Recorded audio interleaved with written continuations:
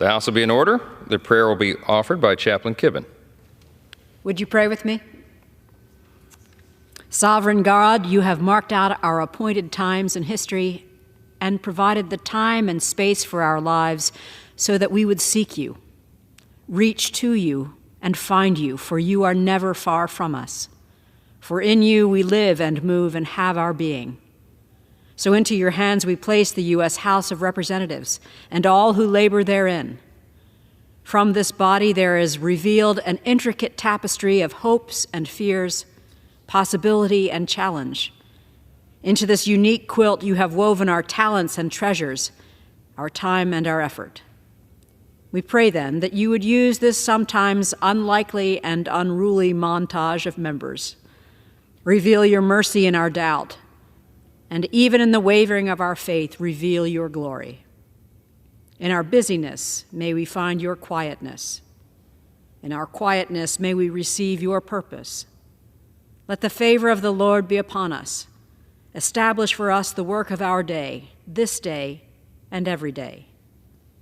In the power to be found only in your name, we pray. Amen. Amen. The chair has examined the journal of the last day's proceedings and announces to the House the approval thereof. Pursuant to Clause 1 of Rule 1, the journal stands approved. The Pledge of Allegiance will be led by the gentlewoman from Michigan, Ms. Tlaib. I pledge allegiance to the flag of the United States of America and to the republic for which it stands, one nation, under God, indivisible, with liberty and justice for all.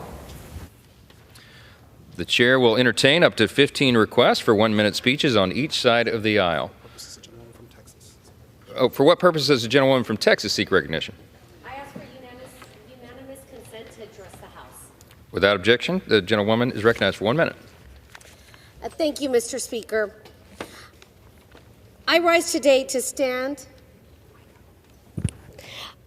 Thank you, Mr. Speaker. I rise today to stand in support of the hostages being held by Hamas following the October 7th attacks in Israel, the worst massacre of the Jews since the Holocaust. These individuals, unjustly seized and separated from their families, must not be forgotten. Each day in captivity underscores the cruel reality of anti-Semitism and terrorism. We must continue demanding their immediate release, their stories etched in our hearts, demand our unwavering commitment to the fight against hate. In their names, we must reinforce our stance against anti-Semitism in all its forms. Let us unite our efforts to ensure their safe return, keeping their families and loved ones in our prayers. We will not rest until they are home. Thank you. I yield back. For what purpose does the gentlewoman from Michigan seek recognition? Gentlewoman is recognized. Mr. Speaker, I just want everyone to know and to just be very clear that every month in the 12th Congressional District is Black History Month.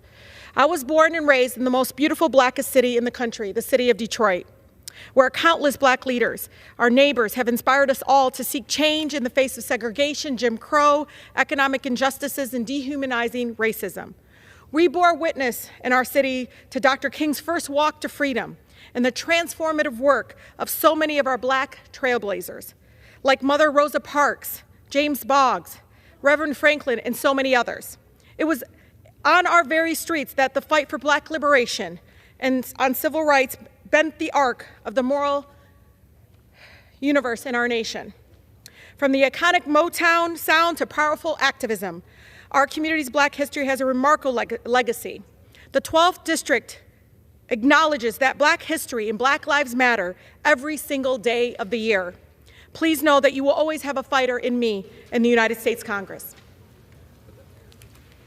For what purpose does the gentleman from Virginia seek recognition? Mr. Speaker, I ask unanimous consent to address the House for 1 minute, revise and extend my remarks. The gentleman is recognized.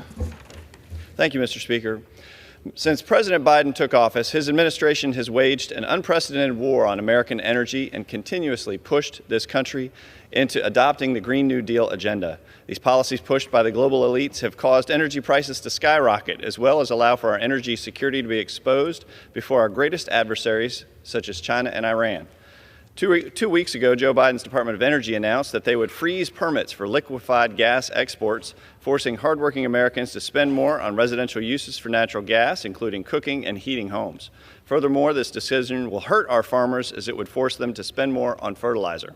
The last thing Virginians want is more burdensome regulations pushed by the Biden administration, including by their two climate czars, John Kerry and John Podesta, two individuals who are among the Democrat elite and are simply out of touch with everyday Americans. That's why I urge my colleagues to support HRES 987 so American people aren't further burdened with climate change policies that have seen failed throughout the world. House Republicans will continue to fight for American energy independence on behalf of the American people. I yield back. For what purposes, the gentleman from South Carolina seek recognition? The gentleman is recognized. Thank you, Mr. Speaker. The failed policies of Biden and Democrats are costing American families over $11,400 more a year to buy the basics. The dollar stores I shop at are now $1.25. When Biden took office, inflation was just 1.4%. Since then, inflation has risen by 17.2%. Over the last year, families are paying 20% more for car insurance, 19% more for frozen juice, 11% more for beefsteak, 10% more for transportation, 7% more for baby food and formula. House Republicans, led by Speaker Mike Johnson, will continue to fight to pass legislation to reduce inflation and create jobs. In conclusion, God bless our troops who successfully protected America for 20 years as the global war on terrorism continues, moving from the Afghanistan safe haven to America with Biden open borders for terrorists. It's sadly clear there will be more 9/11 attacks across America imminent in our country, as warned by the FBI. Families need a rally point now for safety when communications are cut. I yield back. For what purposes, the gentleman from California seek recognition? Unanimous consent to address the House for 1 minute, revise and extend my remarks. The gentleman is recognized. Mr. Speaker, Secretary Mayorkas is guilty of maladministration of our immigration laws on a cosmic scale. But we know that's not grounds for impeachment because the American founders specifically rejected it. They didn't want political disputes to become impeachments because that would shatter the separation of powers that vests the enforcement of the laws with the president, no matter how bad a job he does. Cabinet secretaries can't serve two masters. They can be impeached for committing a crime relating to their office, but not for carrying out presidential policy. This border crisis can't be fixed by replacing one left-wing official with another.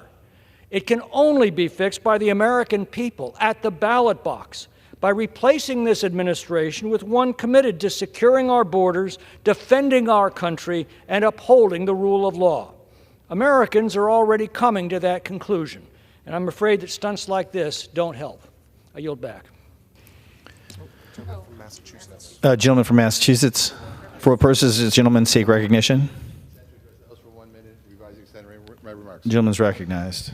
Mr. Speaker, I just want to rise to thank Mr. McClintock for his statement. I don't normally agree with very much of what Mr. McClintock says, but I want to publicly thank him for being honest. And if we are being honest with one another, we would not be bringing this impeachment resolution of Secretary Mayorkas forward. This is a sham. This is a joke. It has no basis within the Constitution. This is a political ploy. But for the purpose of this 1 minute, I again want to thank the gentleman from California for his honesty. We need more honesty around here. I yield back. Gentleman yields. For what purposes, gentleman from Tennessee seek recognition? Consent to address the House for 1 minute and to revise and extend my remarks. The gentleman is recognized. Mr. Speaker, I rise in support of H.R. 6216, the Israel Security Supplemental Appropriations Act, and our ally Israel as it continues its fight against Hamas. In November, less than 1 month after Hamas terrorists brutally attacked Israel, I proudly voted yes on the Israel Security Supplemental Appropriations Act, which sends $14.3 billion in emergency aid to our most loyal ally in the Middle East, Israel. This bill is fully paid for without increasing the debt or raising taxes by offsetting the new spending with cuts to previous funding found in the so-called Inflation Reduction Act which would hire unnecessary additional IRS agents. Unfortunately, the Senate refused to pass this bill to provide immediate, direct, and much-needed relief for Israel. Instead, they have prioritized the funding of an army of IRS agents. Mr. Speaker, I reiterate that I wholeheartedly stand with Israel, its fight against Hamas, and for providing much-needed military assistance. Thank you, and I yield back. Gentleman yields. For purposes, gentleman from Florida seek recognition. Mr. Speaker, I ask unanimous consent to address the House for 1 minute and to revise and extend my remarks. Gentleman is recognized for 1 minute. Mr. Speaker, in the early morning of February 2, 2024, Florida Highway Patrolman Zachary Fink, ID number 1550, gave his life in the line of duty, serving our home of St. Lucie County, where he was raised and which he dedicated everything he had to protecting. He will be remembered by all who knew him and remembered as a man you could count on, a natural comedian who could de-escalate, an outdoorsman, and a man deeply proud of his law enforcement brothers and sisters who he himself considered it an honor to be among their ranks. Trooper Fink, it is we who have all been honored by your selfless and total commitment to others. I thank God and I thank your parents for giving us you. Mr. Speaker, I ask for silence in recognition of the sacrifice of Trooper Zachary Fink.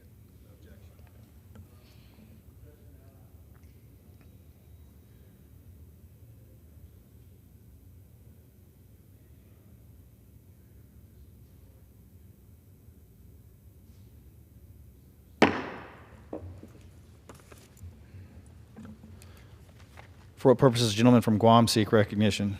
Mr. Speaker, I ask unanimous consent to address the House for 1 minute and revise and extend my remarks. Gentleman is recognized for 1 minute. Thank you, Mr. Speaker. I rise today to remember and honor a civil servant of Guam, the late Vice Mayor of Sinahanya, Rudy Ariarte.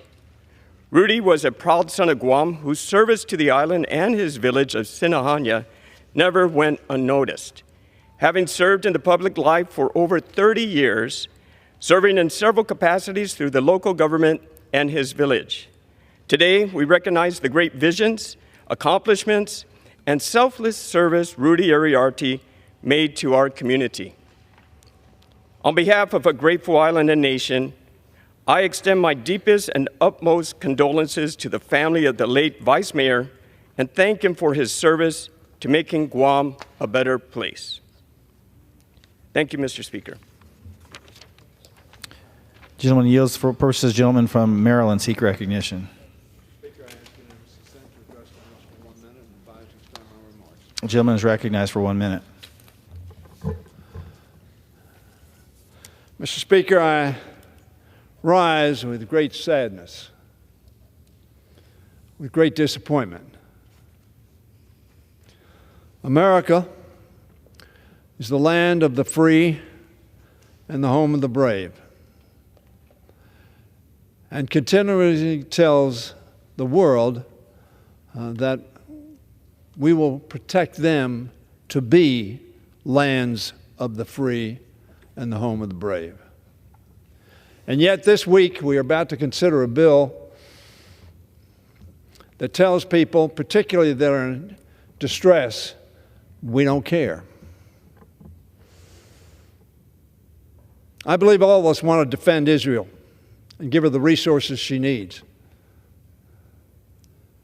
But the people of Ukraine want to be the land of the free and the home of the brave. And yet we continue to stand silent. I rise, Mr. Speaker, to say that it is beneath the principles, image, and reality of America,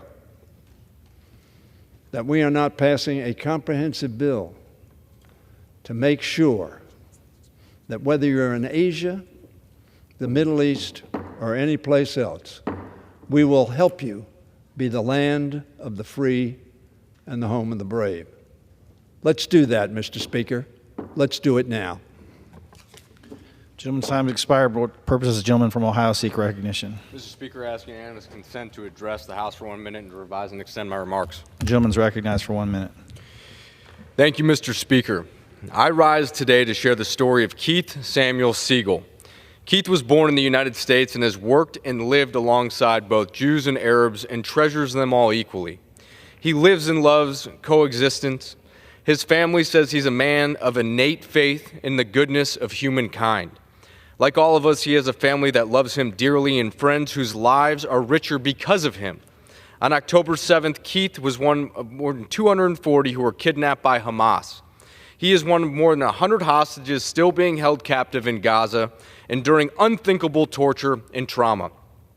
I stand here today to demand that Hamas release Keith immediately, along with all of the remaining hostages. Israel has proven its willingness to pause the fighting for hostages to be returned home. Nonetheless, Hamas continues to hold more than 100 hostages taken during its despicable acts on October 7th, 8 of them believed to be Americans. It's time to bring Keith home. It's time to bring all of them home. Mr. Speaker, I yield back. Gentleman yields back. For what purpose does the gentleman from California seek recognition? My remarks. Without objection, the gentleman is recognized for 1 minute. Mr. Speaker, the Department of Labor has announced a new independent contractor rule, which in fact targets independent contractors across America. It is based upon AB 5, a truly destructive California law that has devastated independent professionals in over 600 professions. In hopes of trying to get this House to act to stop this rule from taking effect next month, I am sharing the stories of California freelancers and independent contractors who have been harmed by AB 5, which President Biden has called his model for national labor relations. One story comes from Jody. Jody said, "I worked years to gain my skills in American Sign Language interpreter. It was my goal since I was 9 years old. After AB 5, I lost all 3 of my agencies. The dream I worked for is lost. I can't provide for my family, and thousands of California deaf won't be served." In order to spare millions of Americans the same fate as Jody, I am asking for bipartisan support for my legislation under the Congressional Review Act to nullify the Biden administration's new independent contractor rule. I yield back. The gentleman from California yields back.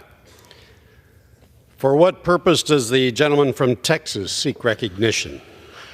Mr. Speaker, by direction of the Committee on Rules, I call up House Resolution 996 and ask for its immediate consideration. The clerk will report the resolution. House Calendar Number 62, House Resolution 996.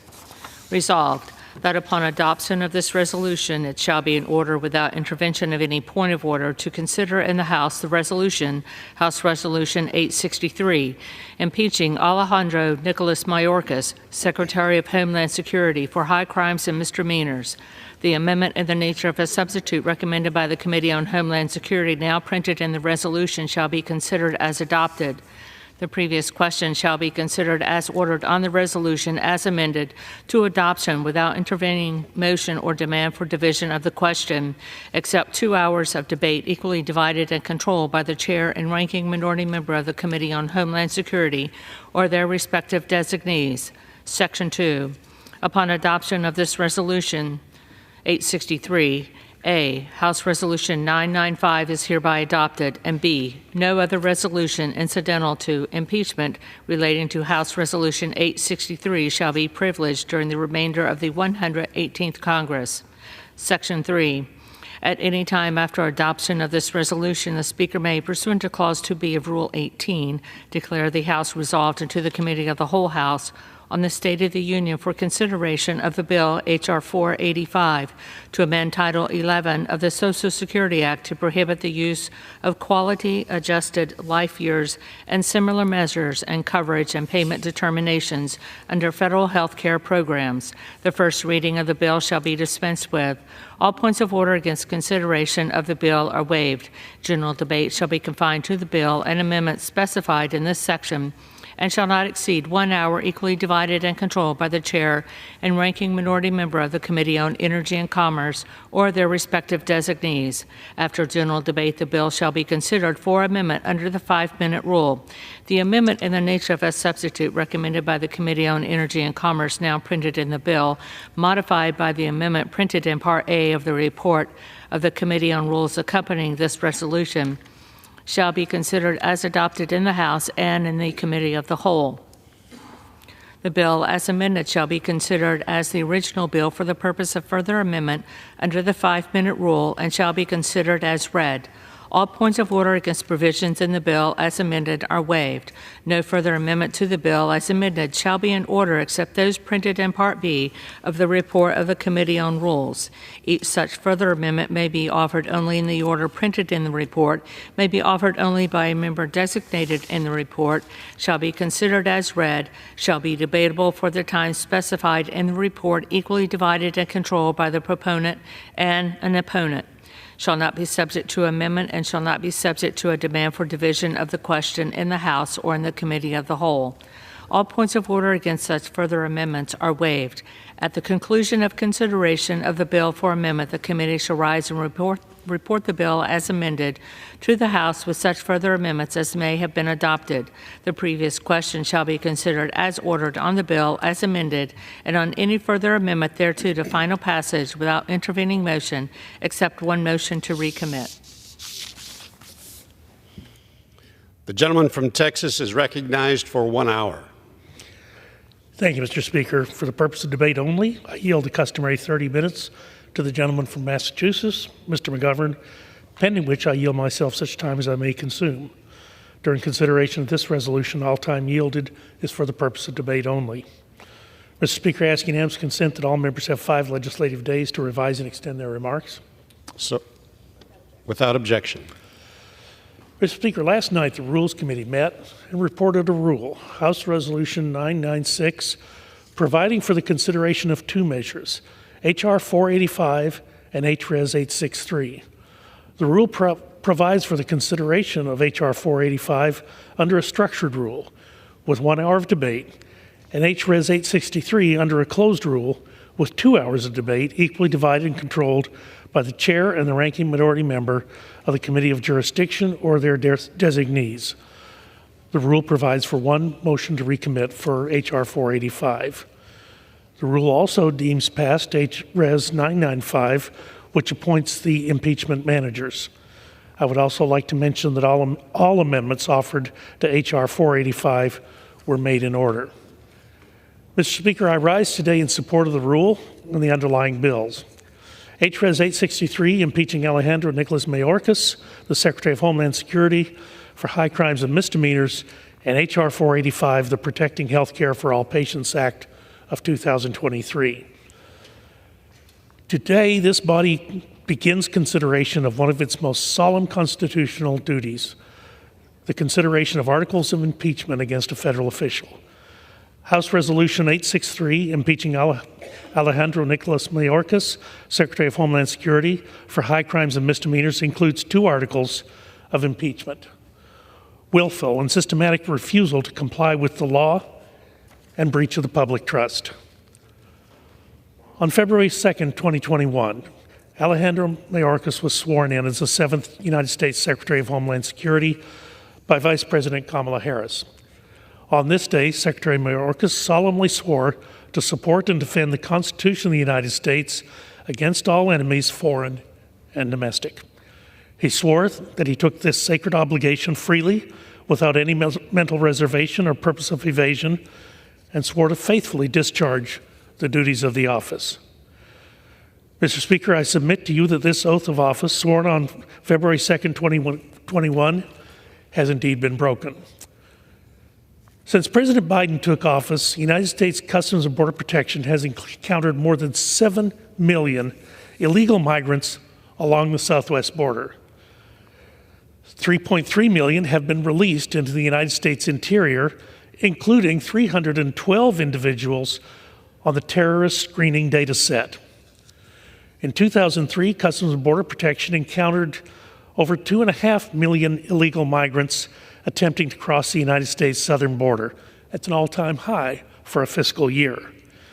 In December alone, Customs and Border Protection encountered 302,000 illegal migrants attempting to cross the United States southern border, the highest number of unlawful migrant crossings in a single month in recorded history.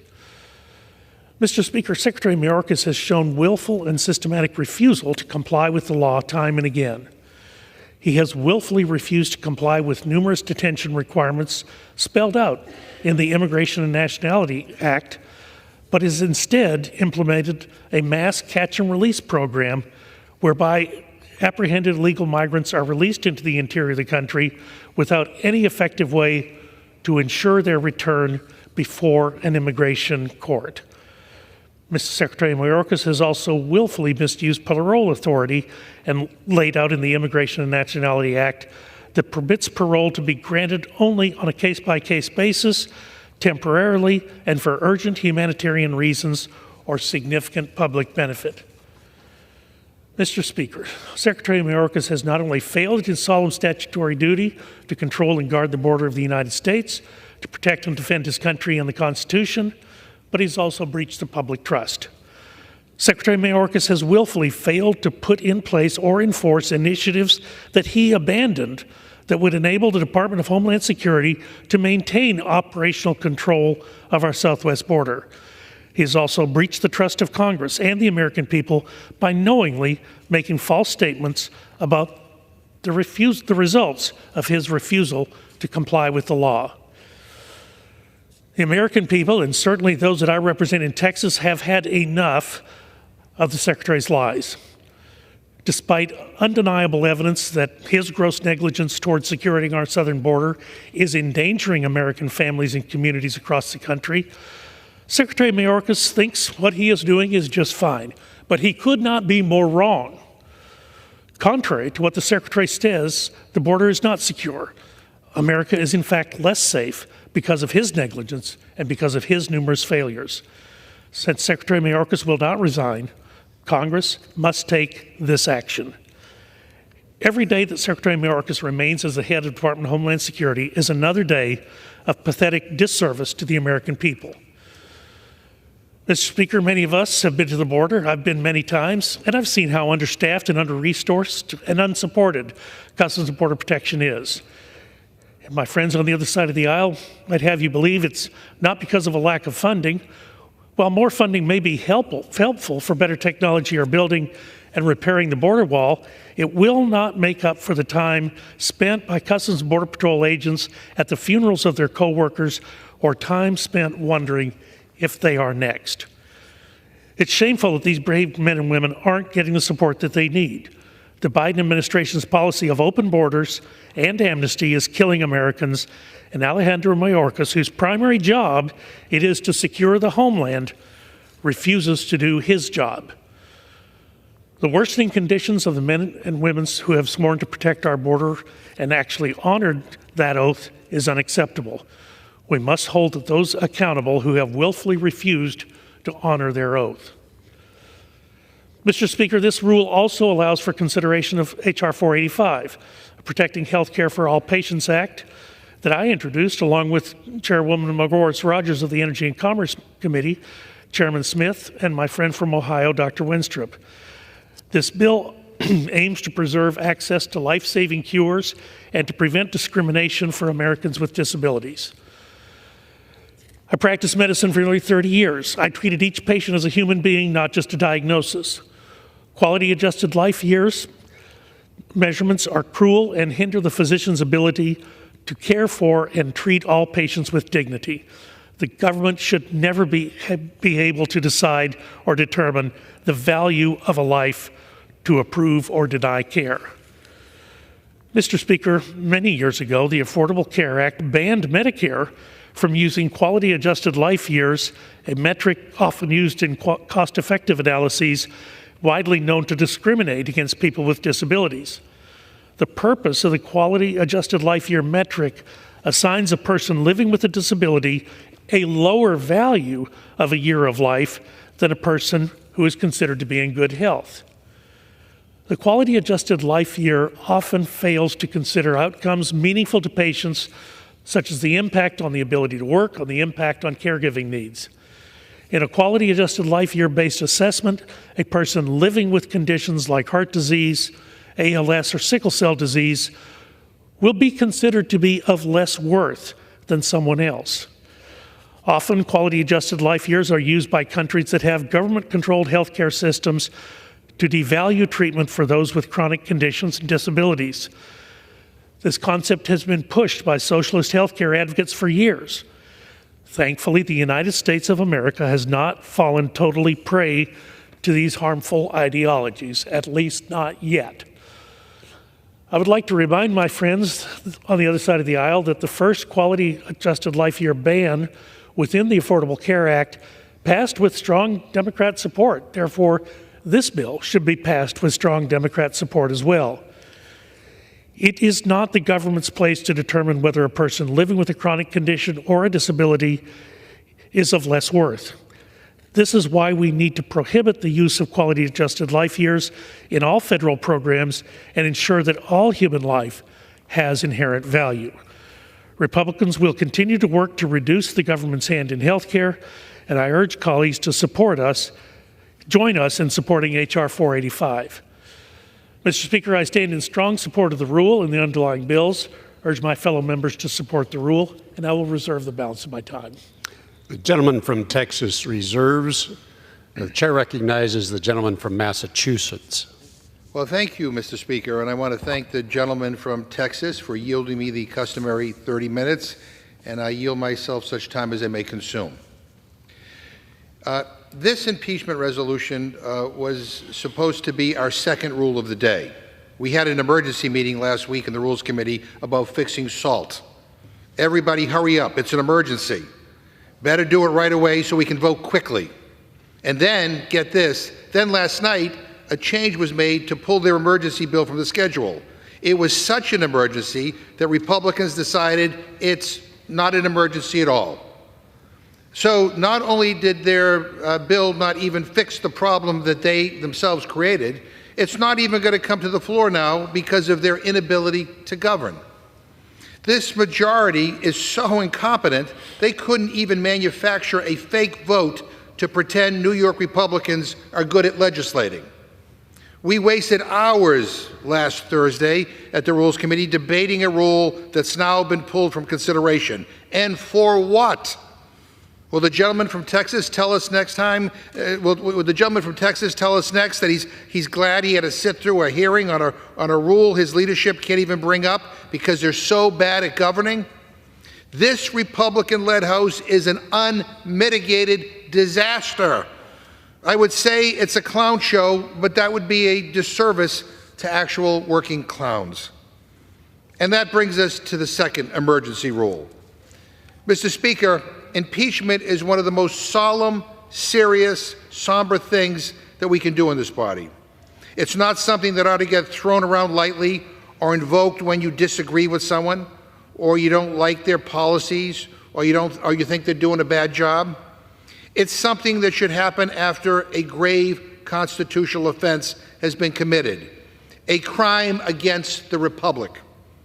The founders in Article 1 reserve it only for treason, bribery, or other high crimes and misdemeanors. And so today, I'm very confused because our Republican colleagues have presented zero evidence for impeachment. This could be the first time in American history an impeachment will go to the floor of the United States House of Representatives with no evidence, no proof, no elements of a crime, nothing at all. And you don't have to take my word for it. Listen to the lead Republican for immigration policy, our colleague Tom McClintock. And he says, and I quote, The problem is the articles fail to identify an impeachable crime that Mayorkas has committed. In effect, they stretch and distort the Constitution in order to hold the administration accountable, end quote. Another Republican, Ken Buck, says, and I quote, Secretary Mayorkas did not commit an impeachable offense and is not guilty of high crimes or misdemeanors, end quote. These are not my words. These are your fellow colleagues, Mr. Speaker, openly admitting that these vague, unprecedented articles of impeachment trivialize this process and make a total mockery of this institution. And what does this impeachment have to do with fixing our challenges at the border? Nothing at all. They say this is about securing the border. And their plan to secure the border is to impeach the guy responsible for securing the border and replace him with, now wait for this, wait for it, they aren't sure.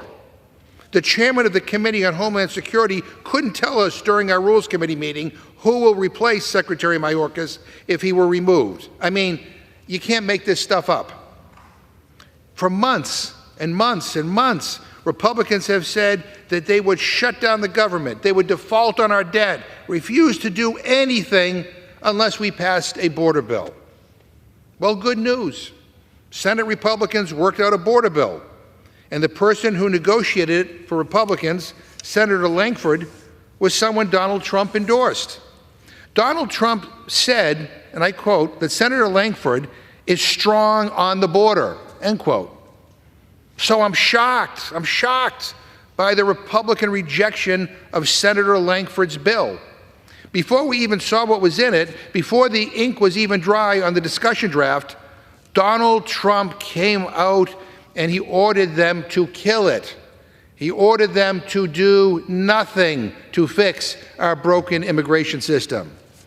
They'd rather let chaos prevail than work with Democrats to have a conversation about a path forward. Because here's the truth. Here's the truth, Mr. Speaker. Republicans simply do not want to participate in government.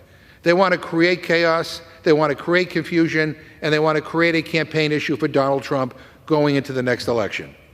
They're not interested in solving problems. They only want to gain power. And that's the real dereliction of duty here. House Republicans' refusal to address our challenges at the border because Donald Trump told them he wants a crisis so he can help his campaign, so he can hide from his crimes. Well, they own this now. Republicans own this now. They own the border. They own the fentanyl crisis. They own it all because they refuse to behave like adults.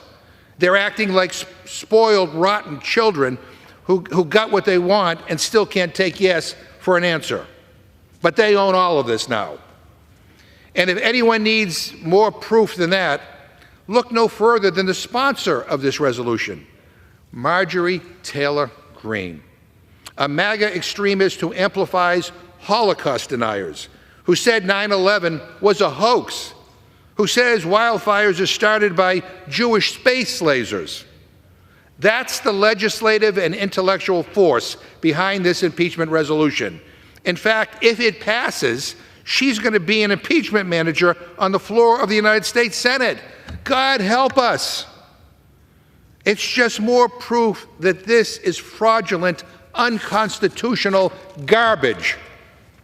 But Donald Trump wants another fraudulent impeachment, another distraction from his own legal troubles, another excuse to kill a bipartisan border deal instead of working across the aisle to get something done. So here we are, because Trump calls the shots around here. He directed Speaker Johnson and extreme MAGA Republicans not to work with Democrats to address challenges at the border. And you know, one thing we know, Republicans work for Trump, not for you, the voters. They worship and they work for Donald Trump, who doesn't care about anybody but himself. They are frightened to death of the former president.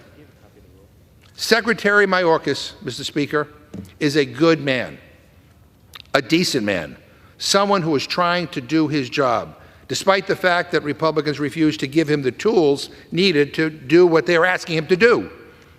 He's an honorable public servant who respects law enforcement and takes seriously his oath of office and his obligation to uphold and enforce the law. And in smearing his good name, Republicans are only impeaching themselves and showing what all their rhetoric about the border has been nothing more than a bunch of BS. And with that, Mr. Speaker, I reserve my time. Gentleman reserves. The gentleman from Texas is recognized.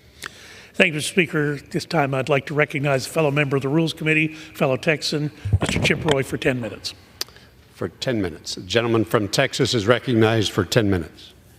Well, I thank my friend from Texas, and I get no great joy of being on the floor of the House of Representatives and talking about something as important and solemn as the removal of a secretary of one of our departments, particularly one as important as the department that is in charge of Homeland Security. This is an individual who was appointed and then confirmed by the United States Senate, and this is one of the highest charges we have as members of the United States House of Representatives. The charge by my colleagues on the other side of the aisle, particularly the ranking member on the Rules Committee, that this is a political exercise or that there are individuals taking, quote, orders from former President Trump, I think indicates the extent to which my colleagues on the other side of the aisle desperately want to make this political.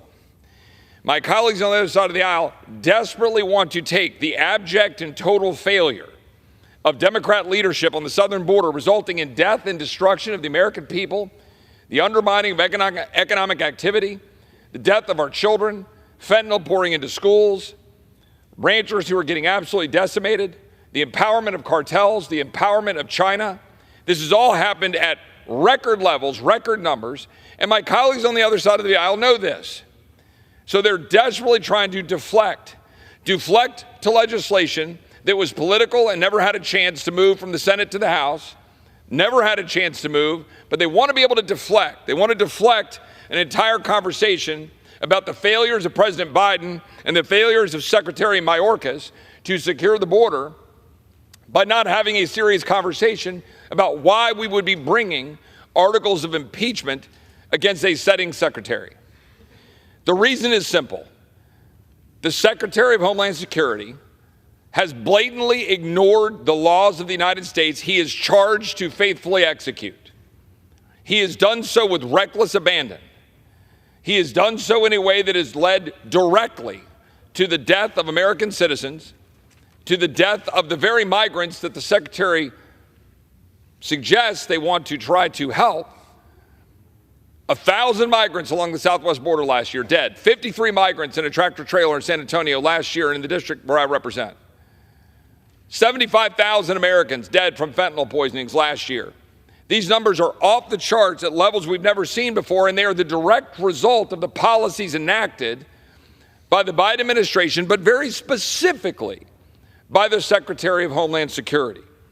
It is his leadership of that department that has led to an abject failure of the department to secure the border. It is not the line men and women of the Border Patrol or ICE who are out there trying to do their job, but they're being denied the ability to do their job because the Secretary won't let them. The Secretary has turned them into processing machines. He's done so intentionally to flood the zone, and they basically acknowledged that. He's turned the law upside down, that the basic law of requiring that they have operational control of the border, that we stop the flow, that you have papers coming to the United States has been turned upside down. And in its place, the administration, and specifically Secretary Mayorkas, has used exceptions to swallow the rule.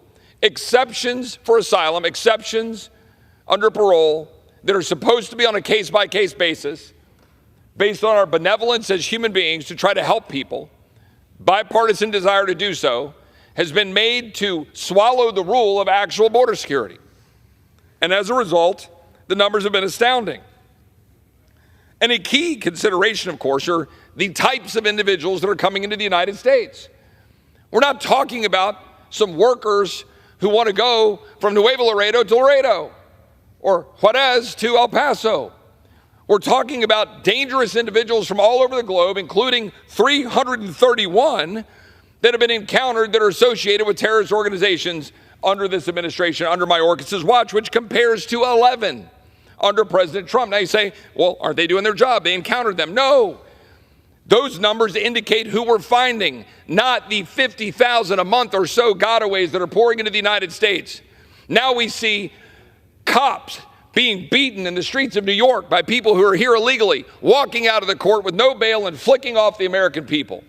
We have a woman being dragged out of a parking garage in New York by migrant gangs, dragged through the streets of New York. We have all sorts of danger to the American people. People like a cheerleader getting killed in Texas by somebody here illegally. An illegal who posed as an unaccompanied child who lived with a family in Florida and then killed the family. That's what we have happening in the United States of America, and it is directly a consequence of a Secretary of Homeland Security who is failing to secure the homeland, as he is charged to do when he takes an oath to fulfill his duty to carry out the laws of the United States. If the Attorney General just went out and ordered all the United States attorneys and prosecutors and assistant U.S. attorneys to stop enforcing the law, allow reckless abandon, he should be impeached. That is, in fact, a high crime and misdemeanor. And this is where I disagree with my colleagues on the other side of the aisle, and a few, I think, on my side of the aisle. This notion of high crimes and misdemeanors and what it includes or does not include, but it most certainly includes officials in the administration, the executive branch, who are completely refusing to carry out their duty. It's literally his job is to secure the homeland, and he's refusing to do it. The fact of the matter is, some of my colleagues that have concerns about issues of maladministration and so forth, if you believe this is maladministration, I do not. I think it goes beyond maladministration. It is the purposeful, willing ignoring of the law to endanger the American people that goes beyond maladministration. But even if you accept the notion that it is maladministration, I keep hearing people say, well, the founders rejected maladministration. Well, the fact of the matter is, Colonel Mason put it forward, Mr. Gary put it forward, he seconded it. Mr. Madison raised a concern. He said a term would be equivalent to a tenure during pleasure of the Senate. There was some debate. Governor Morris, Colonel Mason withdrew maladministration. There was no vote. There was no affirmative rejection of it. There was a debate. They withdrew. And instead, in its place, he substituted, the language was not there at the time, other high crimes and misdemeanors. Okay, now you go back and say, well, what does that mean? Well, I wasn't there. You go back and look. There are debates about what it meant. But one thing is, British common law had developed a definition of high crimes and misdemeanors that included, but was not limited to maladministration. Now, this is a debate worthy of academic debate. But the fact is, it is up to us. There are no elements of the crime in the Constitution. There is no specific requirement that there be a violation of statute. There's no mens rea in the Constitution. It is for us and us alone to determine. And when the Secretary violates his duty to the Constitution, violates his oath to defend the people of the United States and secure the homeland, then it is incumbent upon this body to call out and reject that secretary. And in this case, that secretary being Secretary Mayorkas. There are other tools at our disposal, but there are not many. We have the power of the purse. We should use it. That is a speech for another time. But one last point on this notion that somehow by rejecting the bill that the Senate was debating, and by the way, has not sent to us, the Senate is merely debating it. They're not even debating it yet. They haven't even proceeded to it yet. They haven't even gotten past cloture on proceeding to it yet. Why? Because it is fundamentally flawed. The bill does not do what my colleagues on the other side of the aisle were suggesting it does. So I'm sorry, you're getting punched in the head 10 times. My colleagues on the other side of the aisle want to say, well, sorry, we'll just start punching you in the head 5 times. Why won't you take that half a loaf? I'm sorry, that's not how that works. That's not what we're here to do. We're here to actually stop the flow. And that bill was flawed. It would have set essentially in permanent stone, effectively, mass migration. It has 250,000 visas, 250,000 work permits. It ensconces alternatives to detention as part of how the releases would work for asylum claims. It would spend $4 billion to hire up new asylum officers by this administration, by this secretary, who has the power right now to stop this flow but refuses to use it. The President of the United States could use 212F right now and stop the flow. The Secretary could apply the laws the way they're supposed to be applied with respect to asylum and parole, and he could stop it right now but refuses to do so. We're here to defend the people of the United States who don't have a voice. We're here to stand up for the forgotten men and women of this country who are tired of getting rolled over. That's why we're here, and the Secretary of Homeland Security deserves to be held to account. I rise in support. I yield back. The gentleman yields back. The gentleman from Texas reserves.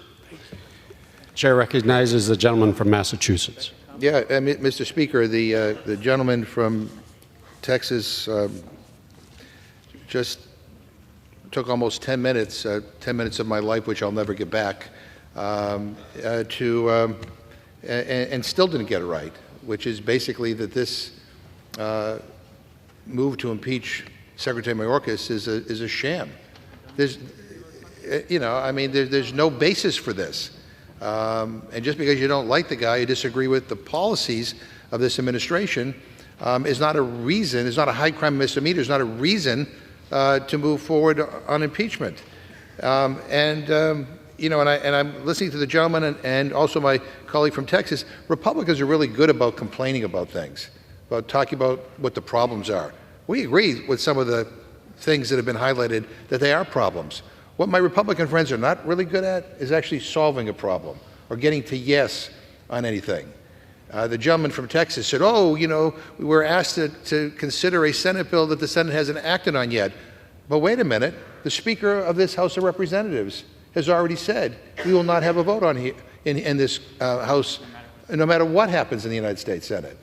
And Donald Trump, the guy you're all afraid of, has been making calls saying, you better not do this.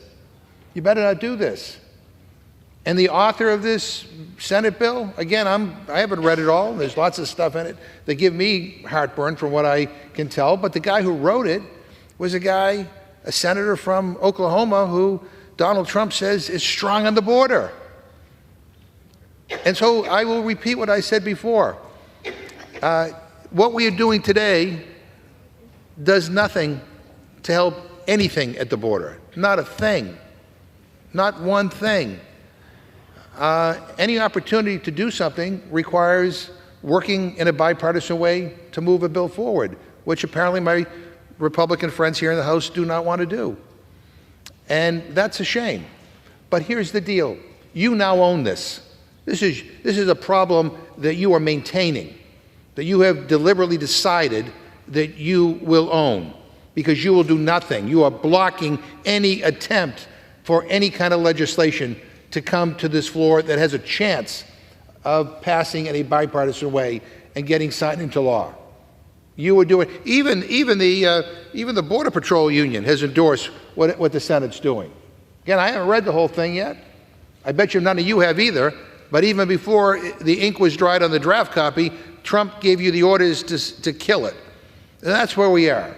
So, complaining about a problem, I get it. Maybe it used to be good politics, but here's what I'm predicting. The American people are watching. They're now seeing how this works. If we want a bill, we want to work in a bipartisan way, then there is a bipartisan coalition that develops in the Senate, led by a very conservative Republican senator, and they come up with a bill, and as soon as they do, no, we don't want to solve the problem. We want to continue the problem for political purposes. So now you own all of this. You own all of this. Mr. Speaker, at this time, I would like to yield 3 minutes to the distinguished gentlewoman from New Mexico, member of the Rules Committee, Ms. Leger-Fernandez. Before I recognize the lady, I'd just like to remind members to address their comments to the chair. The chair recognizes the lady from New Mexico for 3 minutes. Mr. Speaker, reasonable Republicans and even the Wall Street Journal editorial board have written that this impeachment does not qualify as high crimes and misdemeanors. The board wrote, and I quote, "Grandstanding is easier than governing, and Republicans have to decide whether to accomplish anything other than impeaching Democrats." And I quote again, Impeaching him accomplishes nothing beyond political symbolism, end quote. That's right. It's political symbolism. It's political theater. Our immigration system is broken. We've been saying it, and we have been offering up bipartisan solutions that Republicans have refused to take up. They just blew up a bipartisan deal in the Senate. They've refused to provide Secretary Mayorkas the resources and legal changes he needs to reform the immigration system so our border is secure, our policies are humane, and our country is richer thanks to the immeasurable contributions of our immigrant workforce. Instead, we have a clown show directed by Marjorie Taylor Greene. If we vote for this sham impeachment in the House, she will have the power to march over to the Senate and stop all their work. She'll stop work on a budget that we need to keep our government open.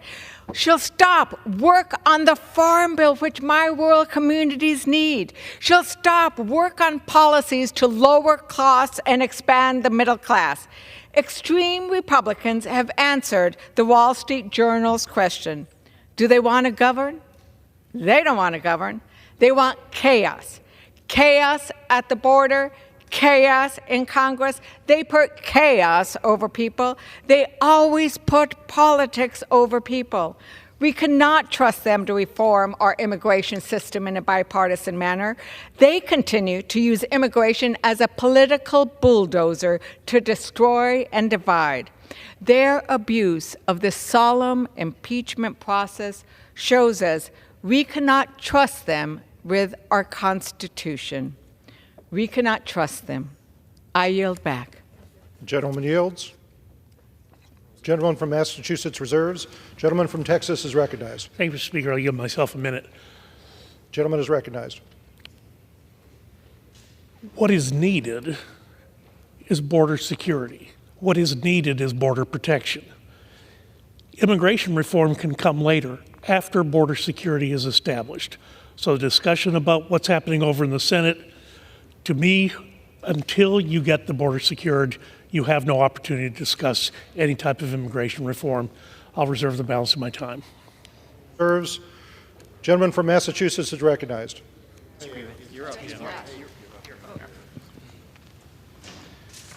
Mr. Speaker, I have a question for the gentleman from Texas. Do you agree or disagree that we know that to change enforcement, we must change the law? I'm happy to yield to the gentleman. I mean, does he agree that we need to change the law if we're going to change enforcement? I would recommend, if the gentleman yield, I would recommend to the gentleman that you enforce existing law as a starting point.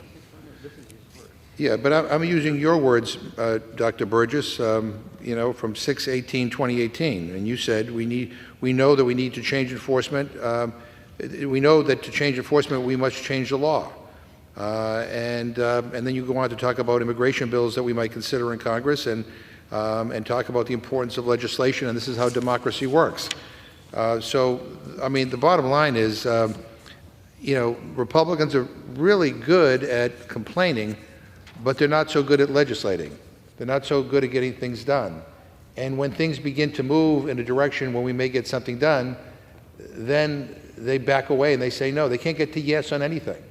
Well, that's not leadership. That's not governing. That's, quite frankly, incompetence. I mean, when Trump was president, my friends were saying one thing. But when Biden's president, they say another thing. But the bottom line is that if we're going to get something done, we need to come together in a bipartisan way. That's what has begun to happen over in the Senate. And for the life of me, I do not understand why the Speaker of the House of Representatives, why my colleagues on the Republican side, one after another, do not want to do anything. Well, you know what? If you do not want to do anything, that must mean you're satisfied with the status quo and you own this problem.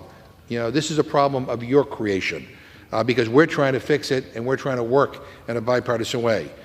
Mr. Speaker, if we defeat the previous question, I'll offer an amendment to the rule to bring up H.R. 12, a bill that would ensure every American has full access to essential reproductive health care, including abortion care. Far too many states have enacted laws to either ban some or all abortions, which many Republicans have declared numerous times is their goal. Mr. Speaker, I ask unanimous consent to insert the text of my amendment into the record along with any extraneous material immediately prior to the vote on the previous question. Without objection. And to discuss our proposal, I yield 2 minutes to the gentlewoman from Florida, Ms. Sherfilis McCormick. The gentlewoman from Florida is recognized for 2 minutes. Thank you. Mr. Speaker, I rise today in support of H.R. 12, the Women's Health Protection Act of 2023. As a woman, a mother of 2 teenagers, and as a member of Congress, I was proud to co-sponsor this legislation and look forward to the day when we as a Congress enshrine a federal law to reestablish a nationwide right to abortion. Abortion is health care, and access to health care saves many lives. In Texas, Kat Knox was forced to flee her home state to receive life-saving care after the Texas Supreme Court decided she wasn't close enough to dying to receive an abortion, despite 4 emergency room visits, elevated vitals, and a risk of uterine rupture. In my home state of Florida, Deborah Dobert was forced to give birth to her son, who died in her arms shortly after he was born, just as doctors predicted. For an agonizing 13 weeks, Deborah was forced to carry a baby she knew would die, which left her with severe anxiety and depression. In Ohio, Brittany Watts, a black woman, was criminally charged after having a miscarriage at home after doctors found that her water broke prematurely and the fetus she was carrying would not survive. In the wake of the Supreme Court overturning half a century of precedent, we have women nationwide who are at risk of losing their lives every single day. Women in states with abortion bans are nearly 3 times more likely to die from childbirth, and black women have the highest maternal mortality rates in the U.S., 3 times higher than their white women. Being forced to give birth means black women will die, and if they don't die, they will be jailed for miscarrying an unviable fetus. This could be your wife, your daughter, your sister, or even me, whose life is at risk unless we receive an abortion. How can any doctor tell a woman that her life cannot be saved when we know it can? This is reprehensible. Congress must pass H.R. 12, the Women's Health Care Protection Act of 2023. With that, Mr. Speaker, I thank Representative Chu, and I yield back. Thank you. Gentlewoman from Florida yields. Gentleman from Massachusetts reserves. The gentleman from Texas is recognized. Thank you, Mr. Speaker. Mr. Speaker, can I inquire how much time I have left? The gentleman from Texas has 10 minutes remaining. Thank you. My further inquire is engaging in personalities or destruction of personalities. Is that something we're now doing on the floor of the House? The chair is not going to respond to hypotheticals or provide advisory opinions, but well, it wasn't a hypothetical. What was said on the other side? All members are reminded that remarks should be addressed to the chair and not to engage in personalities. Thank you, Speaker. I'll yield myself a minute. Gentleman's recognized. We can talk about existing authority that the president has today that he could use to solve the problem at our southern border. He could end catch and release, reinstate the Remain in Mexico policy, enter into asylum cooperative agreements with other countries, end parole abuses, detain inadmissible aliens, use expedited removal, rein in taxpayer-funded benefits for people who are in the country without the benefit of who are in the country illegally, and issue a proclamation to suspend or restrict entry. All of those are available to the president right now, today, to solve this problem. I'll reserve the balance of my time. The gentleman from Texas reserves. The gentleman from Massachusetts is recognized. Again, the gentleman from Texas confuses me because not too long ago, and I'll use one of his quotes, he said, President Trump has presented a clear path forward. However, he cannot solve this crisis alone. That's the gentleman's words. Congress must stand ready to put partisan politics aside and pass meaningful solutions. But now, all of a sudden, Joe Biden could do it alone? I mean, when Trump was president, he needed Congress, according to the gentleman, to give him the ability to be able to do what he wanted on the border. And now, all of a sudden, it's a different story because there's a different president. And Mr. Speaker, let me also address something that the other gentleman from Texas mentioned in his 10 minutes of remarks when he said something that, this isn't about politics. I want to point out that in April of 2023, Chairman Green, who's the chair of the Homeland Security Committee, promised Republican donors that he would produce an impeachment case against Secretary Mayorkas before donors. And according to a recording of Chairman Green's remarks to campaign contributors, he said, quote, on April 19th, next week, get the popcorn. Alejandro Mayorkas comes before our committee, and it's got to be fun, end quote. Chairman Green also said, and I quote, that'll really be just the beginning for him, end quote. The chairman said those things 2 months prior to the committee formally announcing its so-called investigation. 2 months prior. He already promised his Republican donors that he would deliver impeachment charges. To be clear, this entire impeachment process has had a predetermined outcome. This has nothing to do with a legitimate case for impeachment, but it has everything to do with Republicans' mission to distract, deflect, and exact revenge for President Biden winning the 2022 presidential election. I request unanimous consent to insert into the record a New York Times article entitled, Key Republican Tells Donors He Will Pursue Impeachment of Mayorkas.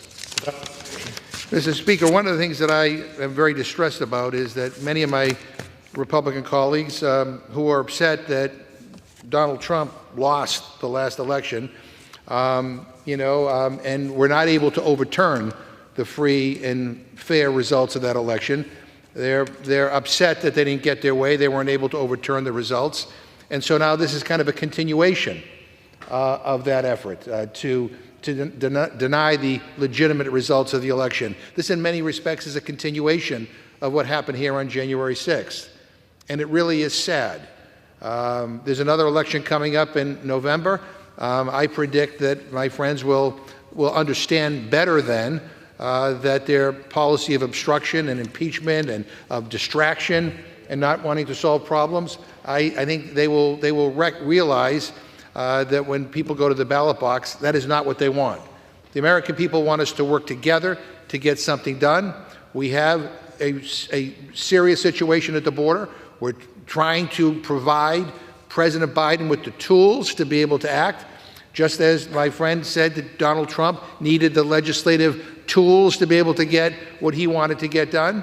And unfortunately, notwithstanding some very impressive bipartisan cooperation in the Senate, my friends here have decided to reject anything that might solve the problem, anything that might ease the situation at the border, anything that might help our Border Patrol agents, anything that will do anything to be able to solve this problem, they're against.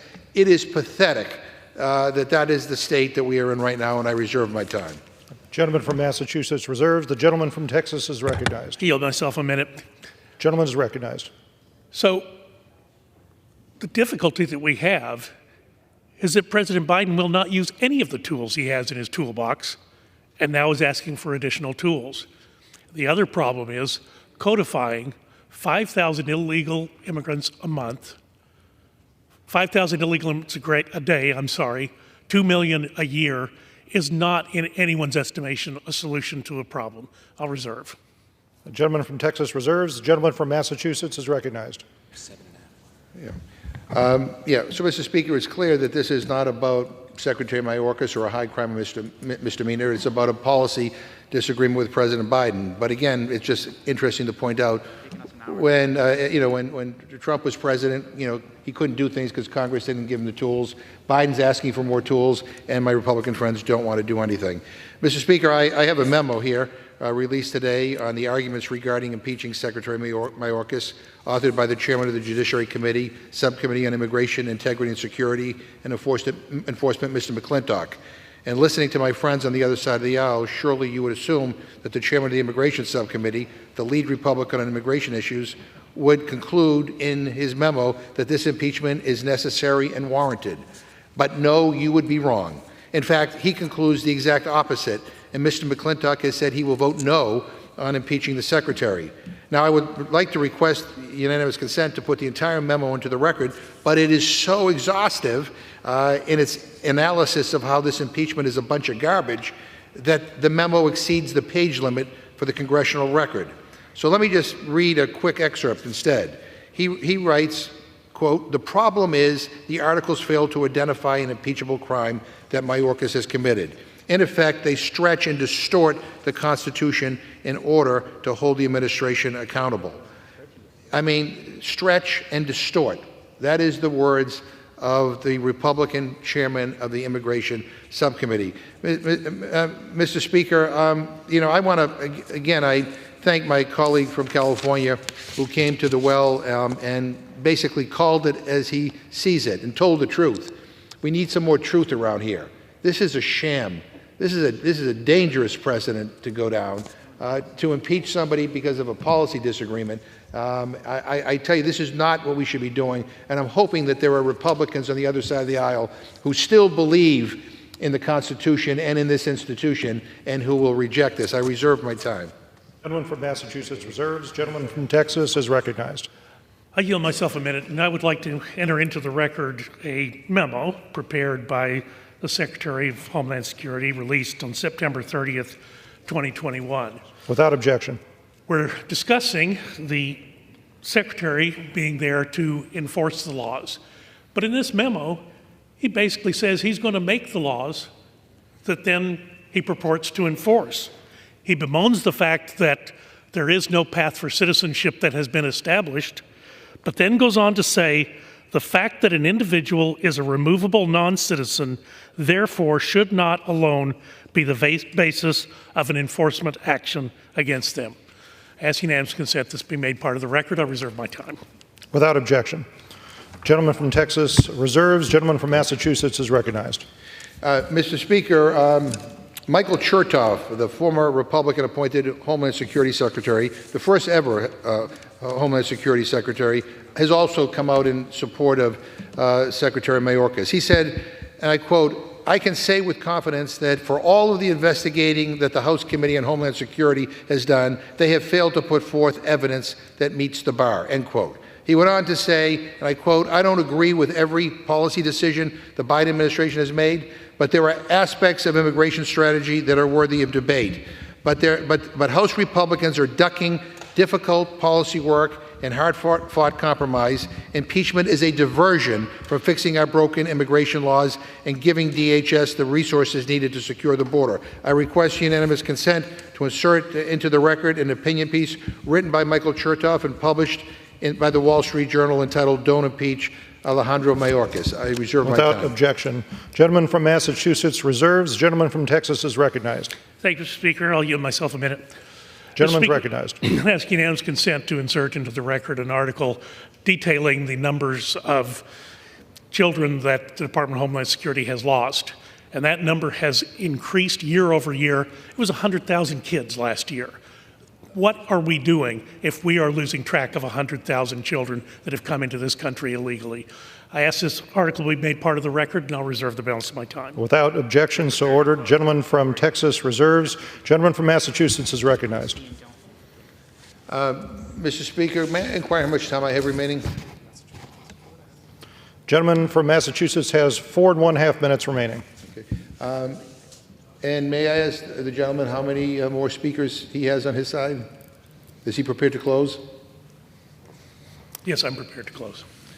All right. Yeah. Mr. Speaker, I yield myself to remaining time.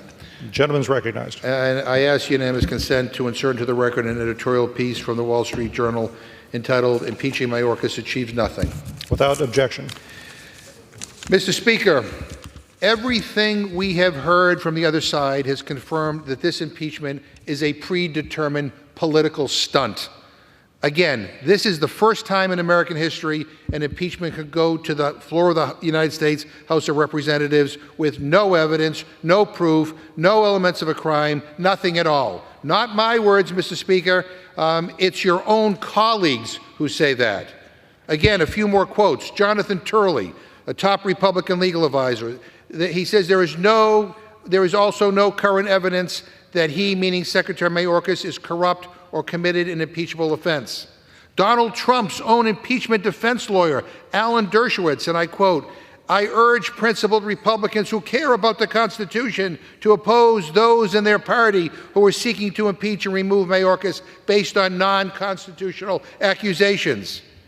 Republican leaders told their donors, behind closed doors that they were going to impeach Mayorkas before they even began their sham investigation. They raised money off of this. They promised Marjorie Taylor Greene last year that they were going to impeach no matter what in order to help Donald Trump to distract from his legal troubles and their own incompetence. And I get why they need to change the subject. Trump was the worst president in my lifetime, probably in history. He tried to overturn the election results when he lost. He said he wants to be a dictator, quote, on day one. And he invokes Adolf Hitler, saying immigrants, quote, poison the blood of our country. The worst jobs record since the Great Depression. Told everyone to drink bleach and take horse medicine during COVID. Has been indicted more times than elected. And is currently in trial for 91 felony charges. And that's after being ordered to pay $83 million after a jury of his peers decided he was a rapist. That's the leader of the Republican Party. That's who this impeachment is about, Donald Trump. Not Secretary Mayorkas, a good, honorable, decent man. Donald Trump, a corrupt, dishonorable, disgraceful man. This is all about helping Republicans rile up MAGA voters and distracting from their inability to govern and address the critical issues facing our country. Instead of legislating, they are being led by Marjorie Taylor Greene and the extreme MAGA chock-full of nuts caucus to pursue their baseless, extreme, and harmful impeachment charade that distracts from actually securing the border.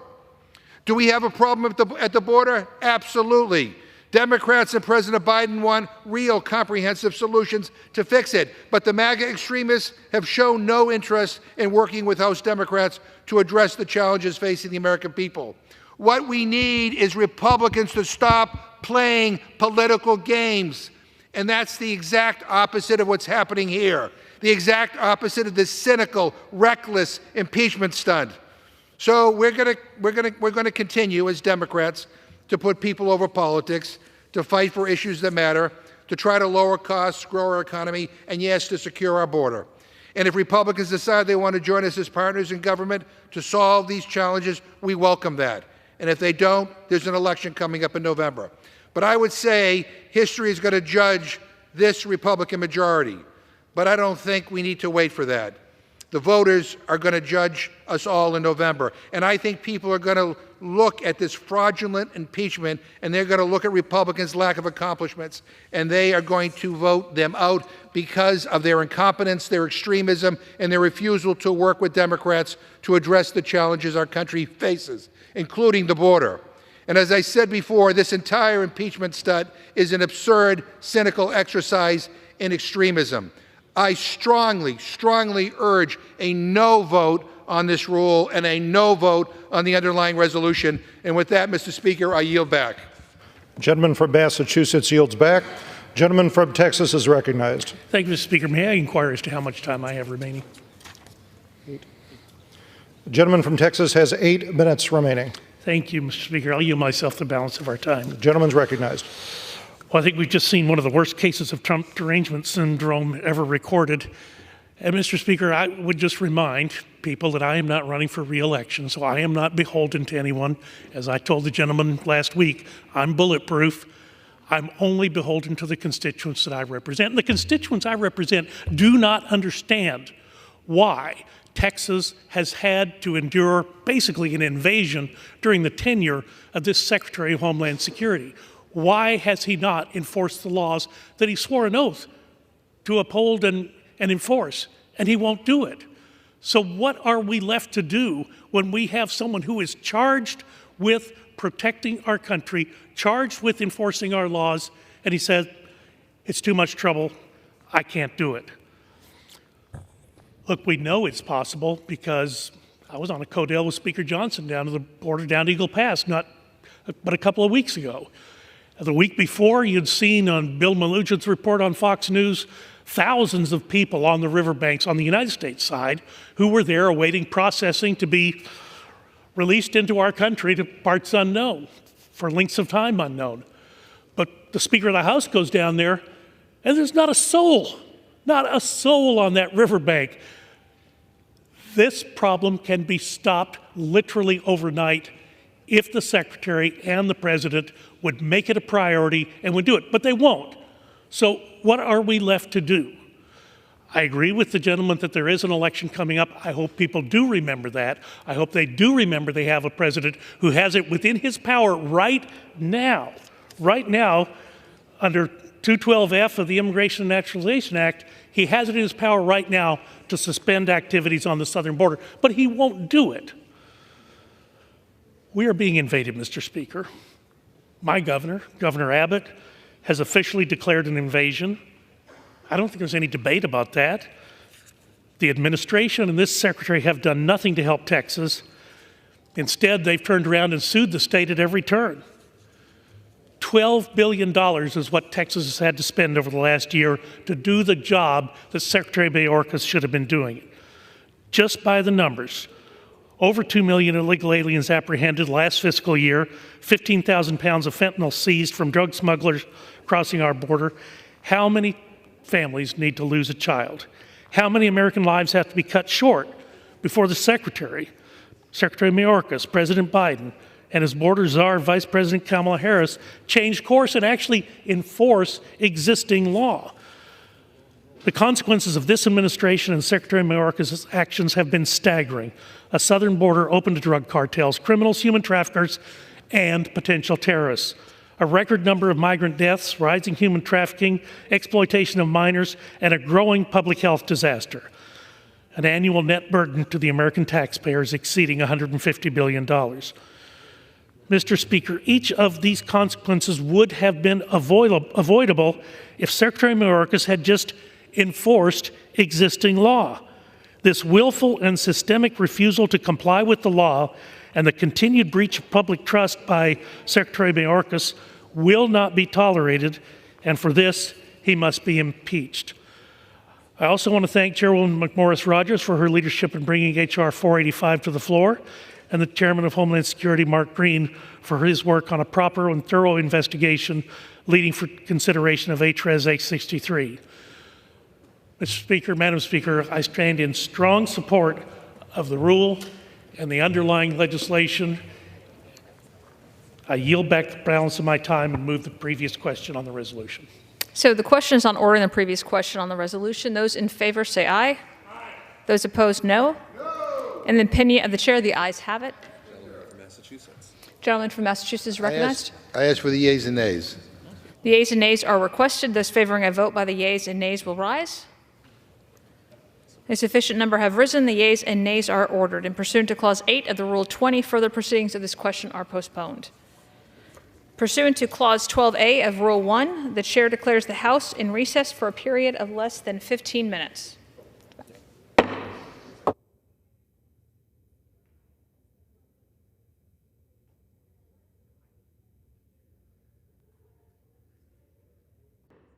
Proceedings will resume on questions previously postponed. Votes will be taken in the following order. Ordering the previous question on House Resolution 996 and adoption of a House Resolution 996 if ordered. The first electronic vote will be conducted as a 15-minute vote. Pursuant to Clause 9 of Rule 20, remaining electronic votes will be conducted as 5-minute votes. Pursuant to Clause 8 of Rule 20, the unfinished business is the vote on ordering the previous question on House Resolution 996, on which the yeas and nays are ordered. The clerk will report the title of the resolution. House Calendar Number 62, House Resolution 996, resolution providing for consideration of the resolution House Resolution 863, impeaching Alejandro Nicolas Mayorkas, Secretary of Homeland Security, for high crimes and misdemeanors, and providing for consideration of the bill H.R. 485 to amend Title 11 of the Social Security Act to prohibit the use of quality adjusted life years and similar measures in coverage and payment determinations under federal health care programs. The question is on ordering the previous question on the resolution. Members will record their vote by electronic device. This is a 15-minute vote.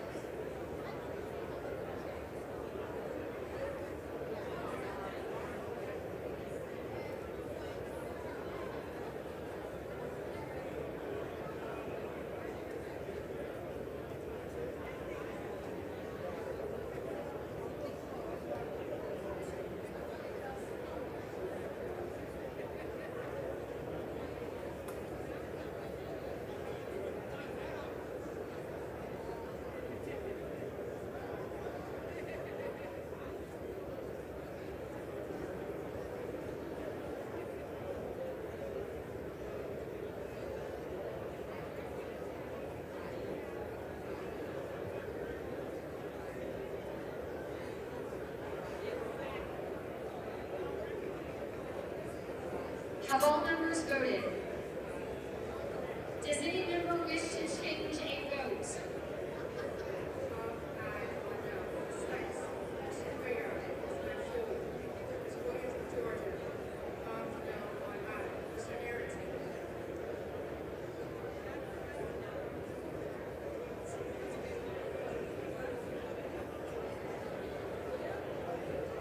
On this vote, the yeas are 215, the nays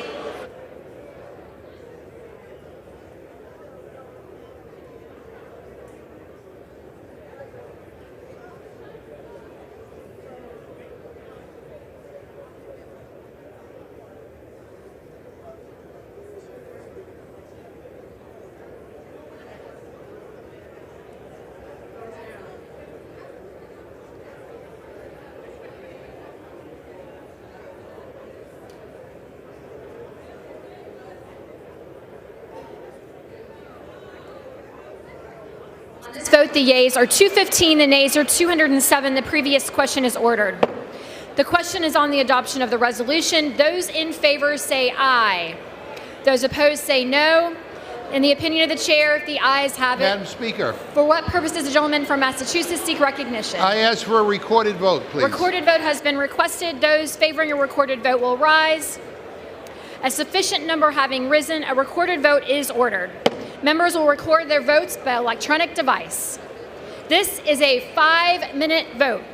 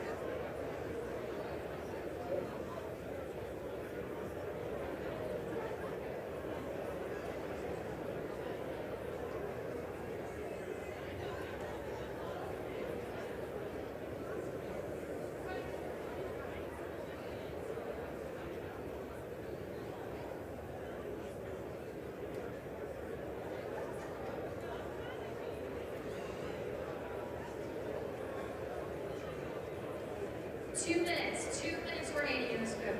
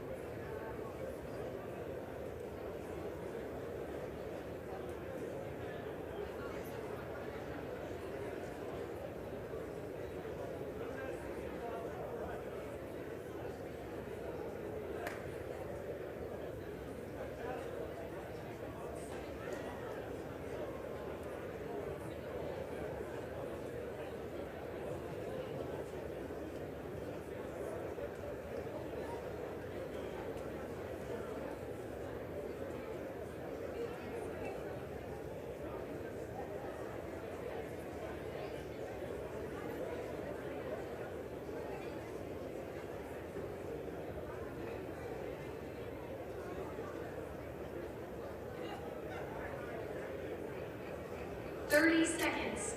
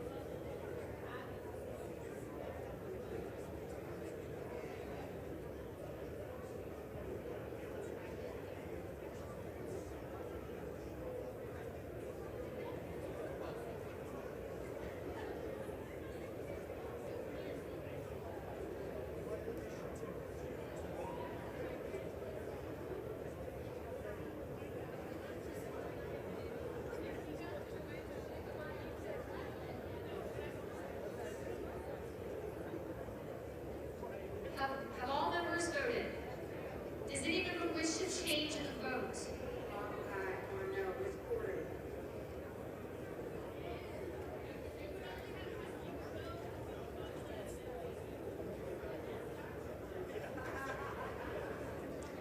On this vote, the yeas are 216, the nays are 209. The resolution is adopted. Without objection, the motion to reconsider is laid on the table.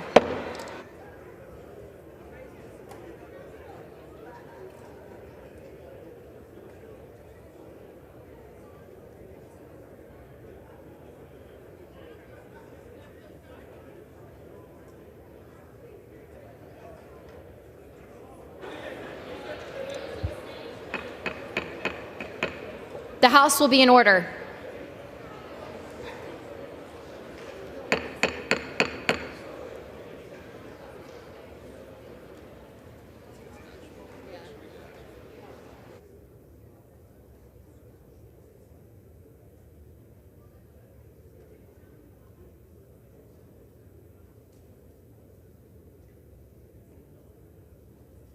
Please take your seats or take your conversations outside. The House will come to order.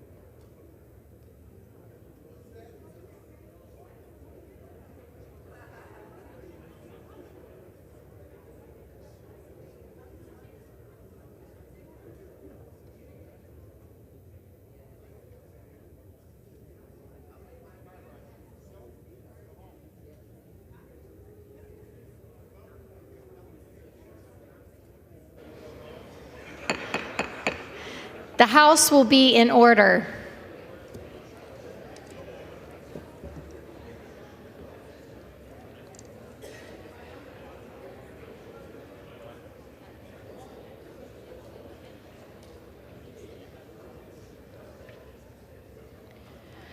For what purpose does the gentleman from Tennessee seek recognition? Madam Speaker, pursuant to House Resolution 996, I call up House Res 863 and ask for the immediate consideration in the House. The House will be in order. Please take your seats or take your conversations outside. The clerk will report the resolution. House Calendar Number 60, House Resolution 863. Resolved that Alejandro Nicolas Mayorkas, Secretary of Homeland Security of the United States of America, is impeached for high crimes and misdemeanors, and that the following articles of impeachment be exhibited to the United States Senate. Articles of impeachment exhibited by the House of Representatives of the United States of America in the name of itself and of the people of the United States of America against Alejandro N. Mayorkas, Secretary of Homeland Security of the United States of America, and maintenance and support of its impeachment against him for high crimes and misdemeanors. Article 1, willful and systemic refusal to comply with the law. The Constitution provides that the House of Representatives shall have the sole power of impeachment, and that the civil officers of the United States, including the Secretary of Homeland Security, shall be removed from office on impeachment for and conviction of treason, bribery, or other high crimes and misdemeanors. In his conduct while Secretary of Homeland Security, Alejandro N. Mayorkas, in violation of his oath to support and defend the Constitution of the United States against all enemies, foreign and domestic, to bear true faith and allegiance to the same, and to well and faithfully discharge the duties of his office, has willfully and systemically refused to comply with federal immigration laws, and that throughout his tenure as Secretary of Homeland Security, Alejandro N. Mayorkas has repeatedly violated laws enacted by Congress regarding immigration and border security. In large part because of his unlawful conduct, millions of aliens have illegally entered the United States on an annual basis, with many unlawfully remaining in the United States. His refusal to obey the law is not only an offense against the separation of powers in the Constitution of the United States, it also threatens our national security and has had a dire impact on communities across the country. Despite clear evidence that his willful and systemic refusal to comply with the law has significantly contributed to unprecedented levels of illegal entrance, the increased control of the southwest border by drug cartels, and the imposition of enormous costs on states and localities affected by the influx of aliens, Alejandro N. Mayorkas has continued in his refusal to comply with the law, and thereby acted to the grave detriment of the interests of the United States. Alejandro N. Mayorkas engaged in this scheme or course of conduct through the following means. 1. Alejandro N. Mayorkas willfully refused to comply with the detention mandate set forth in Section 235B2A of the Immigration and Nationality Act, requiring that all applicants for admission who are not clearly and beyond a doubt entitled to be admitted shall be detained for a removal proceeding. Instead of complying with his requirement, Alejandro N. Mayorkas implemented a catch and release scheme whereby such aliens are unlawfully released, even without effective mechanisms to ensure appearances before the immigration courts for removal proceedings or to ensure removal in the case of alien ordered removed. 2. Alejandro N. Mayorkas willfully refused to comply with the detention mandate set forth in Section 235B1B II of such act, requiring that an alien who is placed into expedited removal proceedings and determined to have a credible fear of prosecution shall be detained for further consideration of the application for asylum. Instead of complying with this requirement, Alejandro N. Mayorkas implemented a catch and release scheme whereby such aliens are unlawfully released, even without effective mechanisms to ensure appearances before the immigration courts for removal proceedings or to ensure removal in the case of aliens ordered removed. 3. Alejandro N. Mayorkas willfully refused to comply with the detention set forth in Section 235B1B III-4 of such act, requiring that an alien who is placed into expedited removal proceedings and determined not to have a credible fear of persecution shall be detained until removed. Instead of complying with this requirement, Alejandro N. Mayorkas has implemented a catch and release scheme whereby such aliens are unlawfully released, even without effective mechanisms to ensure appearances before the immigration courts for removal proceedings or to ensure removed in the case of aliens ordered removed. 4. Alejandro N. Mayorkas willfully refused to comply with the detention mandate set forth in Section 236C of such act, requiring that a criminal alien who is inadmissible or deportable on certain criminal and terrorism-related grounds shall be taken into custody when the alien is released from law enforcement custody. Instead of complying with this requirement, Alejandro N. Mayorkas issued guidelines for the enforcement of civil immigration laws, which instructs Department of Homeland Security, here and thereafter referred to as DHS, officials that the fact an individual is a removable non-citizen shall not alone be the basis of an enforcement action against them, and that DHS personnel should not rely on the fact of conviction alone, even with respect to aliens subject to mandatory arrest and detention pursuant to Section 236C of such act, to take them into custody. In Texas versus United States, 40 F. 4th 205, 2022, the United States Court of Appeals for the Fifth Circuit concluded that these guidelines had every indication of being a general policy that is so extreme as to amount to an abdication of statutory responsibilities, and that its replacement of Congress's statutory mandates with concerns of equity and race is extra-legal and plainly outside the bounds of the power conferred by the INA. 5. Alejandro N. Mayorkas willfully refused to comply with the detention mandate set forth in Section 241A2 of such act, requiring that an alien ordered removed shall be detained during the removal period. Instead of complying with this mandate, Alejandro N. Mayorkas issued guidelines for the enforcement of civil immigration laws, which instructs DHS officials that the fact an individual is a removable non-citizen shall not alone be the basis of an enforcement action against them, and that DHS personnel shall not rely on the fact of conviction alone, even with respect to aliens subject to mandatory detention and removal pursuant to Section 241A of such act. 6. Alejandro N. Mayorkas willfully exceeded his parole authority set forth in Section 212D5A of such act that permits parole to be granted only on a case-by-case basis, temporarily and for urgent humanitarian reasons or significant public benefit, in that A. Alejandro N. Mayorkas paroled aliens en masse in order to release them from mandatory detention, despite the fact that, as the United States Court of Appeals for the Fifth Circuit concluded in Texas versus Biden, 20 F. 4th 928, 2021, paroling every alien, DHS cannot detain in the opposite of the case-by-case basis determines required by law, and DHS's pretended power to parole aliens while ignoring the limitations Congress imposed on the parole power is not non-enforcement. It's misenforcement, suspension of the INA, or both. B. Alejandro N. Mayorkas created, reopened, or expanded a series of categorical parole programs never authorized by Congress for foreign nationals outside of the United States, including for certain Central American minors, Ukrainians, Venezuelans, Cubans, Haitians, Nicaraguans, Colombians, Salvadorians, Guatemalans, Hondurans, which enabled hundreds of thousands of inadmissible aliens to enter the United States in violation of the laws enacted by Congress.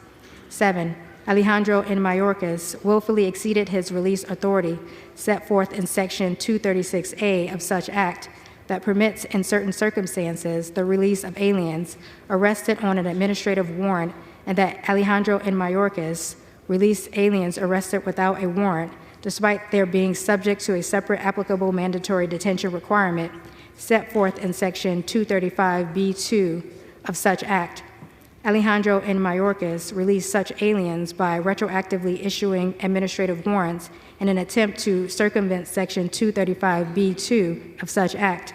In Florida versus United States, number 3:21 CV 1066, TKWZCB, ND, Florida, March 8, 2023, the United States District Court of the Northern District of Florida noted that this sleight of hand using an arrest warrant as a de facto release warrant is administrative sophistry at its worst. In addition, the court concluded that what makes DHS's application of 236A in this matter unlawful is that 235B2, not 236A, governs the detention of applicants for admission whom DHS places in removal proceedings after inspection. Alejandro N. Mayorkas's willful and systemic refusal to comply with the laws has had calamitous consequences for the nation and the people of the United States, including: 1. During fiscal years 2017 through 2020, an average of about 590,000 aliens each fiscal year were encountered as inadmissible aliens at ports of entry on the southwest border or apprehended between ports of entry.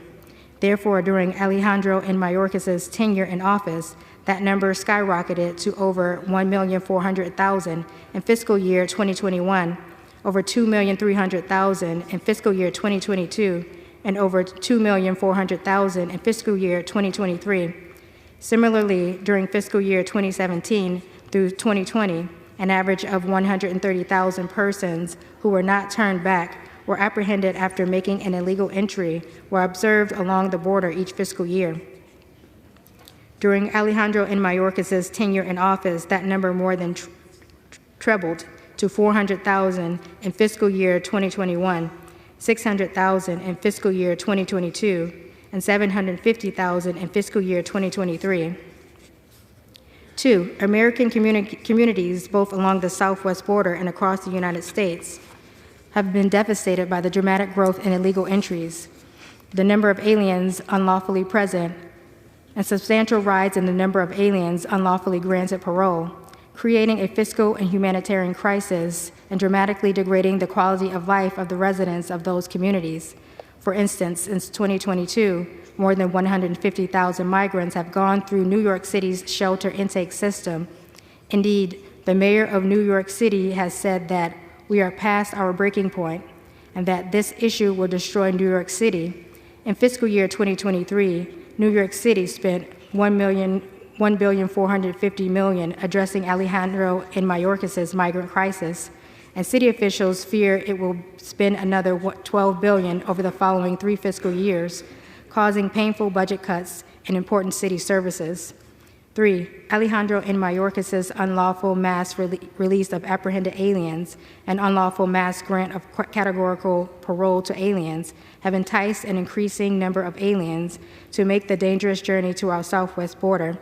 Consequently, according to the United Nations International Organization for Migration, the number of migrants intending to illegally cross our border who have perished along the way, either en route to the United States or at the border, almost doubled during the tenure of Alejandro N. Mayorkas as Secretary of Homeland Security, from an average of about 700 a year during the fiscal years 2017 through 2020 to an average of about 1,300 a year during fiscal years 2021 through 2023. 4. Alien smuggling organizations have gained tremendous wealth during Alejandro N. Mayorkas's tenure as Secretary of Homeland Security, with their estimated revenues rising from about $500 billion in 2018 to approximately $13 billion in 2022. 5. During Alejandro N. Mayorkas's tenure as Secretary of Homeland Security, the immigration court backlog has more than doubled from about 1,300,000 cases to over 3 million cases. The exploding backlog is destroying the court's ability to administer justice and provide appropriate relief in a time frame that does not run into years or even decades. As Alejandro N. Mayorkas acknowledged, those who have a valid claim to asylum often wait years for a decision. Likewise, non-citizens who will ultimately be found ineligible for asylum or other protection, which occurs in the majority of cases, often have spent many years in the United States prior to being ordered removed. He noted that of aliens placed in expedited removal proceedings and found to have a credible fear of persecution, and thus referred to immigration judges for removal proceedings, significantly fewer than 20% were ultimately granted asylum, and only 28% of cases decided on their merits are grants of relief. Alejandro N. Mayorkas also admitted that the fact that migrants can wait in the United States for years before being issued a final order denying relief, and that many such individuals are never actually removed, likely incentivizes migrants to make the journey north. 6. During Alejandro N. Mayorkas' tenure as Secretary of Homeland Security, approximately 450,000 unaccompanied alien children have been encountered at the southwest border, and the vast majority have been released into the United States. As a result, there has been a dramatic upsurge in migrant children being employed in dangerous and exploitive jobs in the United States. 7. Alejandro N. Mayorkas' failure to enforce the law, drawing millions of illegal aliens to the southwest border, has led to the reassignment of U.S. Border Patrol agents from protecting the border from illicit drug trafficking to processing illegal aliens for release. As a result, during Alejandro N. Mayorkas' tenure as Secretary of Homeland Security, the flow of fentanyl across the border and other dangerous drugs, both at and between ports of entry, has increased dramatically. U.S. Customs and Border Protection seized approximately 4,800 pounds of fentanyl in fiscal year 2020, approximately 11,200 pounds in fiscal year 2021, approximately 14,700 pounds in fiscal year 2022, and approximately 27,000 pounds in fiscal year 2023. Over 70,000 Americans died from fentanyl poisoning in 2022, and fentanyl is now the #1 killer of Americans between the ages of 18 and 45. 8. Alejandro N. Mayorkas has degraded public safety by leaving wide swaths of the border effectively unpatrolled as U.S. Border Patrol agents are diverted from guarding the border to processing unlawful release, the heightening waves of apprehended aliens, many who now seek out agents for the purpose of surrendering with the now reasonable expectation of being released and granted work authorization. And federal air marshals are diverted from protecting the flying public to assist in such processing. 9. During Alejandro N. Mayorkas' tenure as Secretary of Homeland Security, the U.S. Border Patrol has encountered an increasing number of aliens on the terrorist watch list. In fiscal year 2017 through 2020 combined, 11 non-citizens on the terrorist watch list were caught attempting to cross the southwest border between ports of entry. That number increased to 15 in fiscal year 2021, 98 in fiscal year 2022, 169 in fiscal year 2023, and 49 so far in fiscal year 2024. Additionally, in United States versus Texas 599 U.S. 670, 2023, the United States Supreme Court heard a case involving Alejandro N. Mayorkas' refusal to comply with certain federal immigration laws that are at issue in this impeachment. The Supreme Court held that states have no standing to seek judicial relief to compel Alejandro N. Mayorkas to comply with certain legal requirements contained in the Immigration and Nationality Act. However, the Supreme Court held that even though the federal courts lack Article III jurisdiction over this suit, other forums remain open for examining the executive branch's enforcement policies. For example, Congress possesses an array of tools to analyze and influence those policies, and those are political checks for the political process. One such critical tool for Congress to influence the executive branch to comply with the immigration laws of the United States is impeachment. The dissenting justice noted, the court holds Texas lacks standing to challenge a federal policy that inflicts substantial harm on the state and its residents by releasing illegal aliens with criminal convictions for serious crimes. In order to reach this conclusion, the court holds that the only limit on the power of a president to disobey a law, like the important provisions at issue, is Congress's power to employ the weapons of interbranch warfare. As the dissenting justice explained, Congress may wield what the Solicitor General described as political tools, which presumably means such things as impeachment and removal. Indeed, during oral argument, the justice who authored the majority opinion stated that the Solicitor General, I think your position is, instead of judicial review, Congress has to resort to shutting down the government or impeachment or dramatic steps. Here, in light of the inability of injured parties to seek judicial relief to remedy the refusal of Alejandro N. Mayorkas to comply with federal immigration laws, impeachment is Congress's only viable option. In all of this, Alejandro N. Mayorkas willfully and systemically refused to comply with the immigration laws, failed to control the border to the detriment of national security, compromised public safety, and violated the rule of law and separation of powers in the Constitution to the manifest injury of the people of the United States.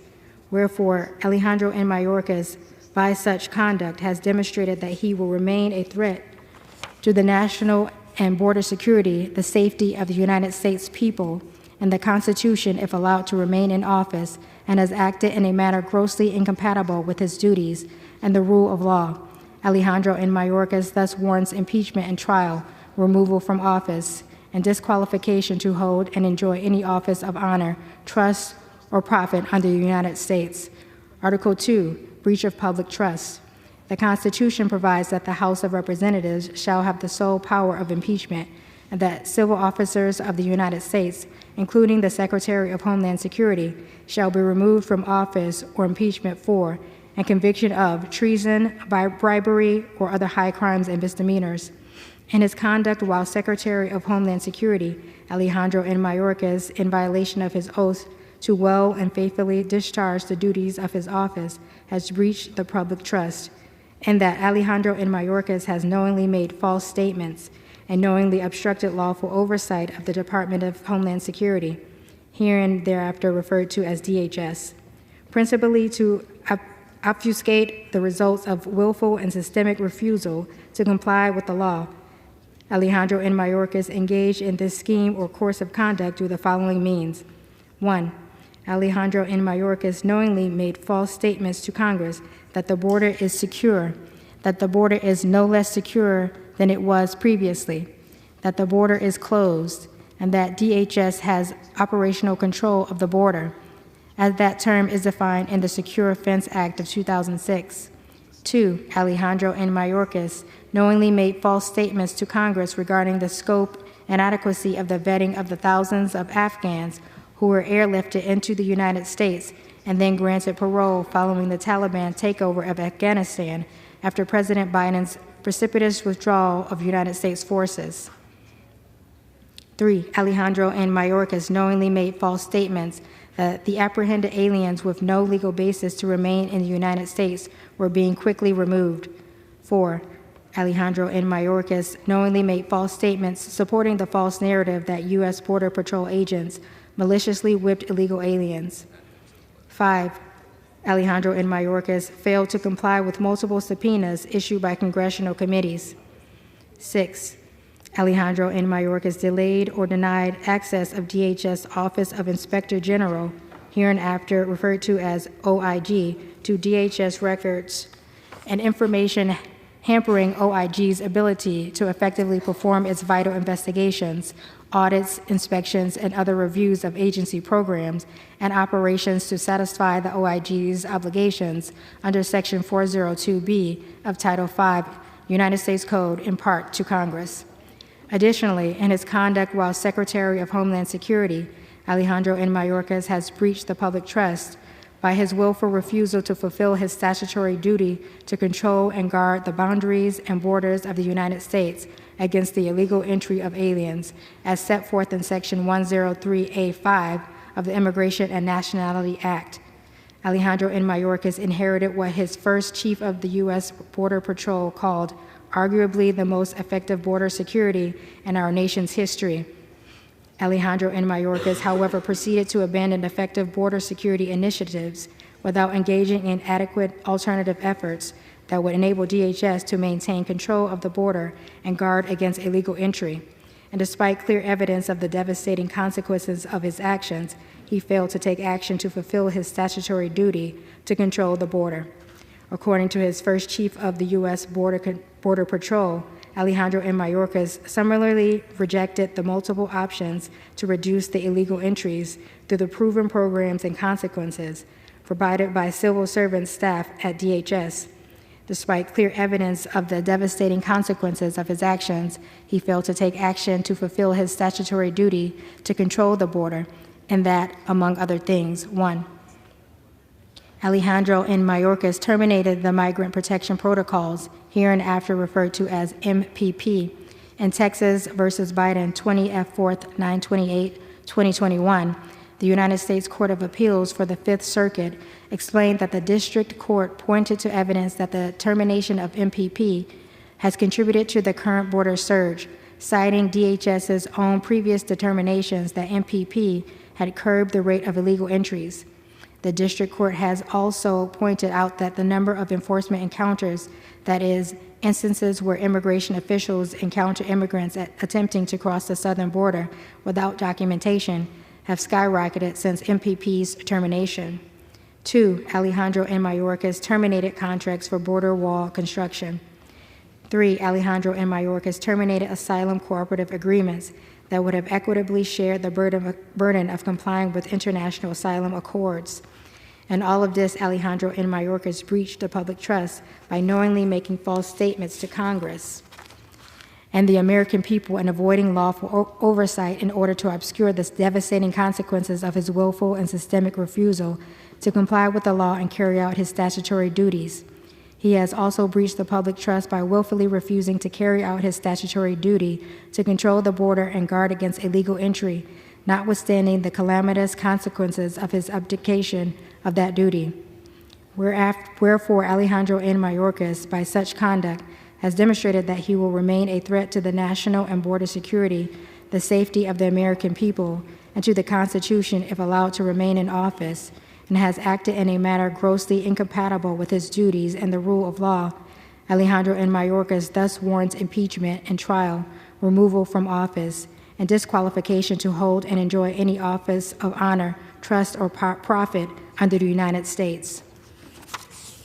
Pursuant to House Resolution 996, the amendment in the nature of a substitute recommended by the Committee of Homeland Security is adopted. The resolution shall be debatable for 2 hours, equally divided, and controlled by the chair and ranking member of the Committee of Homeland Security or their respective designees. The gentleman from Tennessee, Mr. Green, and the gentleman from Mississippi, Mr. Thompson, each will control 1 hour. The chair recognizes the gentleman from Tennessee. Madam Speaker, I ask unanimous consent that all members have 5 legislative days in which to revise and extend their remarks and to include extraneous material on H.Res. 863. Without objection. Thank you, Madam Speaker. I yield myself as much time as I may consume. Gentleman is recognized.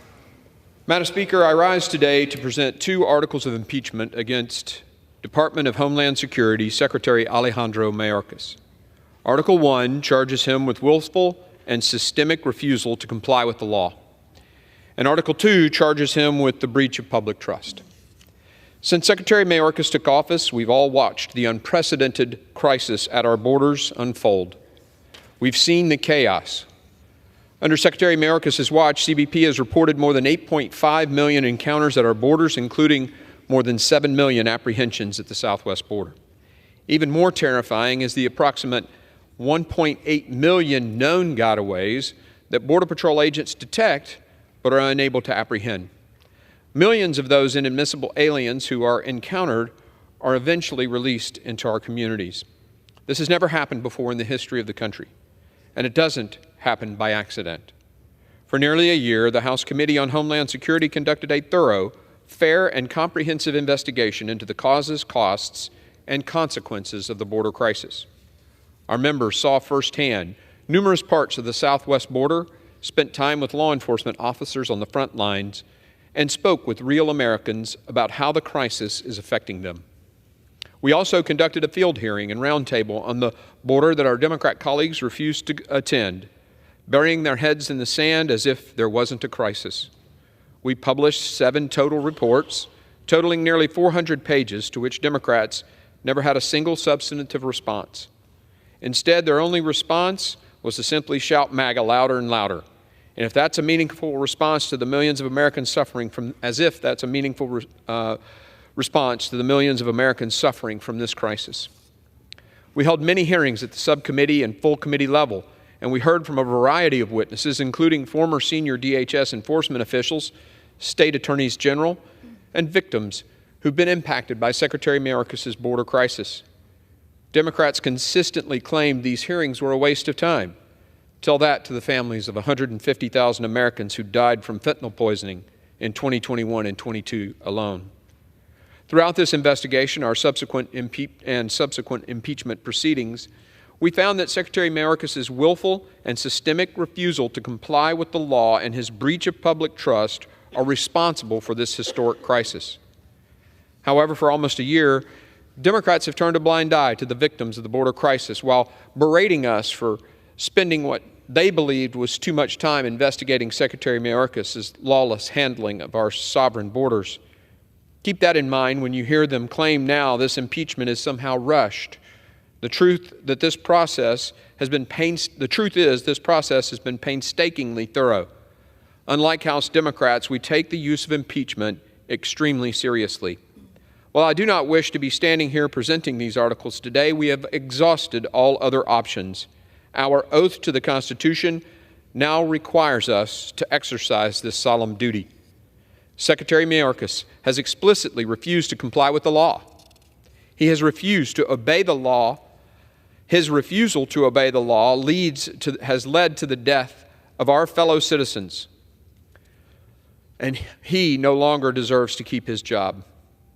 What's unique here in the history of impeachments is that the Supreme Court just this summer denied the effective state's judicial review on many of these issues, but with the understanding that the result of doing so could mean the impeachment of a secretary.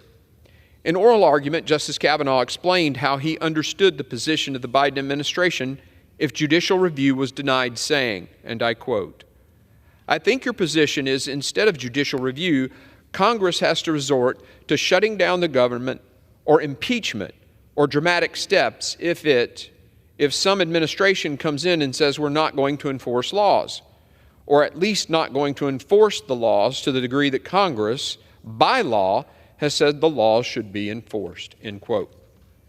In response, the Biden administration's Solicitor General agreed, saying, quote, "Well, I think that if those dramatic steps would be warranted, it would be in the face of a dramatic abdication of statutory responsibility by the executive," end quote.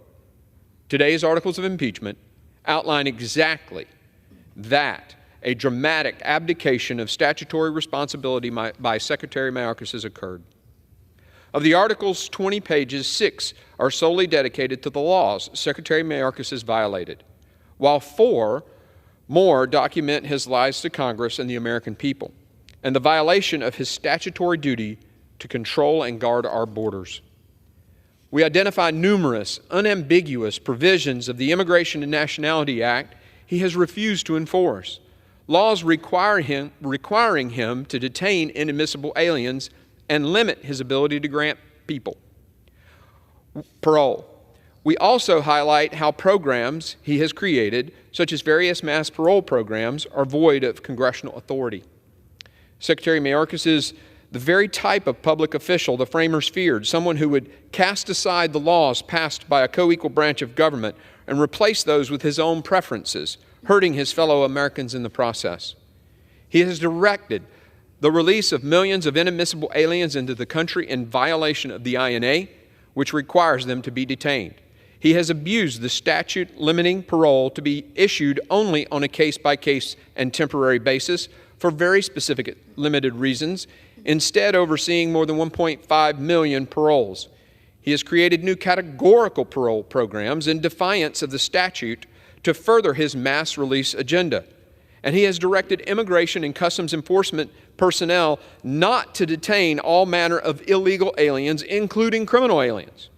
In his September 2021 enforcement guidance, the Secretary even directed that unlawful presence in the country was no longer sufficient grounds for removal, and that criminal convictions alone were not enough to warrant ICE attention. This is not about policy differences. We certainly object to Secretary Mayorkas' policies, but this goes far deeper. According to the Democrat-led committees that investigated Iran-Contra, quote, "Government officials must observe the law, even when they disagree with it," end quote. Or when they think that, quote, "Congress is to blame for passing laws that run counter to administration policy," end quote. Again, we're here because our oath and our duty compel us to be here. The actions and decisions of Secretary Mayorkas have left us with no other option than to proceed with articles of impeachment. That is why we must remove him from office. The time for accountability is now. Thank you, and I reserve the balance of my time. The gentleman from Tennessee reserves. The gentleman from Mississippi is recognized. Thank you, Madam Speaker. I yield myself such time as I may consume. The gentleman is recognized.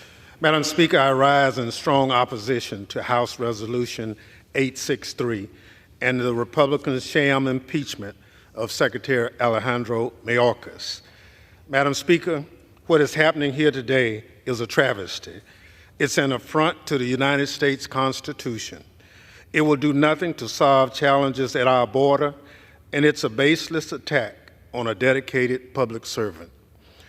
Republican members of Congress sworn to support and defend the Constitution are rejecting the framers' intent and over 2 centuries of precedent in favor of a politically motivated sham impeachment. Republicans have failed to make a constitutional viable case against impeachment. Neither of the impeachment charges in H.Res. 863 are a high crime and misdemeanor under Article 2 of the Constitution. Impeachment over mere policy disputes was deliberately rejected by the framers, and those disputes are best settled in our court system. In fact, the policy disputes identified in the articles of impeachment have already been addressed by the courts. The courts have either decided in the Biden administration's favor, or the disputes are still working their way through the system. Republicans are trying to relitigate court decisions through a sham impeachment, but the Constitution doesn't allow that. Constitutional experts testified before the Committee on Homeland Security that for a breach of public trust to rise to a high crime and misdemeanor, it would require conduct intended to serve an official's own benefit or the benefit of a foreign power. Secretary Mayorkas has done nothing of the sort. Republicans have misrepresented the law and Secretary Mayorkas' record to justify this sham impeachment. Secretary Mayorkas has served our country honorably over 30 years as a prosecutor and in leadership roles at the Department of Homeland Security. He's been a tireless advocate for the more than 260,000 DHS employees working to secure the homeland every day. He's leveraged all the authorities at his disposal while using every resource provided by Congress to secure the border. Under Secretary Mayorkas' leadership, DHS removed record levels of migrants from the U.S., detained even more people than Congress had provided funding for, and prevented record levels of fentanyl from entering our communities. If House Republicans were serious about improving conditions along the border, they would provide the department the funding necessary to do so. They have not. At every opportunity, Republicans have refused to provide resources to the Department of Homeland Security. If House Republicans were serious about improving conditions at the border, they would support the bipartisan Senate border bill. They have not. Republicans take their orders from Donald Trump, and he told them to reject the Senate bill. Republicans have been trying to kill the bill before they even knew what was in it. The Republican majority is running a do-nothing Congress. This sham impeachment effort isn't really about border security. It will do nothing to solve the border challenges we face. The truth is, the extreme mega Republicans running the House of Representatives don't want solutions. They want a political issue. House Republicans want to distort the Constitution and the Secretary's record to cover up their inability and unwillingness to work with Democrats to strengthen border security. It's about Republican politics and subversion of the Constitution. Bipartisan constitutional law and impeachment experts agree the Secretary has not committed an impeachable offense. Former Secretary of Homeland Security Michael Chertoff agrees, and even some of my Republican colleagues here in the House agree. The gentleman from California, Mr. McClintock, said in a memorandum to House Republican colleagues, and I quote, "Problem is that the impeachment articles fail to identify an impeachable crime," unquote. The gentleman from California is right. I suspect some of his Republican colleagues agree, even if they won't admit it. Secretary Mayorkas has faithfully implemented the administration's border policies consistent with the funding Congress has provided, just like every other Secretary of Homeland Security before him, Democrat or Republican. During consideration in the Homeland Security Committee last week, Republicans improperly shut down the markup and blocked Democrats from offering amendments to the resolution. Republicans couldn't bear to consider amendments to their poorly drafted articles of impeachment.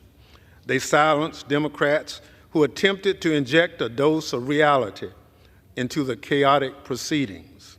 Yesterday, before the Rules Committee, Republicans again failed to make their case, relying on partisan rhetoric and obvious misinformation before neither the law nor the facts are on their side. The truth is, Republicans' actions show they don't have faith in their own case against the Secretary. That's why they lack the courage of their convictions to see their markup to an end. This nonsense has to stop, and it should stop here. Republicans need to start doing their work Americans sent them here to do. Madam Speaker, I urge my colleagues to honor their oath to the Constitution, listen to the constitutional experts, listen to your own Republican colleagues who know H.Res. 863 is baseless. Drop this sham impeachment. I reserve the balance of my time. Gentleman reserves. The gentleman from Tennessee is recognized. Madam Speaker, I yield 3 minutes to the gentlelady from Georgia, Mrs. Green. Gentlewoman is recognized for 3 minutes. I thank the chairman. Madam Speaker, I rise in strong support of H.Res. 863, impeaching Secretary Alejandro Mayorkas. Alejandro Mayorkas is guilty of aiding and abetting the complete invasion of our country by criminals, gang members, terrorists, murderers, rapists, and over 10 million people from over 160 countries into American communities all across the United States. His willful refusal to secure the border has bankrupted communities, closed down U.S. schools that our children attend, drowned hospitals, and incapacitated law enforcement while empowering criminal cartels and illegal aliens. My Democrat colleagues argue that one cannot be impeached over policy differences. Well, I argue that breaking our laws is more than just policy differences. 300 dead Americans every day from fentanyl poisoning is more than just a policy difference, it's murder. Today in my own office, narcotics law enforcement officers from Georgia told me that 7 out of 10 Oxycontins or Percocets sold on the street are laced with fentanyl, and that comes directly across the border from Mexico.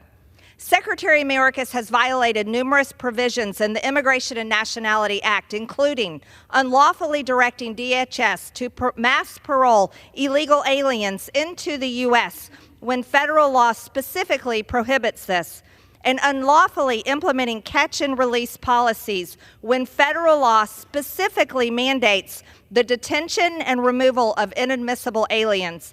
In fact, detention facilities under Mayorkas have been mostly vacant because of such unlawful policies. The largest detention facility in California, which can house almost 2,000 illegals, is currently housing only 6 illegal aliens. He has violated his oath of office and breached the public trust by willfully refusing to ensure the laws passed by Congress and signed into law by the President are faithfully executed as required by Article 2 of the Constitution. He has allowed over 10 million illegal border crossers to invade our country, approximately 2 million of whom are known gotaways. These are people who have completely evaded U.S. authorities and are roaming the interior of the American communities, assaulting, raping, and murdering Americans. And God help us if we have a terrorist attack on our land. His subversion of the law has resulted in the highest number of illegal alien encounters in a single day, in the highest number of illegal alien encounters in a single month, and the highest number of illegal alien encounters in a single year, surpassing every national record on each account. Gentlewoman's time has expired. I yield the lady an additional 15 seconds. His willful refusal to enforce the law has resulted in the most egregious national security crisis in the history of our country. Democrats are in a quandary. Either they must own the policies of murder and crime of American citizens, or they can admit Secretary Mayorkas has broken federal laws and vote to impeach Secretary Mayorkas. Gentlewoman's time has expired. I reserve. Gentleman reserves. Gentleman from Mississippi is recognized. Thank you, Madam Speaker. Though she sits on the Homeland Security Committee, Representative Margaret Taylor Greene has raised doubts about 9/11 to the false assertion that 9/11 was done by our own government. She said that's all true. She also thinks Jewish space lasers cause wildfires. She fundraises off defunding the FBI. She's a person whose advice Republicans are taking today on this impeachment. I now yield 1 minute to the gentleman from California, Mr. Schiff. The gentleman is recognized. Welcome, my colleagues, to another week of Impeachment Unlimited. Having no legislative accomplishments to show for their 14 months in power, Republicans are voting on yet another pointless resolution. Unable to provide any evidence against President Biden, they have now decided to impeach someone else instead. We have serious challenges at the border, no one denies that, but these are not serious people. By this standard put forward by this hapless majority, every single DHS secretary would have been impeached. This is a policy and political dispute, not a high crime or misdemeanor. When an administration official tries to extort a foreign leader into helping them cheat in an election or leads an insurrection against our government, then impeach them. But until then, stop wasting everyone's time. I've known Ali Mayorkas since we were prosecutors together. He is a person of great integrity and devotion to this country. This impeachment is baseless, it is unconstitutional, and it should be defeated. I yield back. Gentleman reserves. Yes. Gentleman from Tennessee recognized. Madam Speaker, I yield 3 minutes to the gentleman from Texas, Mr. McCall. Gentleman is recognized. Thank you, Mr. Chairman. Thank you, Madam Speaker. Secretary Mayorkas took an oath to protect our nation from all enemies, foreign and domestic. He has violated that oath and the public trust. Today, I intend to personally uphold the oath of office that I swore to my country. In my 25 years of dealing with the border as a federal prosecutor and the former chairman of this committee, I've never seen it this broken. That's because of one man's actions, his refusal to enforce the law, his rescission of successful policies like Remain in Mexico, his breach of public trust, his dereliction of duty has led to 8 million encounters, 300 on the terror watch list, 2.3 million aliens released into the interior, enough to fill 13 states. 200,000 young Americans have died due to fentanyl poisoning. These numbers are clear. Secretary Mayorkas is the architect of destruction, and the legal justification for his impeachment is strong. In the Supreme Court decision, the United States versus the state of Texas, the court examined a statute that mandated, quote, the government shall take into custody any alien that has committed an aggravated felon. It's not discretionary, it's mandatory. By failing to uphold this law, he has released dangerous and violent criminals into our communities and has put every American life at risk.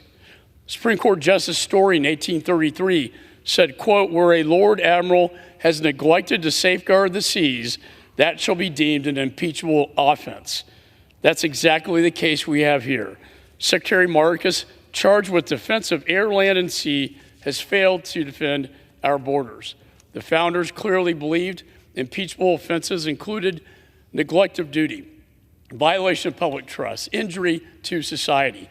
When asked before the Supreme Court if impeachment is a proper remedy, President Biden's own Solicitor General said, quote, in the face of a dramatic abdication of statutory responsibility by the executive branch, such steps would be warranted, end of quote. Secretary Mayorkas is guilty of those impeachable offenses. He is destroying the fabric of this nation, and Americans agree. So today I will proudly stand up for our nation by voting to remove him from office, and I yield back. Reserve. The gentleman reserves. The gentleman from Mississippi is recognized.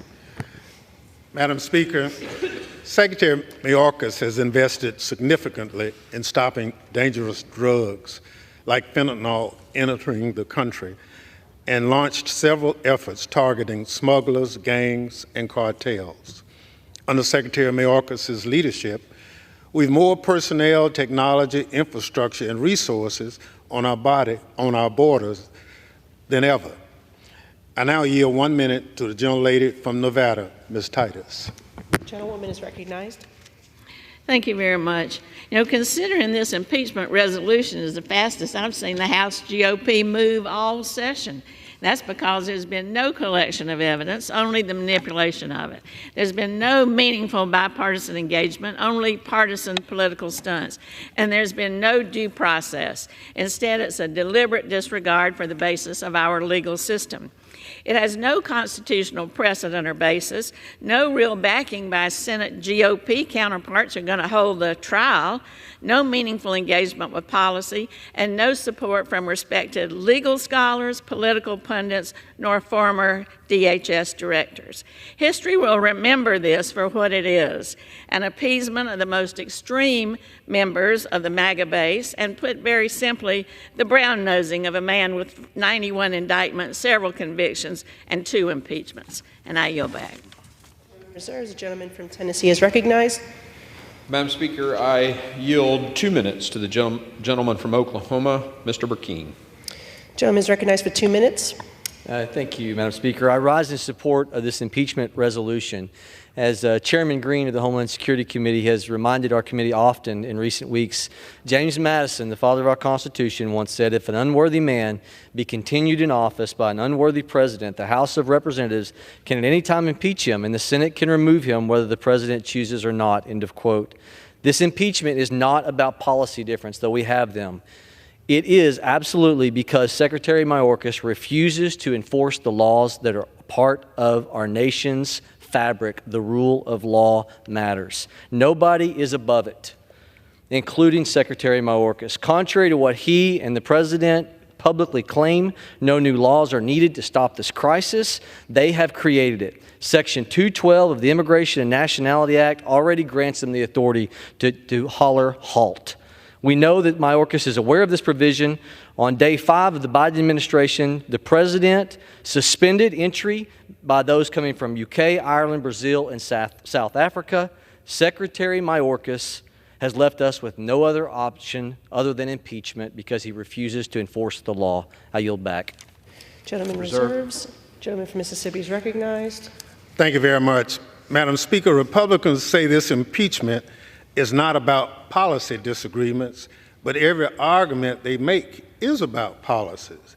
Secretary Mayorkas has taken action to secure the border, but he's used different, more humane policies that are not practical, impeachable.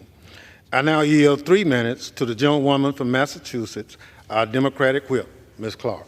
Gentlewoman is recognized for 3 minutes. Thank you, Madam Speaker, and I thank the gentleman for yielding. We all agree something needs to be done to fix our broken immigration system. But when it comes to doing the work, finding the solutions, House Democrats have come to the table. President Biden has come to the table. The Senate has come to the table. But then there's the House GOP. As the MAGA extremists hold up our national security priorities, our commitment to our allies and to our own readiness, supposedly to strike a deal on immigration. The president says, let's get it done.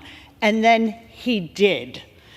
Instead of pursuing a bipartisan compromise, instead of strengthening the security of our border, advancing humane solutions, and doing their jobs, they're now impeaching the Secretary of Homeland Security without a single allegation of any impeachable crime? Not one. Impeaching a cabinet member without any evidence of high crimes or misdemeanors, that is the breach of public trust here. So the plan is to impeach the secretary, and then what? Will the majority invest in Border Patrol? No, their dream budget fires 2,000 Border Patrol agents. Just yesterday, Speaker Johnson ridiculed the men and women of Border Patrol for supporting the Senate bill, saying it's probably because it would give them a fair wage. This majority's contempt for working people, even those whose mission is to carry out border security, has no bounds. This extreme MAGA majority has repeatedly rejected funding for technology that is needed to stop the flow of fentanyl. But here we are. The extreme MAGA majority, what are they going to do about the border? Only this sham impeachment. And they've told us what the future holds. As one member across the aisle put it, they oppose action on immigration because it would boost Biden against Trump. That's all they care about. That's what this sham is about. Choosing extremism over country, stunts over solutions, and politics over people. That is a breach of trust we all must reject. I yield back. Gentleman reserves. The gentleman from Tennessee is recognized. Madam Speaker, I yield 2 minutes to the gentlelady from Florida, Ms. Lee. Madam Speaker, I rise today in support of the resolution to impeach Secretary Alejandro Mayorkas. We are here today to address one of the most serious responsibilities that we can undertake as Congress, the impeachment of Secretary Alejandro Mayorkas. The Committee on Homeland Security has worked diligently to investigate and to consider the causes and the consequences of the catastrophe at our southern border. And it has concluded that it is necessary and appropriate to pursue this impeachment. Since President Biden and Secretary Mayorkas took office, there have been over 8.3 illegal crossings nationwide. We have seen the devastating effects of human trafficking, of fentanyl trafficking, and what happens when we cede operational control of our southern border to the Mexican drug cartel. Secretary Mayorkas has refused to enforce the duly enacted laws passed by this Congress. By doing so, he has endangered our homeland, a direct violation of his oath of office.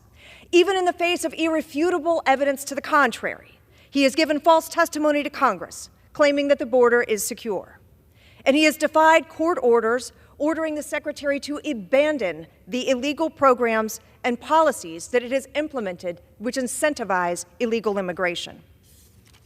House Republicans know that border security is national security, and the crisis at our border is a critical threat to national security and the safety of the American people. Secretary Mayorkas has willfully and deliberately refused to uphold the laws of the United States. He has violated his oath of office, and he has breached the public trust. Congress has a constitutional duty to secure our border and to ensure our communities are safe. We cannot allow an executive branch agency head to defy the lawful authority of Congress and of the courts in pursuit of policies that are contrary to law and endangering Americans. And that is why Secretary Mayorkas must be impeached. Thank you, and I yield back. Gentleman reserves. The gentleman from Mississippi is recognized. Thank you very much. Madam Speaker, the border is not open. In fact, under Secretary Mayorkas' leadership, this administration has removed, returned, or expelled more migrants in 3 years than the Trump administration did in 4 years. With that, I now yield 2 minutes to the gentleman from California, Mr. Correa, the ranking member on our Border Subcommittee. Gentleman is recognized for 2 minutes. And thank you, Madam Speaker. We have something in common with my colleagues on the other side of the aisle. This country, Main Street, every one of our districts has a challenge with fentanyl.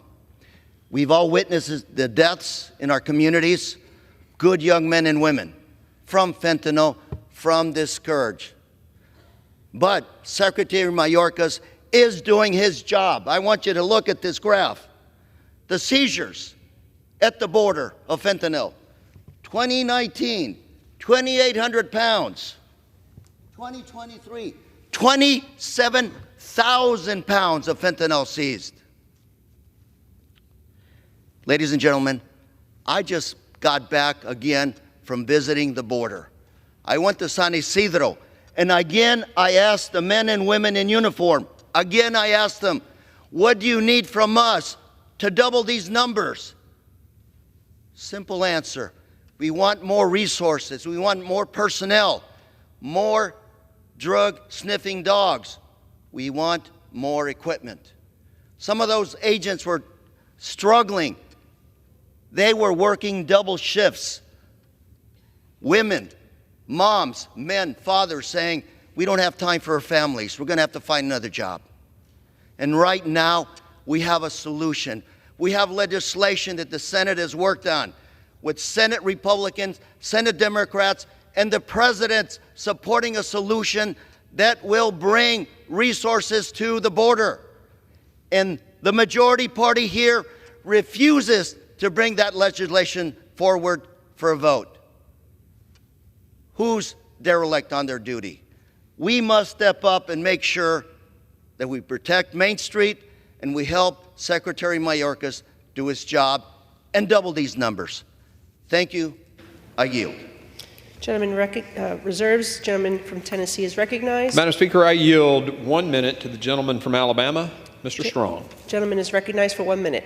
Thank you. Today is about delivering accountability on behalf of the local and state leaders unable to bear the weight of thousands of illegal immigrants flooding their communities, hospitals, and schools. On behalf of the thousands of families who have lost loved ones at the hands of illegal immigrants. On behalf of hundreds of Border Patrol agents stripped of their tools to do their job. The situation at the border cannot continue. I've seen it firsthand during my trips to the southern border. Mayorkas's refusal to enforce the laws of our nation has encouraged millions of illegal aliens from 160 different countries to cross the border. Over 85% of them are being released into the United States. This is in clear violation of federal immigration law. Failure to act is not an option. The year-long investigation held by the committee confirmed what every American already knew to be true. The actions that we will take today against Secretary Mayorkas are warranted and utterly urgent. Our country is under attack, and the Secretary of Homeland Security is working against America. I urge my colleagues to act on this critical time. Gentleman reserves. The gentleman from Mississippi is recognized. Thank you very much. Madam Speaker, if my Republican colleagues were serious about the border, they'd drop this baseless impeachment and bring up the Senate bipartisan border agreement for debate. But they aren't serious about reform. Speaker Johnson made it clear the bill was dead on arrival before he saw the text of the bill. I now yield 1 minute to the gentlewoman from Illinois, Ms. Ramirez. The gentlewoman is recognized for 1 minute. Thank you, Ranking Member. On our first Homeland Security Committee hearing, Professor Bowman, an expert in impeachments, made it clear that policy differences are not a legitimate basis for impeachment. There is no legitimate basis for impeachment, yet here we are. Why? Republicans believe persecution is a substitute for policymaking. I guess when you can't legislate, you punish, right? Persecution has become their go-to strategy to score political points. We've seen that on Congressperson Omar, Schiff, Tlaib, even their own Speaker McCarthy, government employees, immigrants, and now Secretary Mayorkas. While great for political theater, persecution and punishment does not solve problems. Policy does. But Republicans are not interested in policy. They shut us down from presenting policy. They even killed a supplemental they had negotiated for months. They're just desperately deflecting attention from their failure to govern to secure their own empty re-elections. If we're serious, we'd be debating policies to address a humanitarian crisis, the root cause of migration, and fentanyl. Clearly, we're not.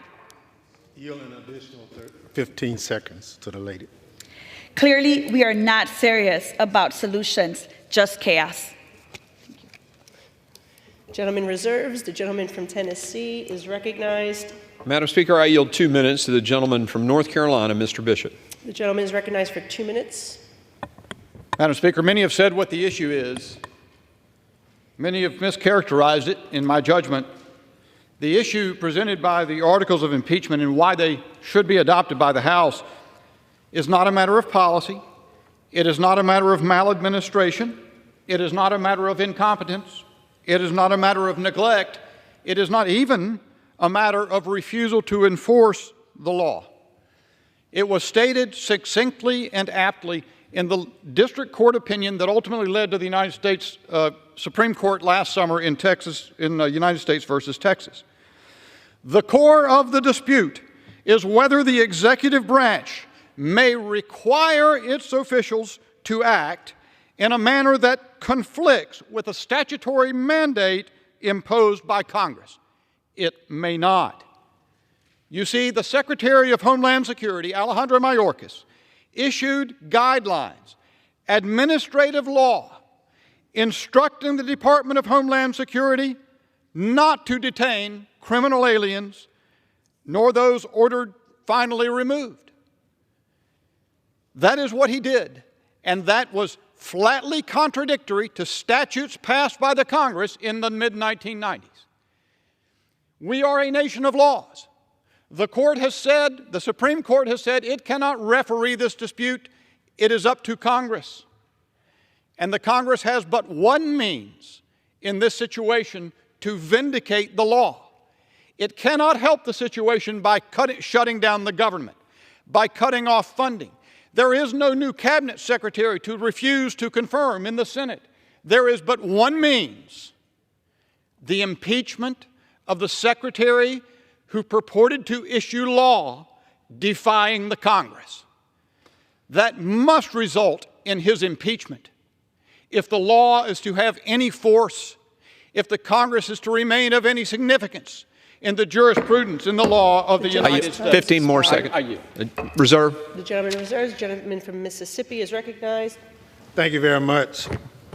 Madam Speaker, Republicans highlight the Secretary's enforcement guidelines as an example of breaking the law. They fail to mention that the conservative Sixth Circuit Court of Appeals said, quote, "The guidance does not necessarily violate a single word of the statute." The Sixth Circuit also found that the provisions of immigration law that Republicans frequently cite does not, quote, "create a judicially enforceable mandate that the department arrest or remove certain non-citizens." I now yield 1 minute to the gentleman from Maryland, Mr. Ivey. The gentleman is recognized for 1 minute. I thank my colleague for yielding. The power to impeach is one of the greatest constitutional powers granted to the House of Representatives. This awesome responsibility should be reserved for high crimes and misdemeanors. But House Republicans have decided to abuse that responsibility for a cheap political stunt. House Republicans have not even alleged an impeachable offense. Policy disagreements are not impeachable. Even if you strongly believe border security should be improved, that does not provide grounds to remove a cabinet official. That is why former Republican Secretary Michael Chertoff said Mayorkas hasn't committed an impeachable offense. Even law professor Jonathan Turley has said Secretary Mayorkas' alleged actions are not impeachable and fail to, quote, "amount to high crimes and misdemeanors warranting his impeachment." Republicans offered no constitutional scholars as witnesses during their 2 impeachment hearings, but rather relied on Republican states' attorney general's testimony, one of which didn't even mention the word impeachment in his prepared testimony. I yield the gentleman an additional 30 seconds. I thank my colleague. This unconstitutional impeachment process has been predetermined and unjust since it began. It will lower the constitutional bar for future impeachments, and it will not make our border more secure. Therefore, I urge my colleagues to vote no. Thank you, and I yield back. The gentleman reserves. The gentleman from Tennessee is recognized. Madam Speaker, I yield 1 minute to the gentleman from Arizona, Mr. Crane. The gentleman is recognized for 1 minute. Thank you, Madam Speaker. Article 4, Section 4 of the Constitution, often known as the Invasion Clause, says that this government will protect every state from invasion. That is something that clearly this secretary is in complete dereliction of duty of. And I know that he swore an oath to protect and defend that Constitution. Now, I'm not sure how many Americans have to die. I'm not sure how many Americans have to die of fentanyl, MS-13 gang members, having their kids raped and murdered. We had one in Homeland Security just a couple weeks ago begging us to do something about this absolutely atrocious leadership from the secretary. But it is high time that this individual be held accountable for his complete dereliction of duty at our southern border. I urge my colleagues to support this resolution. And the last thing I want to say is, I think it tells you everything you need to know when my colleagues say it doesn't matter if you impeach Secretary Mayorkas. We're just going to have somebody come in. Gentleman's time is expired. Will you give me another 15 seconds? We're just going to have somebody come in and do the same exact job. Thank you for saying the quiet part out loud. Yes, your policies are so bad that no matter who you put in there, it will cause the same amount of damage to the American people. The people of this country are watching. Let's get this done. Reserve. Gentleman reserves, and the members are reminded to direct their comments to the chair. And the gentleman from Mississippi is recognized. Thank you very much. Madam Speaker, 90% of fentanyl seized is interdicted at ports of entry, mostly in passenger vehicles driven by U.S. citizens and lawful residents, not migrants. If we invest in our ports of entry instead of pursuing this sham impeachment, we can scan more of these vehicles. I now yield 1 minute to the gentlewoman from Texas, Ms. Jackson Lee. The gentlewoman is recognized for 1 minute. Smoke and mirrors has never been the foundation of the Constitution. And that is all we have today to misrepresent to the American people that we're doing serious work. It comes to mind as to whether or not Secretary Mayorkas is being charged with articles of impeachment because he's a Cuban immigrant who came to the United States with his family as political refugees, that he spent time fleeing the Nazis, and that he came here to do his very best for the American people. And yet, we attempt to charge him with willful violation of the law. Operational control of the border means 0 persons coming across. This has not been the case as relates to any secretary, no matter what administration. And yet we failed in this process of false smoke and mirrors to allow the secretary to be able to articulate, or we articulate, any charge that might constitute high crimes and misdemeanors. We failed to provide evidence to support the charges, such as they are. We failed to name the proper target. Gentlewoman's time has expired. Later, an additional 30 seconds. I thank the gentleman. We failed to name the proper target for impeachment in a policy dispute. We failed to process anything against Secretary Mayorkas. And we could not in any way bring to suggest that he violated the law or that he benefited from any aspect of his work. This secretary has been denied due process. This is smoke and mirrors. The Constitution, the foundation of this land, is truth. There has been no high crimes and misdemeanor or bribery. This is an impeachment that should be immediately dismissed. I ask my colleagues to vote no on the articles of impeachment. I yield back. The gentleman reserves, and the gentleman from Tennessee is recognized. 2 minutes. The gentleman from Texas, Mr. Pfluger. The gentleman is recognized for 2 minutes. Thank you, Madam Speaker. This is a sad day. It's a sad day that we have to be here, but the framers of our Constitution forecasted that this could occur. And while we're going to hear that this is a policy difference, that this is maladministration, this is the systemic refusal to follow the law, to enforce the law. It's the egregious breach of public trust. And there are no other avenues here. There must be a consequence, there must be accountability, and that's why we are moving to impeach Alejandro Mayorkas for endangering our country. You know, anyone with common sense can see that what is being allowed to happen in our border is not only a catastrophe, but it's a national security crisis. 9 million illegal aliens have entered our country since President Biden has been in office. 300 people have matched the terror watch list. It took less than 20 people to orchestrate the attacks on 9/11, which sent me into 20 years of service to this country to protect us overseas. And yet we're letting the Trojan horse into our country that threatens us. And we have a secretary who refuses to enforce the laws on the books. It is Congress's duty to ensure that the Department of Homeland Security is led by individuals committed to upholding the rule of law, protecting our borders. And the failure to secure the border has been so severe that we have to provide accountability. Not only is this a systemic refusal to follow the law, but it's also the systemic deconstruction of the rule of law that eventually will eat away at this country. I'm so concerned, our country should be concerned, and I urge everyone in this House to do something that actually gets accountability, to impeach Alejandro Mayorkas, and to get our country secure once again. I yield back. Madam Speaker, I inquire how much time remains on each side. The gentleman from Tennessee has 37 1/4 minutes. And how much? Gentleman from Mississippi has 39 3/4 minutes. I reserve. The gentleman from Mississippi is recognized. Thank you very much. Madam Speaker, daily removals are nearly double what they were compared to pre-pandemic averages. The vast majority of individuals encountered at the southwest border throughout this administration have been removed, returned, or expelled. Secretary Mayorkas is enforcing the law. I now yield 1 minute to the gentleman from California, Dr. Ruiz. The gentleman from California is recognized.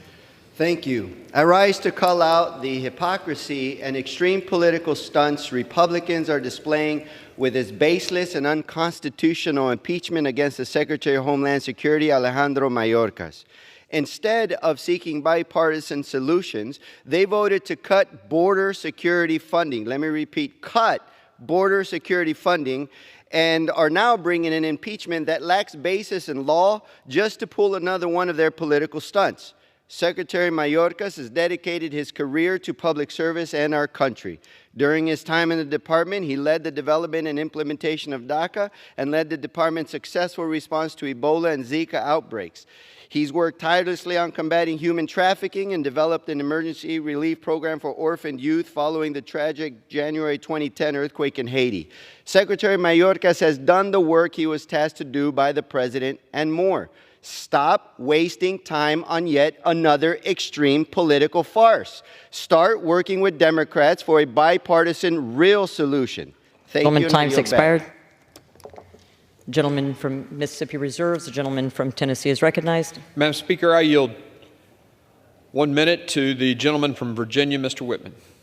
The gentleman from Virginia is recognized.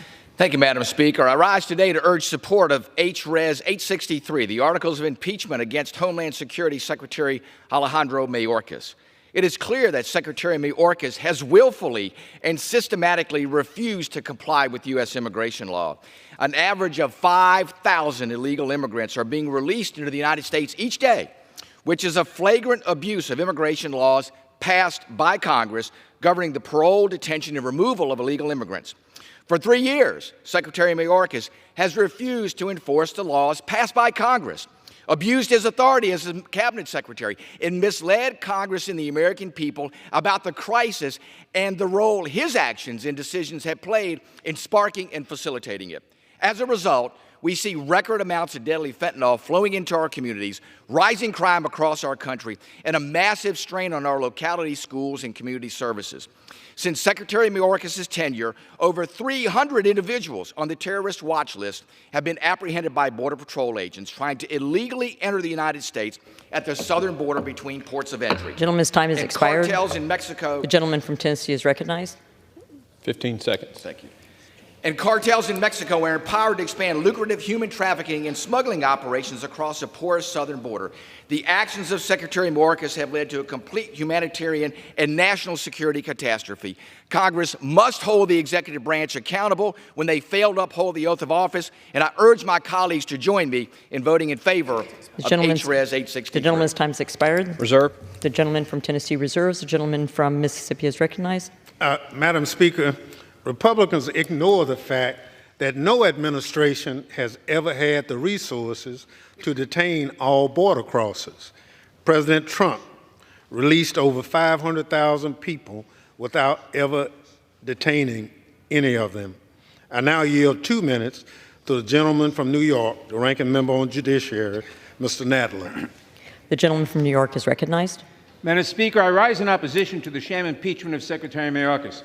This resolution is filled with false and misleading statements that amount to nothing more than policy disagreements. Even if it were based in truth, however, policy disagreements are not a legitimate basis for impeachment. Impeaching a cabinet secretary is serious. Unfortunately, House Republicans are not. This sham impeachment ran roughshod over due process and completely bypassed the Judiciary Committee, the committee of jurisdiction for impeachment. This is not a serious effort, nor is it a serious resolution. Republicans allege that Secretary Mayorkas should be impeached simply because he failed to meet the impossible standards set out in our laws, standards that no administration, not even President Trump's, has ever come close to meeting. For example, they allege that Secretary Mayorkas has failed to detain everyone that the law requires to be held in mandatory detention. But to do so would require Congress to appropriate over $35 billion a year, a number 10 times higher than President Trump ever requested for detention. That's why the Trump administration released over 500,000 people at the U.S.-Mexico border and released 1.1 million people from immigration detention into the United States. But did we hear calls from the Republicans to impeach Secretaries Kelly, Duke, or Nielsen? Of course not. The resolution also takes aim at the Secretary's use of his parole authority. But Republicans never complained when President Trump used his parole authority for tens of thousands of Cubans and military families. So what's different now? Could it be that it's an election year and Republicans have no record of accomplishments to run on? With no ideas, no agenda, no ability to govern, they are cheapening the serious and awesome power of impeachment to score a few cheap political points. That is shameful. Our immigration system has been broken for decades. Impeaching a cabinet secretary because you do not like their policies will not repair it. Only bipartisan reform can do that. I encourage my colleagues to vote no on this resolution, and I yield back.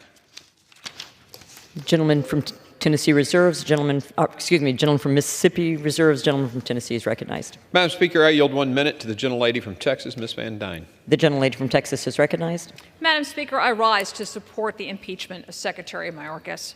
His actions support law-breaking and lawlessness and have inflicted a horrific toll on our country.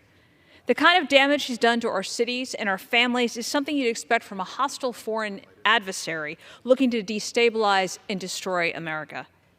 Our cities are overrun, forcing vital services to be cut off or reduced, shutting down our schools to house illegal migrants, turning community centers into refugee camps, all while ignoring the needs of our own citizens. There are more than 110,000 dead Americans from fentanyl that is being smuggled by Mexican cartels. We see criminal illegal immigrants committing murder, rape, and beating our police in broad daylight. This is far more than a policy difference. This is the death and destruction of our country and our people. And I will not stand by and just politely ask the Biden administration to please stop the chaos and devastation. In a functioning government, people need to be held accountable when they have deliberately inflicted harm on our nation, and that is exactly what we are doing today. I yield Reserve. back. The gentleman from Tennessee reserves. The gentleman from Mississippi is recognized. Thank you, Madam Speaker. Madam Speaker, if my Republican colleagues were worried about the impacts of migration on our local communities, they should support DHS's Shelter and Services program. This is the only federal program that can provide direct assistance to cities and organizations responding to arriving migrants. Instead, they are trying to gut this program and impeach Secretary Mayorkas, which would accomplish nothing. I now yield 1 minute to the gentleman from California, Mr. Swalwell. The gentleman from California is recognized. This is not about Secretary Mayorkas. This is straight up sabotage. MAGA Republicans have never accepted President Biden as the president from the day they led an insurrection into this chamber to this day where they're trying to sabotage solutions at the border. Any shortcomings with Mayorkas are your fault. You won't give him the authorities that he needs to carry out more security at the border. And all we've heard for years is noun, verb, border. So you get your border deal, led by the second most conservative in the Senate, and you're walking away from it. You're walking away from it because Trump says you can't have it. And this place, with you all in charge, is looking less and less like the House chamber and more like Trump's echo chamber. What we need right now are solutions, not chaos. And with you all in charge, you're a party of followers. And with President Biden's leadership, Democrats continue to show we're a party of leaders. And I yield back. I want to remind members that they are to address their remarks to the chair.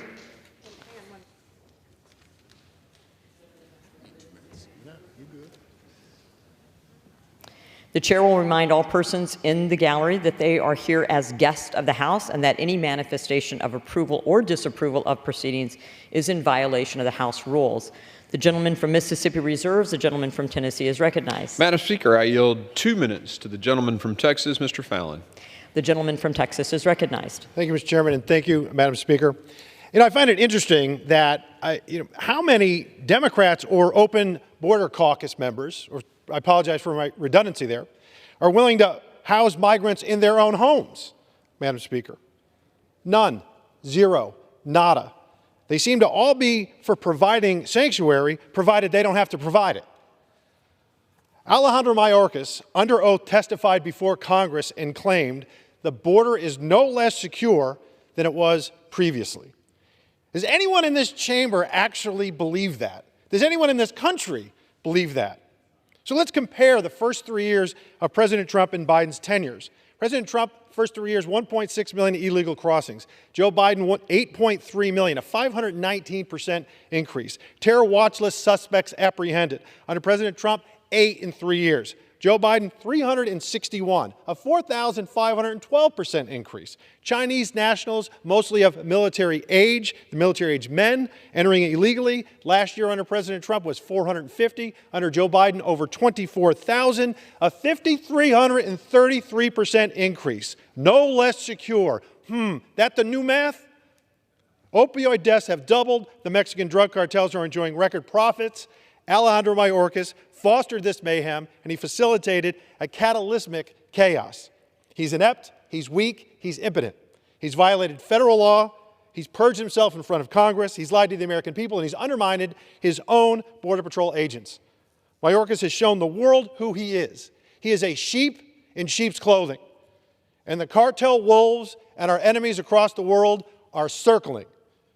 This impeachment is richly deserved, and we must fire this bum, this second coming of Benedict Arnold, forthwith. Madam Speaker, I yield back. The gentleman from Tennessee reserves. The gentleman from Mississippi is recognized. Thank you, Madam Speaker. Madam Speaker, let's look at the facts. Since May 12, 2023, when Title 42 ended, DHS has removed more than 500,000 individuals. That's more people than when Donald Trump removed in any given year. The border is not open. I now yield 2 minutes to the gentleman from Maryland, Mr. Raskin, the ranking member of the Oversight Committee. The gentleman from Maryland is recognized. Thank you, Madam Speaker. Mr. Chairman, we're here because the madcap wild goose chase to impeach Joe Biden has produced no wild geese. Even Fox News is lampooning the fact that their own expert witnesses repeatedly say President Biden did nothing wrong and there are no grounds for impeachment. More than a dozen GOP members in Biden-majority districts don't want to go anywhere near that fantasy production. So the Trump-Putin mega faction, headed up by the distinguished gentlelady from Georgia, has been given this worthless trinket of a consolation prize, the opportunity to bring a slapstick impeachment drive against a cabinet member of unimpeachable integrity who has obviously committed no treason, no bribery, no high crimes, no misdemeanors, nothing indictable or even indictable, if you prefer.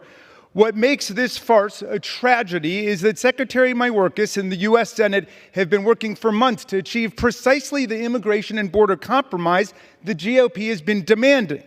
And miraculously, they got to a bipartisan immigration agreement for billions of dollars more in Border Patrol officers, immigration judges, fentanyl detection machines, a far tougher border. It was good enough for Senator Mitch McConnell and dozens of GOP senators, and it was good enough for the Wall Street Journal, but the House MAGAs would not take yes for an answer. Why? Because Donald Trump doesn't want a border solution. He wants a border problem, nothing else to run on. And Vladimir Putin certainly doesn't want $60 billion going to the heroic people of Ukraine, defying his filthy imperialist invasion.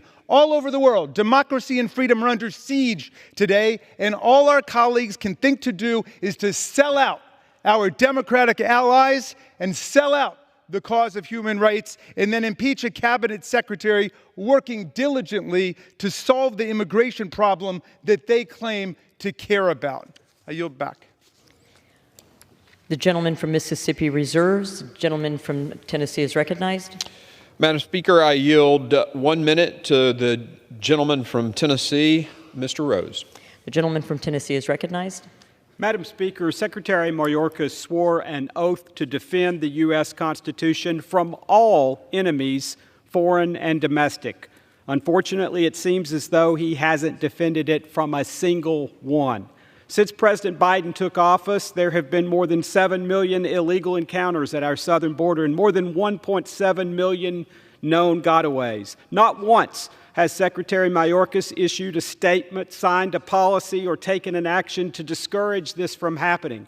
In fact, he has doubled down and encouraged the invasion by endorsing catch and release policies, ending Title 42, and stopping Remain in Mexico. This subversion of our Constitution, willful disregard of our country's laws, and unfettered dedication to exacerbating this self-inflicted crisis have left the House with no other option than to impeach Secretary Mayorkas. Madam Speaker, I urge the House to join me in voting to impeach Secretary Mayorkas and urge the Senate to remove him from his position.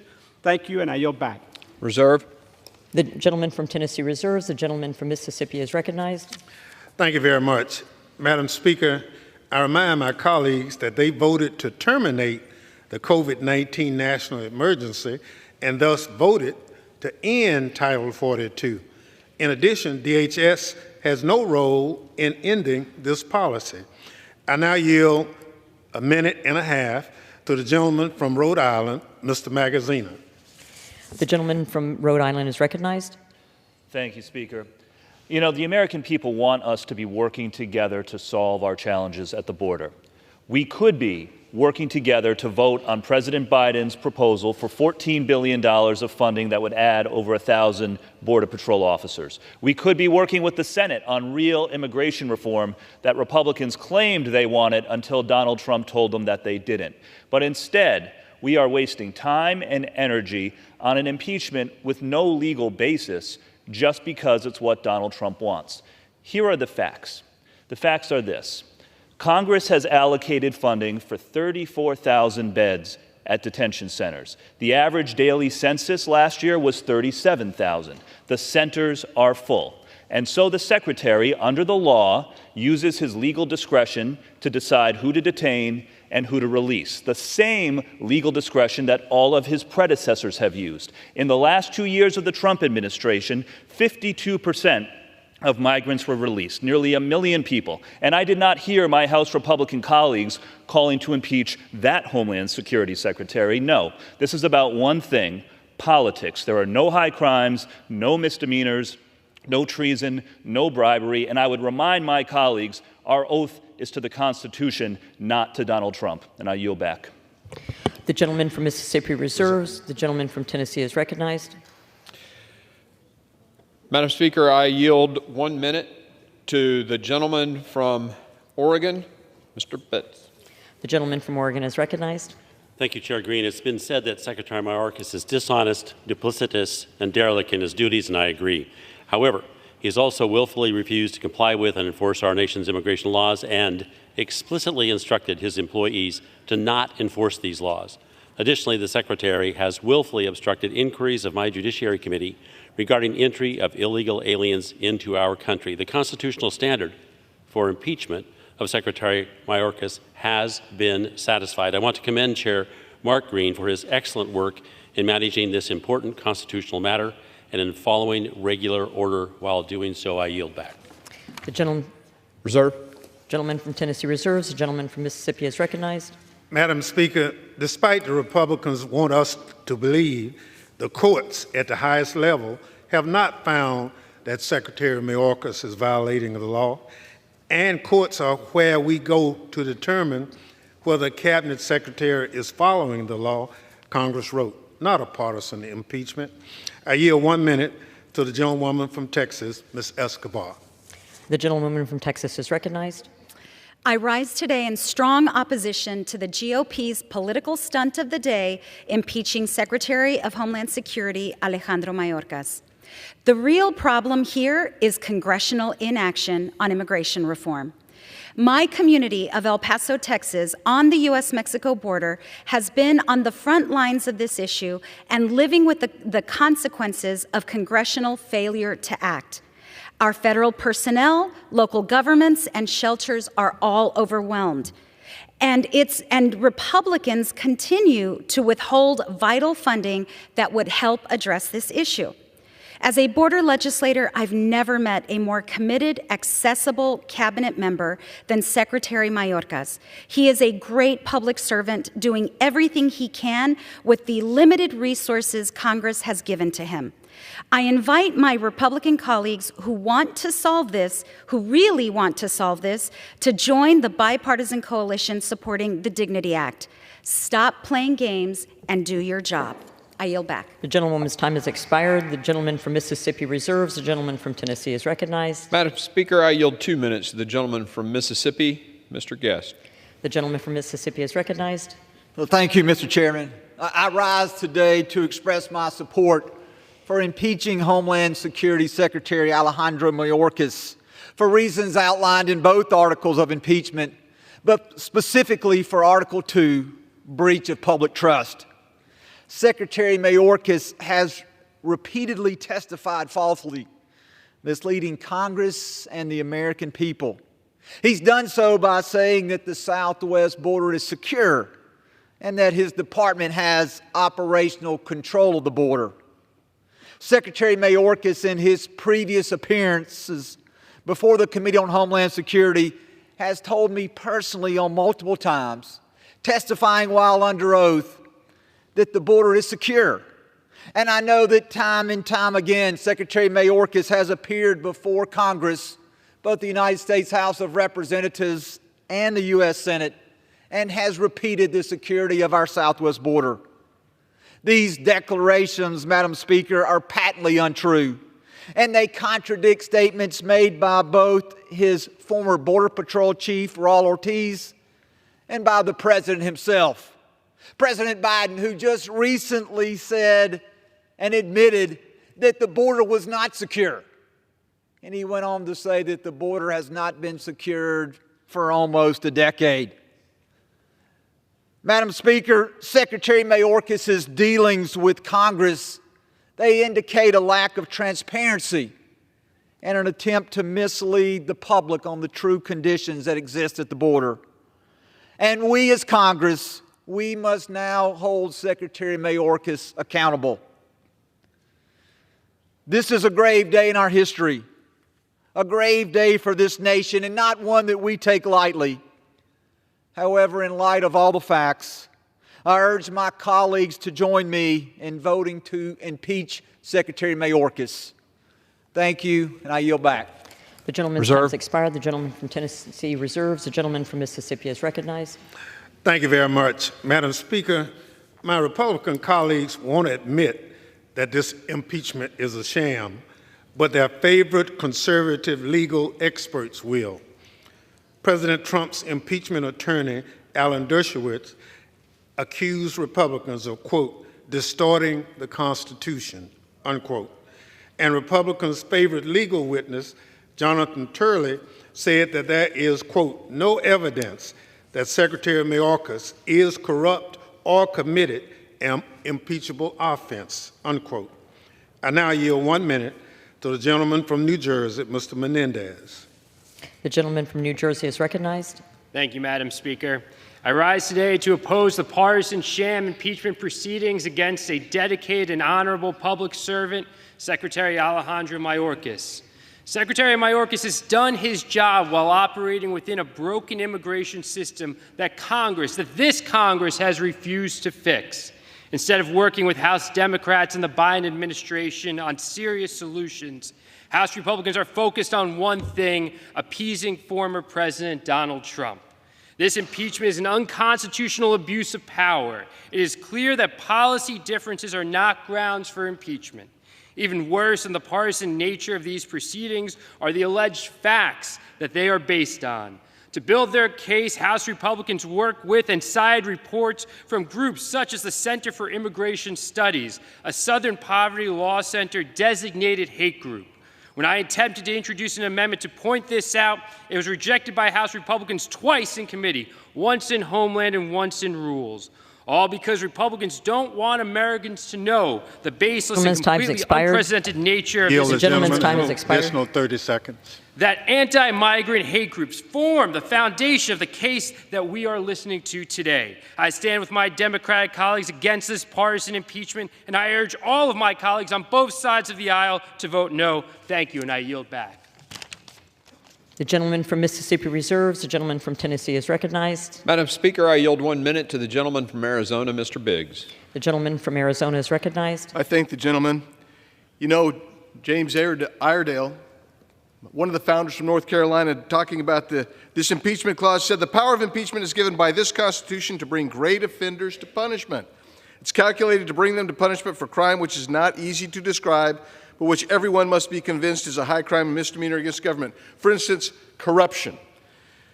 Let's do here. Its exercise, the impeachment, will arise from acts of great injury to the community, and the objects of it may be such as cannot be easily reached by an ordinary tribunal. That's why you have impeachment. And that's necessary here because what you have is a secretary who came into judiciary. He's given the language from the Safe and Secure Fence Act of 2006 and said, is the border under operational control? He says, well, no, we've redefined it ourselves. We're comfortable with the new definition that we've made. That's a violation of the separation of powers. This is the same secretary who tells his ICE agents, you know what, you time cannot. has expired. Additional 30 seconds. He tells his ICE agents, you cannot remove 1 million, 1.2 million people who have actually had due process through the courts and have active removal orders. He's the same one who says we don't have to adhere to Title VIII. That has resulted in great injury to our communities. And that is why he must be impeached, because he falls in the definitions that one of the founders, James Iredale, said. And he's right on the money, and I urge everyone to support this movement to impeach. The gentleman's time expired. The gentleman from Tennessee reserves. The gentleman from Mississippi is recognized. Thank you very much. Madam Speaker, the definition of operational control in the Secure Fence Act of 2006 has never been achieved under any administration, including the Trump administration. This is not grounds for impeachment. I now yield 1 minute to the gentleman from California, Mr. Garcia. The gentleman from California is recognized. Thank you, Madam Speaker. Today, Republicans are engaging in yet another impeachment scam. We're here today because the majority wants to attack President Biden and Secretary Mayorkas, all to elect Donald Trump. The insane leader of their party claims that immigrants like me, and I quote, pollute the blood of this country. Donald Trump's rhetoric is just like Hitler's. And he wants chaos. He thinks the border crisis helps him, so he wants it to continue. And in fact, Border Patrol apprehensions more than tripled in the last 8 months of the Trump presidency. But let's remember the Donald Trump and MAGA vision for border security. These are actually some of their ideas. Donald Trump wants to build alligator moats. He's proposed bombing Mexico. He's actually said we should shoot migrants in the legs and maybe even electrify the fence. These are cruel and ridiculous ideas, that they are proposals of Donald Trump and the MAGA right. This extreme political stunt should fail, and with that, I yield back. Gentleman yields back. A gentleman from Mississippi Reserve. Gentleman from Tennessee is recognized. Mr. Speaker, I yield 3 minutes to the gentleman from Louisiana, Mr. Higgins. The gentleman is recognized for 3 minutes. I thank my colleague, the chairman of the Homeland Security Committee, and I respect my colleagues across the aisle who have voiced their opposition. It's important that we clarify the legacy that some of us would condemn by impeaching the secretary responsible for this legacy, and by contrast, the legacy that my colleagues who oppose the impeachment of Secretary Mayorkas would support. 300,000 Americans dead from cartel drugs. 100,000 teenage girls and boys missing, lost by the Mayorkas system into the unspeakable horror of sex slavery networks across the filthiest corners of criminal organizations in our cities. American sovereignty disintegrated. American soil lost to cartel human and drug trafficking bases. Millions of single military-age men from over 100 countries, unvetted, released into our country, creeping into every corner of American society, every city, every town.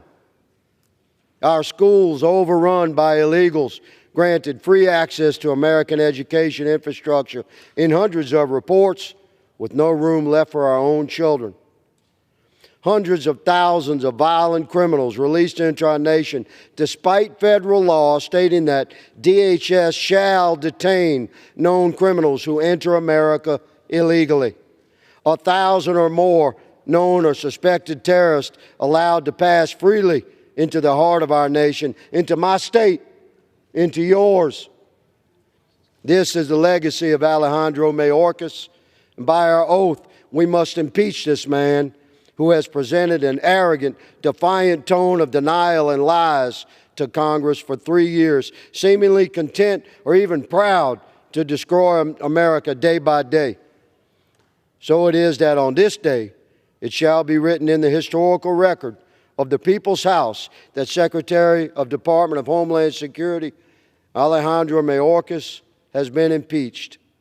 So shall it be written. So shall it be done. Thank you, Mr. Speaker. I yield. The gentleman yields back. The gentleman from Tennessee reserves. The gentleman from Mississippi is recognized. Thank you, Mr. Speaker.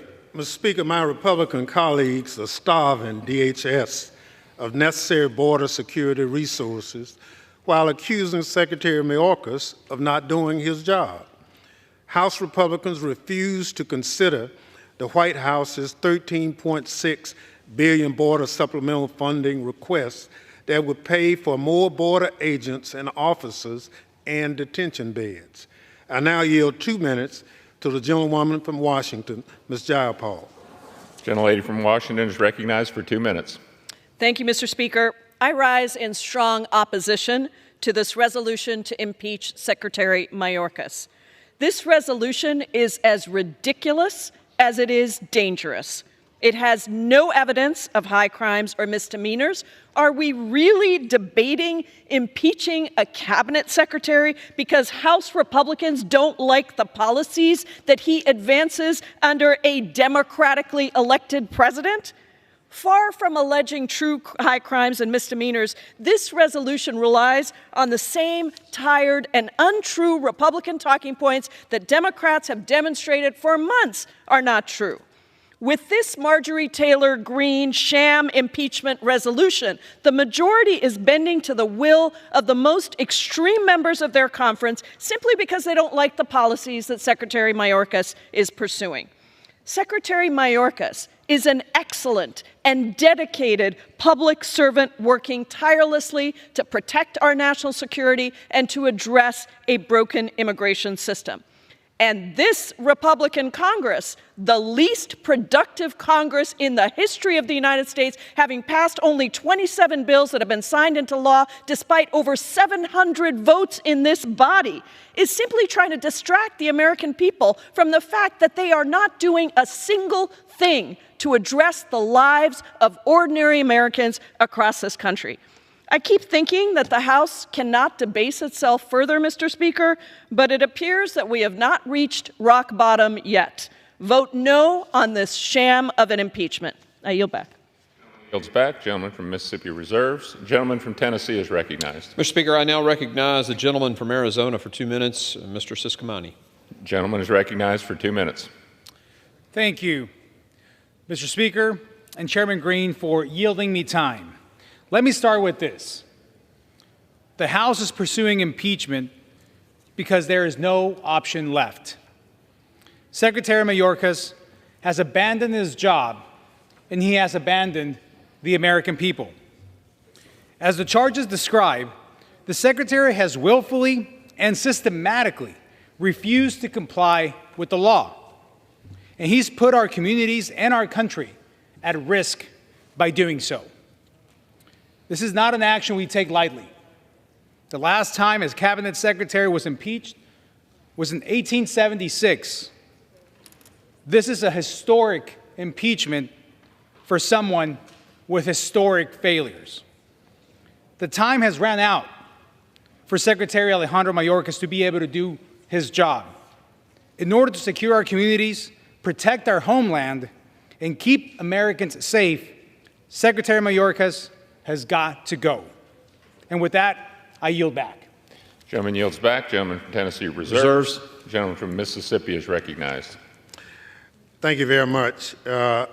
Speaker, I ask unanimous consent to include in the record op-eds from frequent conservative legal commentator Jonathan Turley and Alan Dershowitz opposing the Mayorkas impeachment despite their policy disagreements with the Biden administration. I also include in the record a January 30th, 2024 editorial by the conservative Wall Street Journal titled "Impeaching Mayorkas Achieves Nothing." Without objection. Mr. Speaker, I reserve balance. Gentleman from Mississippi reserve. Gentleman from Tennessee is recognized. Mr. Speaker, I recognize the gentleman from California for 2 minutes, Mr. Issa. The distinguished gentleman from California is recognized for 2 minutes. Thank you. Thank you, Mr. Speaker. This is so frustrating because today we are, in fact, impeaching a pawn. We're impeaching a pawn for the president. The secretary is being impeached for what he did wrong. He is, in fact, guilty as alleged. But in fact, he is just part of the high crimes and misdemeanor of the President of the United States. It was the President's decision to, in fact, undo policies that were working, to reverse, to make a systematic change that in my district, with over 55 miles of Mexican border, my border agents are reduced to being Uber drivers for everyone coming over the border. I am perfectly willing to listen to people say, well, this is a policy difference, but it is not. To faithfully execute the mission, you can have differences in how to do it. To thwart the very execution of that mission, which Secretary Mayorkas has done, is in fact an impeachable offense. I have some sympathy for him because I believe he is just obeying the orders of his boss. But that has been said before. That excuse has been used. The fact is he took an oath. He must faithfully execute that oath. If he cannot, because the president will not let him do it, then he needs to resign. As we impeach the first cabinet officer in well over 100 years, the fact is he should have resigned rather than to do things which were adverse to the Constitution, adverse to his oath, but upon the orders and duty of the president. The president can be wrong. The president can order high crimes and misdemeanors. The president can be guilty of them. This president is, in fact, guilty of that which we are impeaching the secretary for today, but so is the Secretary, and for that reason, I urge a yes vote and yield back. Gentleman yields back. Gentleman from Tennessee. Mr. Speaker, can I inquire about how much time remains for each side? Gentleman from Tennessee has 22 and a half minutes. Gentleman from Mississippi has 24. Gentleman from Tennessee reserves. Gentleman from Mississippi is recognized. Thank you very much. Mr. Speaker, this baseless sham impeachment fails to articulate a single charge that rises to the level of high crimes and misdemeanors. The constitutional standard for impeachment. Mere policy differences do not amount to impeachable offenses. I ask unanimous consent to include in the record a letter by eminent constitutional scholars opposed to this political stunt, as well as a Washington Post op-ed by Joshua Metz and Norm Eisen titled, "Why Impeaching Mayorkas Would Violate the Constitution." Without objection. Mr. Speaker, I reserve the balance. Gentleman reserves. Gentleman from Tennessee is recognized. Mr. Speaker, I now recognize for 2 minutes, or I yield 2 minutes, to the gentlelady from Oklahoma, Mrs. Bice. Gentlelady is recognized for 2 minutes. Thank you, Mr. Speaker. Earlier in this debate, the gentleman from Mississippi noted that there has been more fentanyl seized at our southern border than ever before. But what he did not also recognize is that there are now more fentanyl deaths in this country than ever before. And that is a direct result of what is happening across our southern border. I rise today in support of the impeachment of Secretary Alejandro Mayorkas. This is one of the most solemn and consequential actions the United States House of Representatives can take, and I do not take it lightly. However, under the watch of Secretary Mayorkas, we have witnessed the degradation of our border security and the willful and consistent refusal to comply with and enforce federal immigration laws. Today, fentanyl is the leading cause of death for those ages 18 to 45. Terrorists on the FBI watch list are being released into the interior of the country, and the cartels are a multi-billion-dollar business. The crisis we face today is a threat to every single American, causing our communities to be less safe, and it is a direct result of Secretary Mayorkas' actions. A clear message must be sent to the executive branch that they no longer get to break the law without consequences. Secretary Mayorkas must be held accountable. With that, Mr. Speaker, I yield. Gentlelady yields back. Reserve. Tennessee reserves. Gentleman from Mississippi is recognized. Thank you very much. Mr. Speaker, today 3 bipartisan former secretaries of Homeland Security wrote to Speaker Johnson voicing their opposition to impeaching Secretary Mayorkas. They agree that impeachment for a policy is not constitutionally permissible. They further warn that allowing impeachment of cabinet officials over policy differences would jeopardize our national security. I ask unanimous consent to include in the record the letter from Secretaries Chertoff, Napolitano, and Johnson. Without objection. And yielding 2 minutes to the gentleman from New York, Mr. Goldman. Gentleman from New York is recognized for 2 minutes. Thank you, Mr. Speaker, and thank you to my friend, the ranking member, for yielding. I rise today to condemn this rushed, baseless, sham impeachment of Secretary Mayorkas that will go down in history as one of Congress's darkest moments. The Republican argument for impeachment boils down to their view that Secretary Mayorkas has intentionally caused the influx of immigrants over our southern border. Never mind that even if true, this is not a high crime or misdemeanor that has ever been used before in the history of our country. Never mind that no court has found the Secretary or the Department of Homeland Security to have violated the law.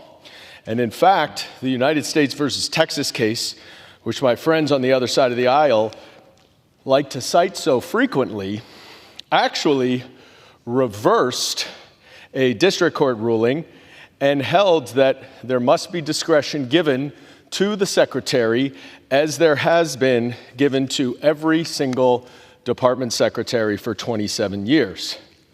And never mind that every one of those Department of Homeland Security secretaries has interpreted the law the exact same way that Secretary Mayorkas has. Never mind that Republicans have sued him to stop him from implementing the policy changes that the administration has tried to put in effect to address the situation at the border. Never mind that House Republicans are impeaching him for failing to address the problems at the border while he has spent months negotiating a bipartisan bill in the Senate to do just that. The reason for this partisan stunt is simple. Donald Trump and House Republicans want to use the border as an election year issue rather than actually solve the problems through necessary legislation. I urge my colleagues who care about the Constitution, the rule of law, and this institution to vote no. You will otherwise come to regret this vote. Gentleman's time And has I yield expired. back. Gentleman from Mississippi reserves. Gentleman from Tennessee is recognized. Mr. Speaker, I yield 2 minutes to the gentleman from Michigan, General Bergman. Gentleman from Michigan is recognized for 2 minutes. Thank you, Mr. Speaker. The last Secretary of Homeland Security appointed by a Democrat president once described a border crisis as more than 1,000 Border Patrol encounters per day. In December last year, we averaged nearly 10 times that number. Perhaps most worryingly, 2023 saw a record-setting 860,000, just a little bit shy of 1 million gotaways, border crossers who were detected but who were never apprehended. That's nearly 1 million potential felons, cartel members, terrorists, and drug traffickers freely allowed into our country and currently residing in our communities and our neighborhoods. This crisis has been aided and abetted through the unprecedented dereliction of duty of Secretary Mayorkas. As the House Homeland Security Committee has uncovered, Mayorkas has repeatedly violated, subverted, and simply ignored multiple laws set forth by Congress that he swore an oath to uphold, all while ignoring court orders and lying to Congress and the American people. The evidence of his wrongdoings is damning. His abuse of power goes well beyond simple bureaucratic incompetence, and his actions, which have put our nation at extreme risk, cannot go unanswered. I urge my colleagues to support this resolution, and I yield back. Gentleman yields back. Gentleman from Tennessee reserves. Gentleman from Mississippi is recognized. Thank you very much, Mr. Speaker. Mr. Speaker, Republicans are exploiting impeachment power to distract from their inability to pass legislation. Here's what Republican Representative Chip Roy said in November, quote, "I want my Republican colleagues to give me one thing, one that I can go campaign on and say we did. One. Explain to me one material, meaningful, significant thing the Republican majority has done." I now yield 1 minute to the gentleman from New York, the Democratic leader, Honorable Hakeem Jeffries. Gentleman from New York is recognized for 1 minute.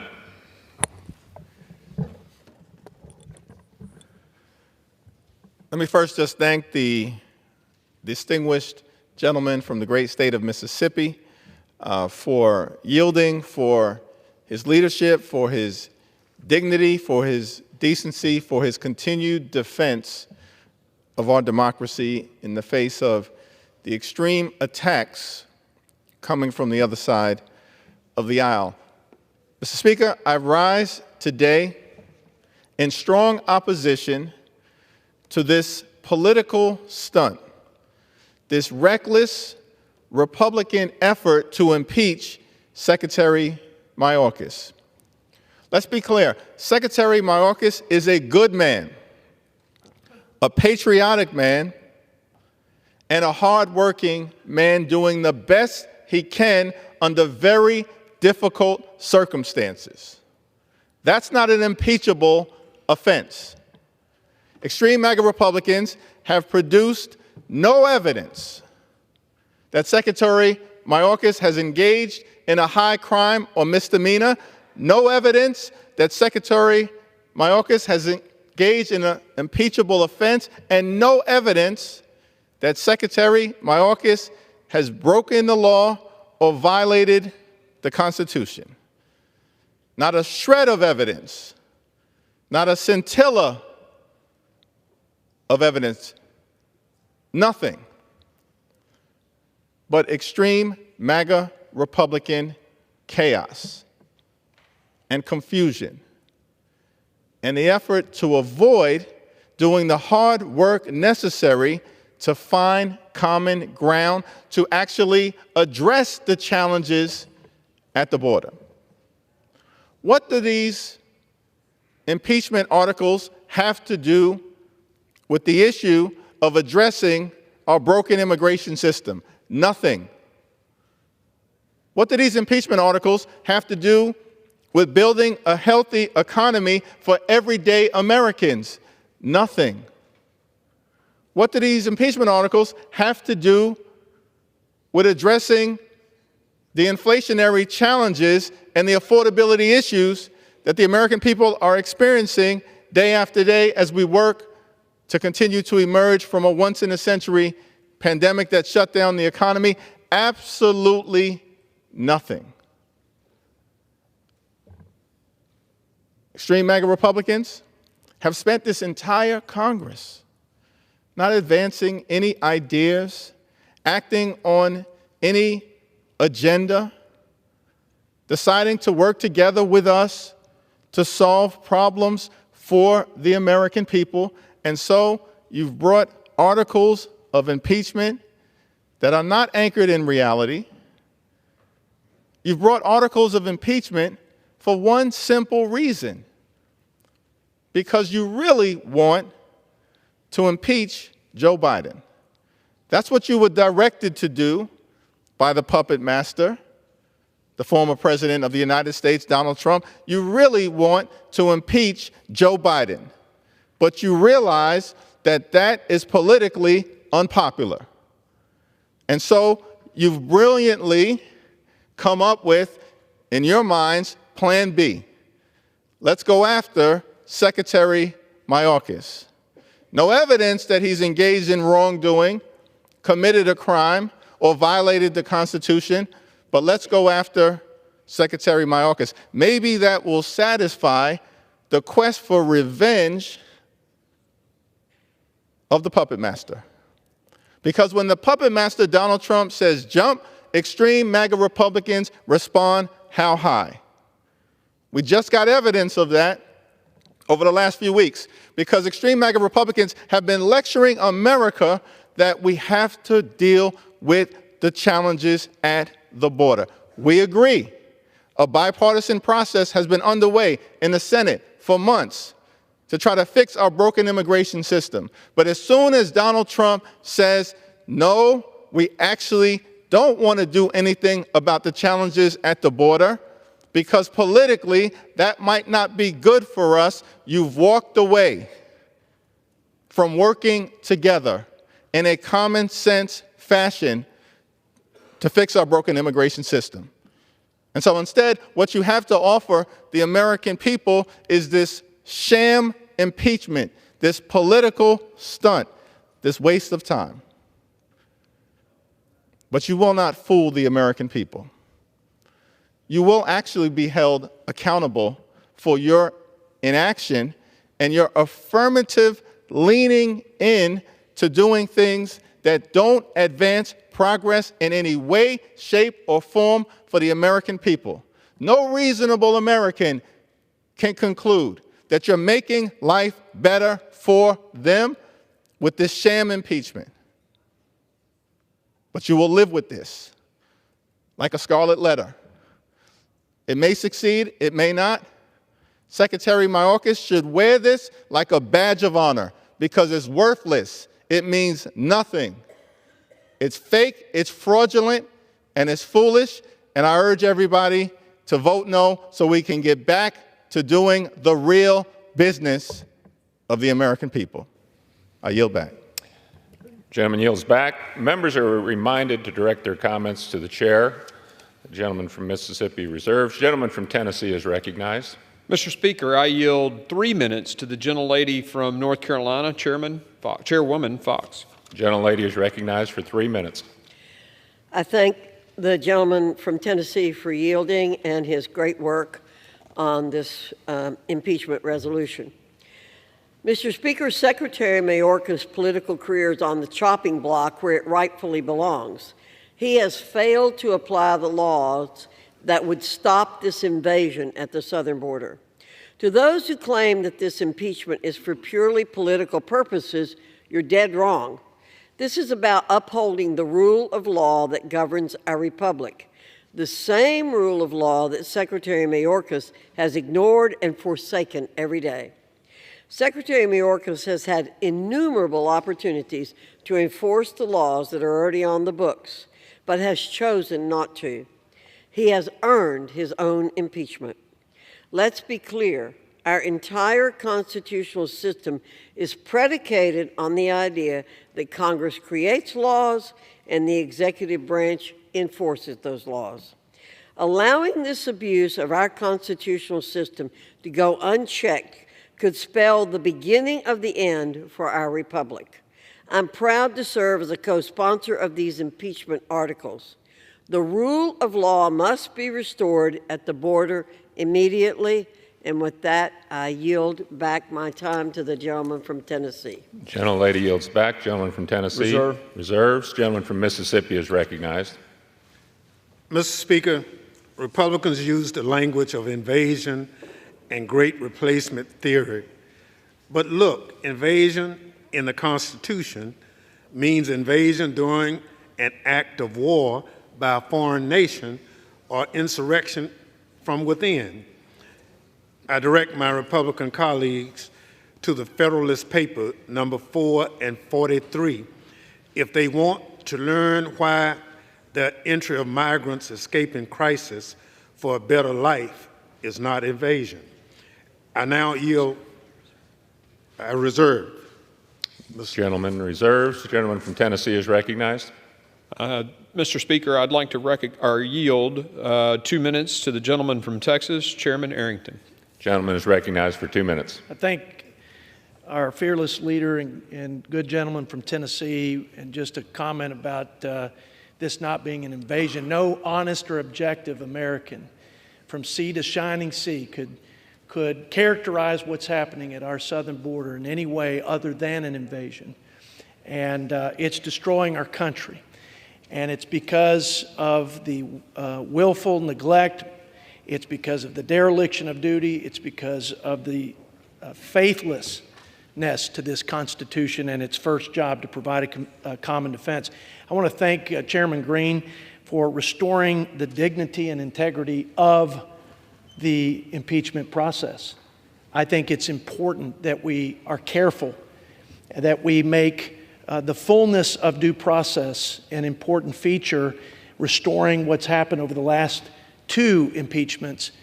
This is a year-long process, and I appreciate your fidelity to the Constitution and the integrity of this institution.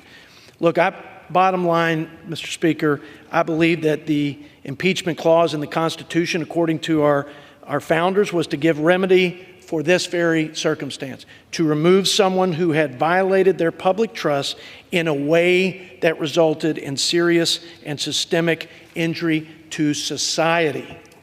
So, Chairman Green, again, thank you for your leadership. I stand with you. This is the right and responsible thing to do in faithfulness to the Constitution, in the protection of the American people, and in defense of the sovereignty of the greatest nation in human history. And with that, I yield back. Gentleman yields back. Gentleman from Tennessee reserves. Gentleman from Mississippi is recognized. Thank you very much. Mr. Speaker, the extreme mega Republican stunt to impeach Secretary Mayorkas is baseless. The Democratic staff of the Committee on Homeland Security thoroughly documented the many failures of fact and law in the articles of impeachment contained in H Resolution 868. I ask unanimous consent that it be included in the record. Without objection. I now yield 2 minutes to the gentlewoman from Texas, Ms. Jackson Lee.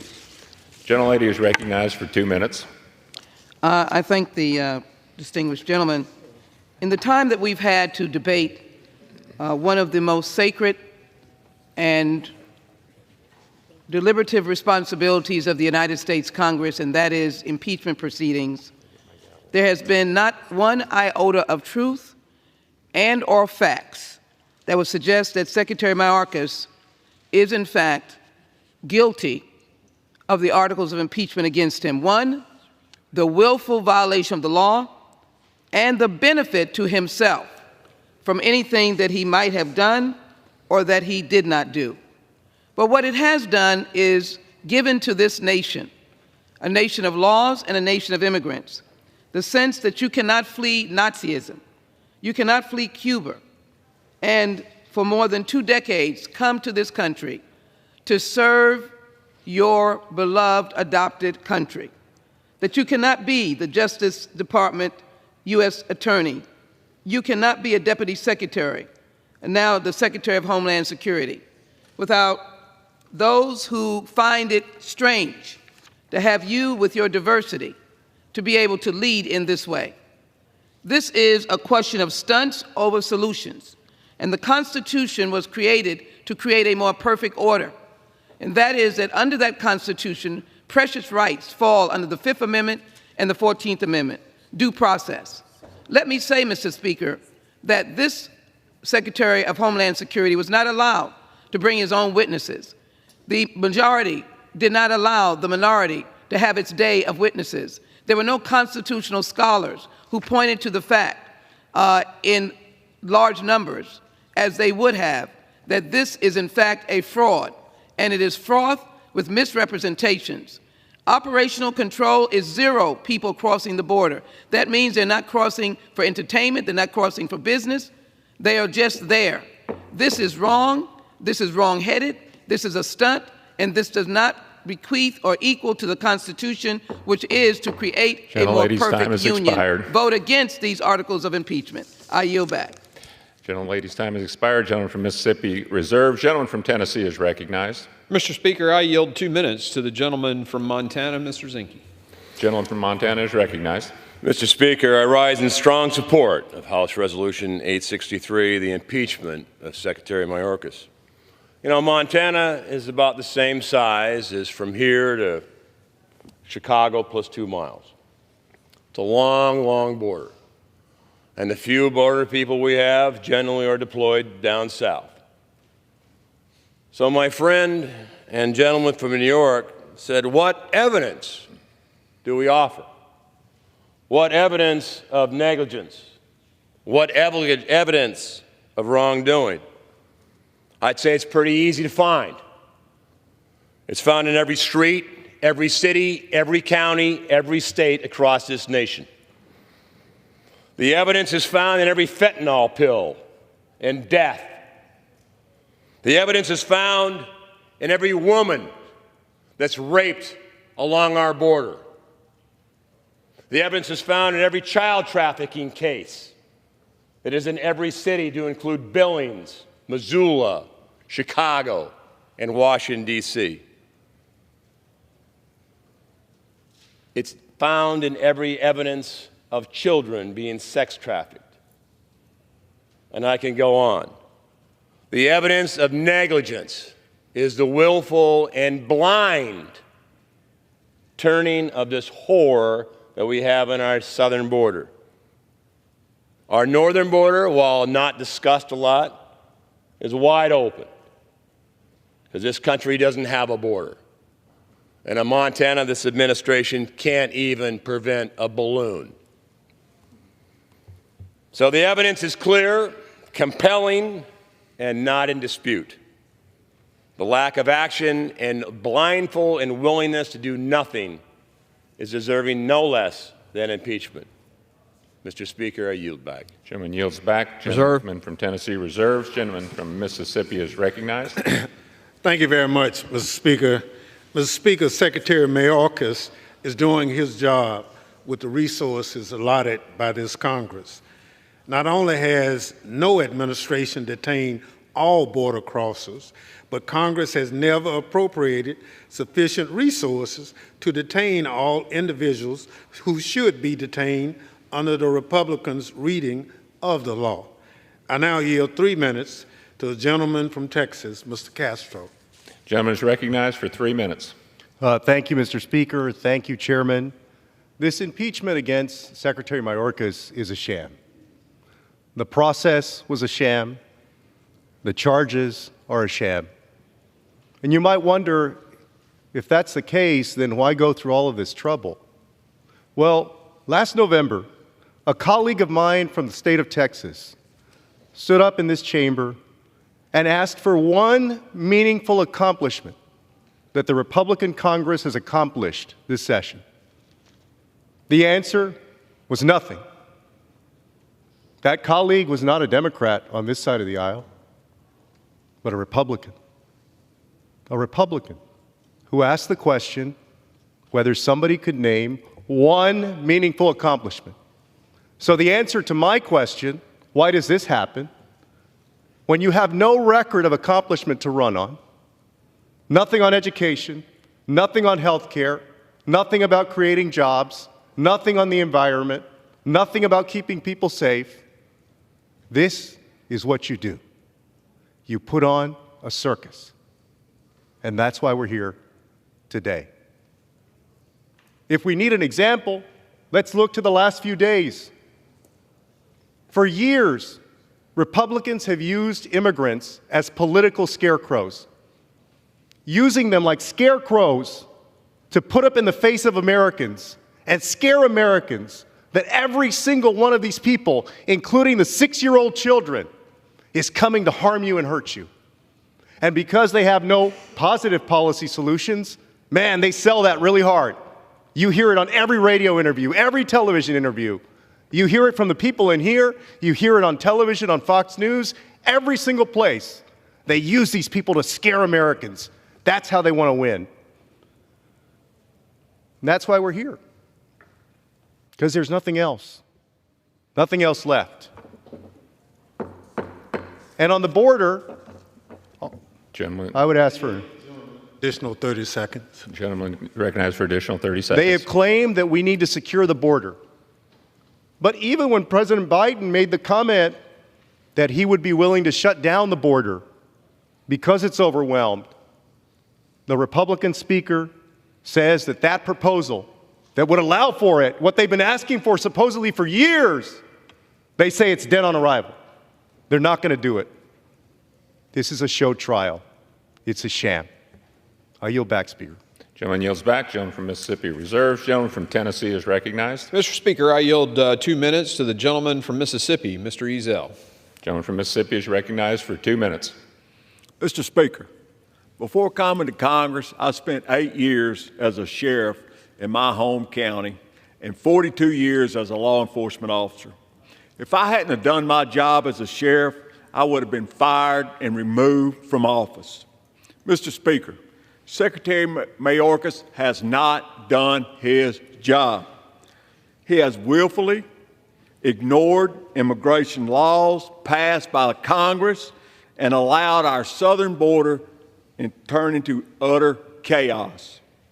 His breach of the public trust cannot go unanswered. I voted to hold him accountable in committee last week, and I will do so today on the floor. I urge my colleagues to vote in favor of this impeachment and hold Secretary Mayorkas accountable for his actions. And with that, Mr. Speaker, I yield back. Gentleman yields back. Gentleman from Tennessee reserves. Reserve. Gentleman from Mississippi is recognized. Thank you very much. Mr. Speaker, I now yield 2 minutes to the gentlewoman from California, Ms. Barragan. The gentlelady from California is recognized for 2 minutes. Thank you, Ranking Member Thompson. I rise to oppose this baseless, politically driven impeachment of Secretary Mayorkas by extreme MAGA Republicans. House Republicans have failed to meet the constitutional standard for impeachment.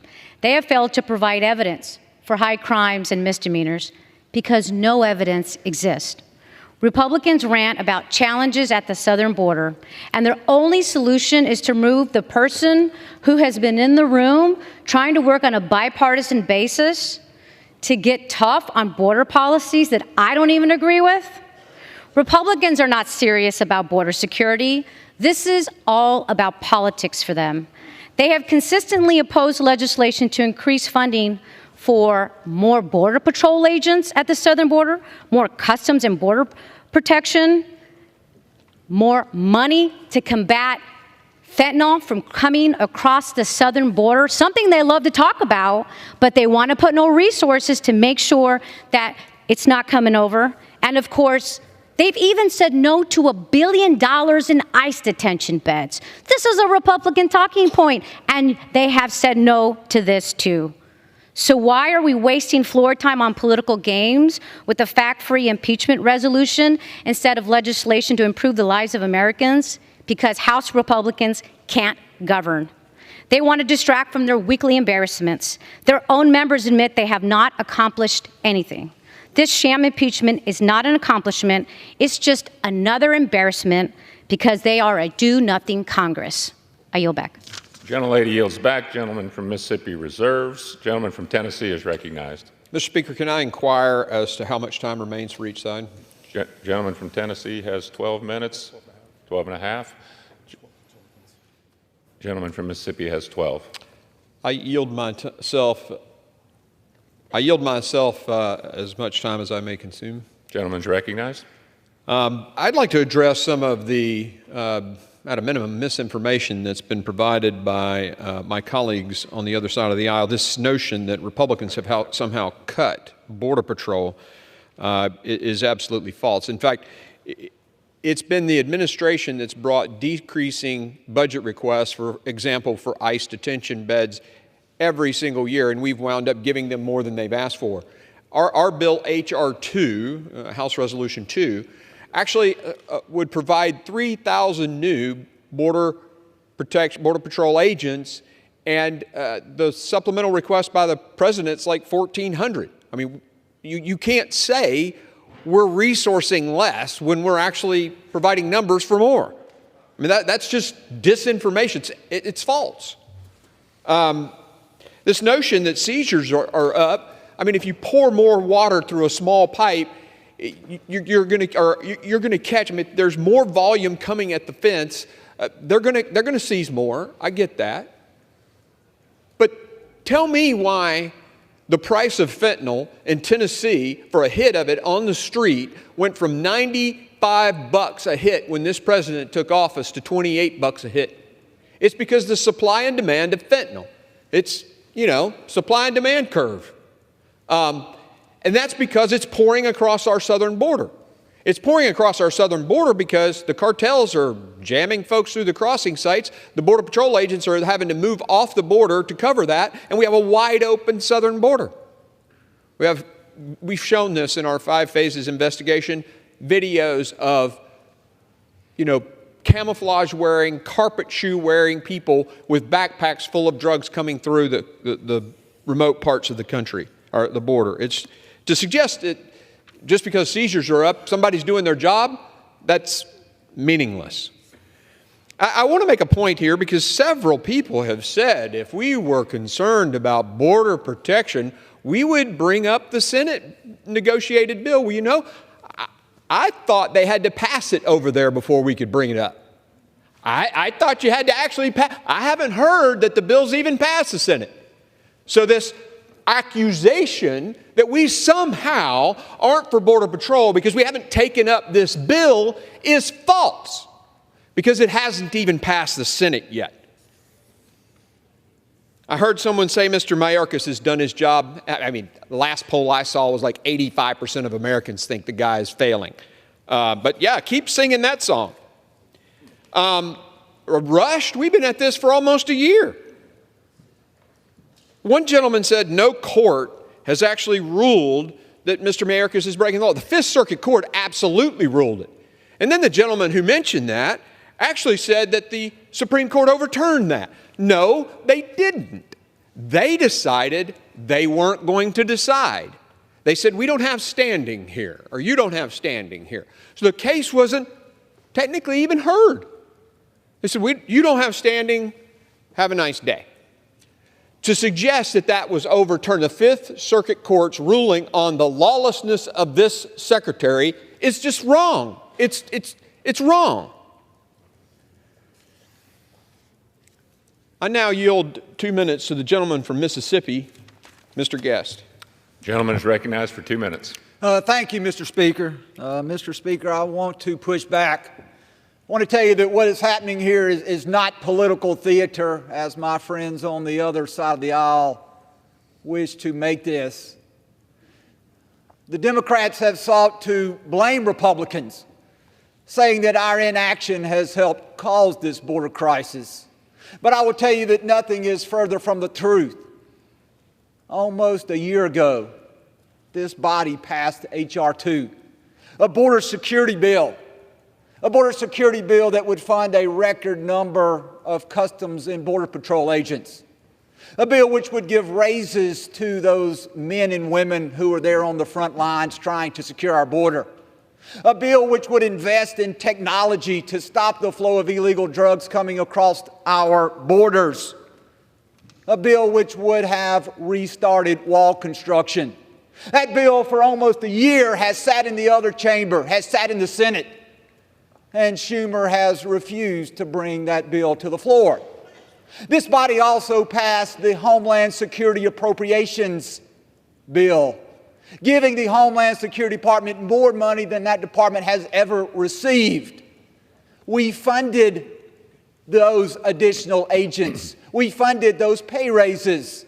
We funded additional detention beds. And what has happened to that appropriations bill?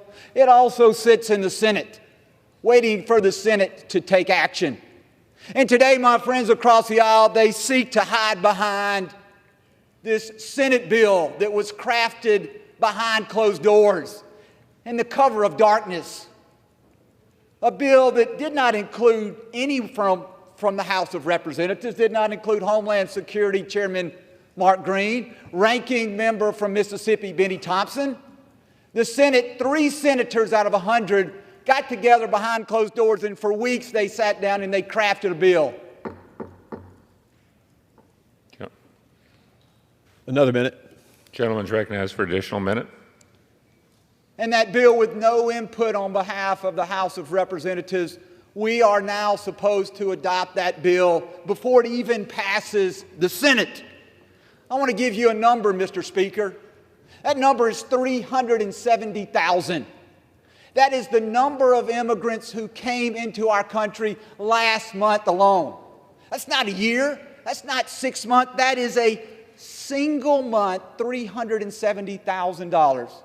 Yet our Homeland Security Secretary continues to maintain that the border is secure.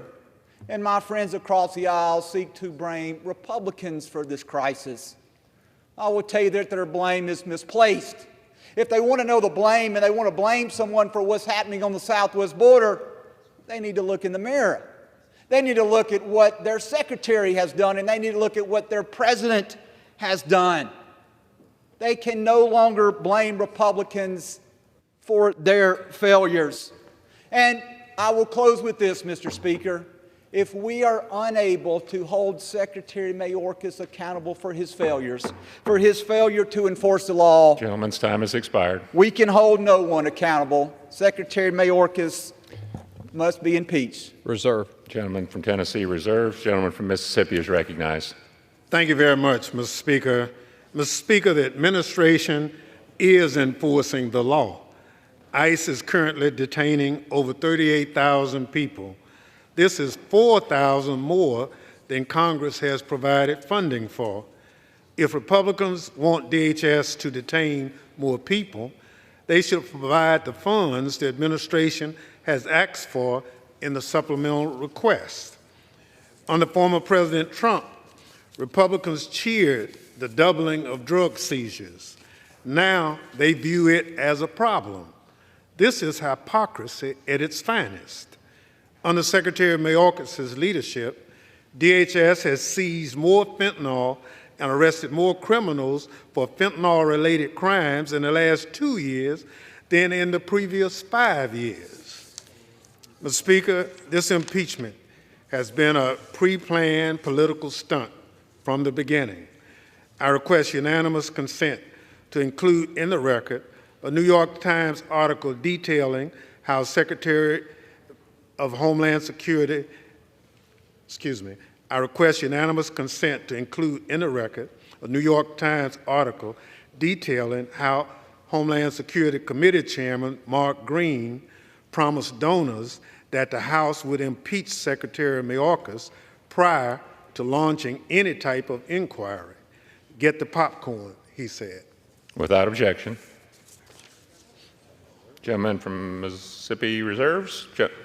Gentleman from Tennessee is recognized. Thank you, Mr. Speaker. I would yield to myself as much time as I'd consume. Gentleman is recognized. Mr. Speaker, I think that most of my colleagues here and a lot of people back home certainly know that I had the unbelievable privilege to interview Saddam Hussein on the night of his capture. And as I was sitting there talking to Saddam Hussein, I asked him why he invaded Kuwait, and he gave me all these justifications about who owned which oil field. And then he held up the palm of his hand, and he pointed to the palm of his hand, and he said, you know, all of human civilization comes from the Tigris and Euphrates River. Every person on the planet is an Iraqi, and I'm the president of Iraq. What Saddam was saying is he was the king of the world. The thought struck me, how does a person get there? Well, the old adage came to mind that, you know, absolute power corrupts absolutely. When you concentrate power into the hands of fewer and fewer people, you get tyranny every time. In this case, one man. Our founders were brilliant. They were following the philosophies of Montesquieu, and they decided that they would divide power out. They would separate 3 branches of government, and then with the 10th Amendment, they would separate power between the federal government and the states, the local governments. But they did develop 3 equal and separate branches of government, with the legislative branch writing the laws and the executive branch executing the laws. And interestingly enough, in the Iran-Contra hearing, the Democrats said in their report, you can't pick and choose which law you want to enforce. It's also fascinating that, you know, here we are. They say it's about policy. This is about a systemic, planned mechanism to undo the immigration laws passed before, just because the current secretary doesn't think that's what they ought to be. That secretary is supposed to execute those laws, but he's chosen not to. It says shall detain criminal felons, and he has directed his DHS employees not to do that. Violating the laws passed by this body, telling this separate but equal branch of government, I don't care what you say or have passed as law. I don't care that you represent the voice of the American people.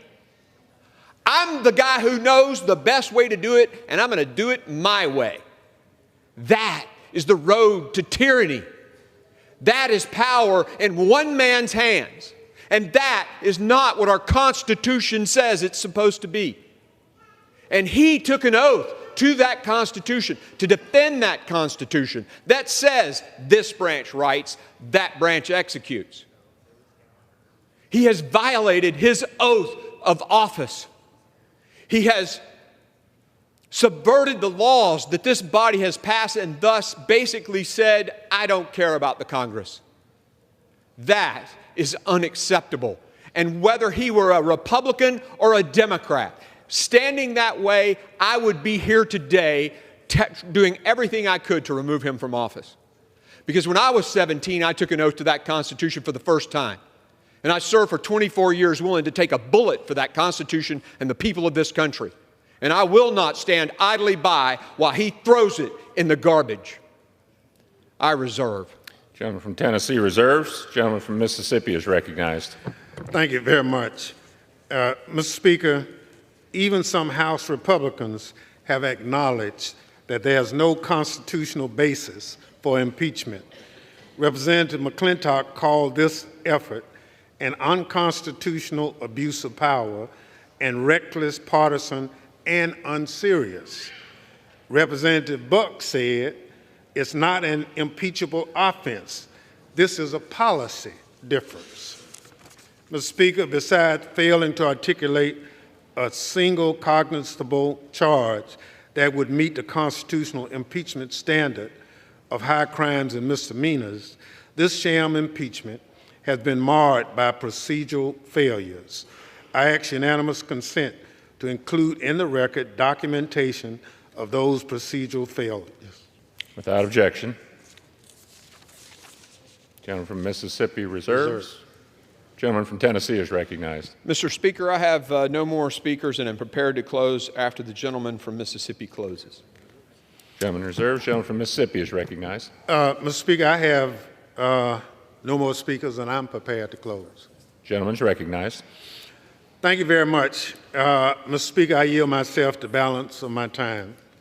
Mr. Speaker, the statements from the other side this afternoon have misrepresented the facts and the laws of this baseless sham impeachment. This extreme mega Republican majority is more about stunts rather than solutions.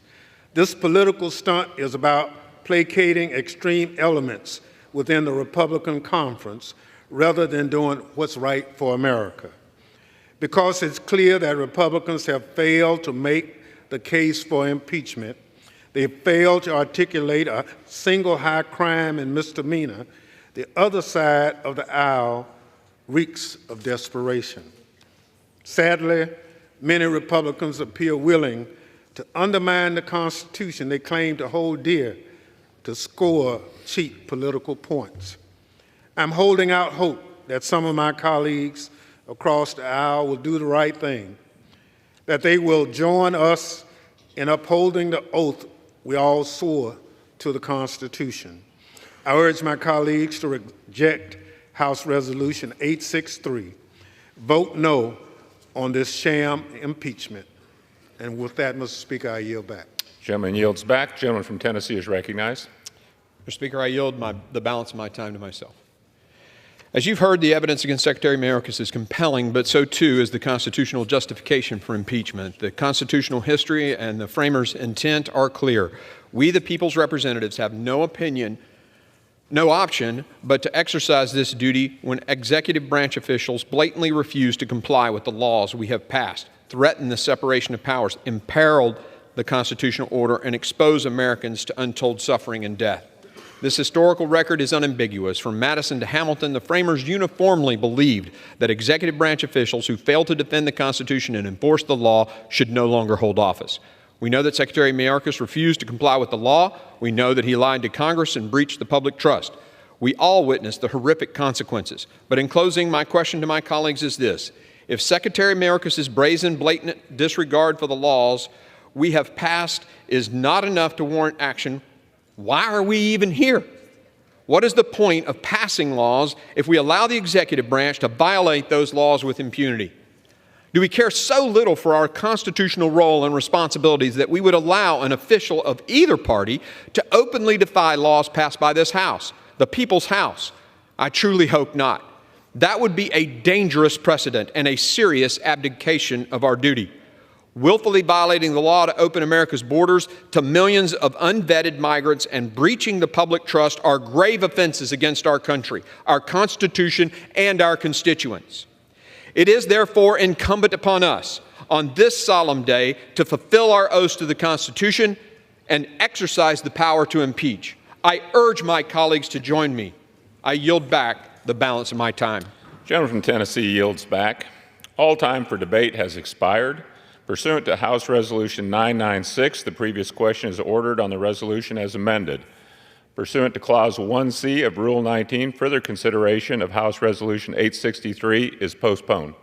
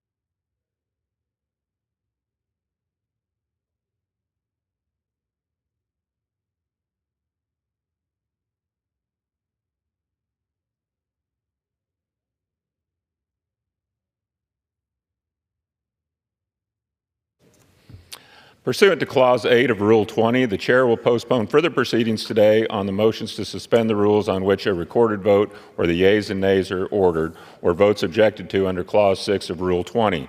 The House will resume proceedings on postponed questions at a later time. For what purpose does the gentleman from California seek recognition? Mr. Speaker, I move that the House suspend the rules and pass H.R. 7217. The clerk will report the title of the bill.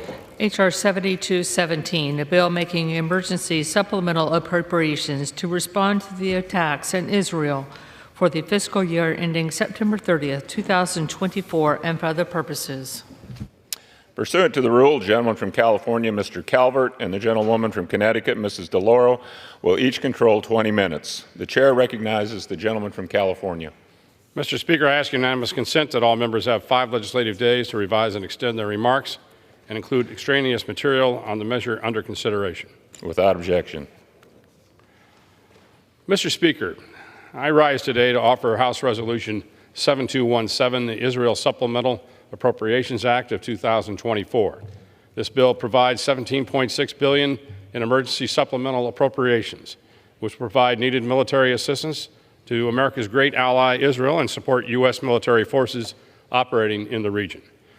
On October 7, 2023, Hamas carried out a brutal, unprovoked terrorist attack on the people of Israel. The horrific acts committed on this day resulted in 1,200 deaths, thousands injured, and 240 hostages. 136 remain in captivity, and over 30 are believed to be dead. The Israeli people are still reeling from the horrors of October 7th, but have bravely pushed their sorrow aside to root out and fight Hamas and ensure that the people are never threatened again. Last November, the House passed a $14.3 billion supplemental to shore up our ally. The bill included $5.2 billion in missile defense systems such as Iron Dome, David Sling, and Iron Beam, $4.4 billion to backfill U.S. stocks, $1 billion for U.S. munition production such as the 155 rounds and small diameter bombs, $3.5 billion for foreign military financing of U.S. systems and munitions, and $200 million for the protection of U.S. personnel and emergency evacuations of American citizens in the region as a result of this conflict.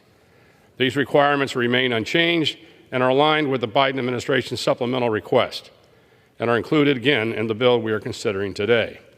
Unfortunately, the situation in the Middle East has continued to deteriorate since November. The Houthis have launched dozens of missile, drone, and boat attacks on military and civil ships in the Red Sea. On January 28th, 3 U.S. soldiers were killed and 40 injured by a drone attack. 3 U.S. soldiers were killed and 40 injured in a drone attack at a military base in Jordan, caused by an Iranian-backed militia. Just this morning, the Houthis fired missiles at 2 civilian ships in Yemen, 1 British, 1 American. We're putting our military in an untenable situation, and attacks continue to escalate. Now we must shore up our ally Israel and provide our military with the resources they need to protect our troops in the region. The new funding in this bill addresses that changing reality by providing $3.3 billion for U.S. military operations in the region funded through December 24. This includes $1 billion for low-cost defensive capability to thwart future attacks on U.S. forces in the region. In many instances, we have been intercepting low-cost Iranian-backed drones with multi-million-dollar munitions. This funding will protect our forces and put us on the right side of the cost curve. This funding bill resupplies Israel's defensive capability, restores American defense industry to replenish our stocks, funds necessary operations for our forces in the region, and sends a strong signal that the United States will not back down. I'm grateful for the support of Chairwoman Granger, Chairman Diaz-Balart, Republican leadership, and dozens of members who have co-sponsored the bill. I'm also grateful for the support expressed by many of my friends across the aisle. We have an opportunity today to come together and send a strong message: the United States stands with Israel. I want to address the position of the Democratic leadership, including President Biden's veto threat. Assertion that this bill plays politics are patently false. Last November, Democrats said they wanted a clean bill. That's exactly what this is. This bill simply provides necessary resources to our closest ally in the region and our own military. I introduced this bill because it's the right thing to do. The only people making it political are those who oppose it. Tomorrow is the 4-month anniversary of the horrific October 7th terrorist attack, an act of war. Israel knows that we stand with them, and today we can send a clear message that we support the efforts to eradicate Hamas and the only way to truly bring peace to the region.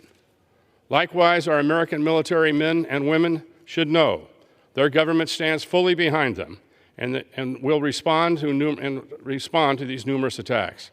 Terrorists and those supporting them should have no question of American resolve.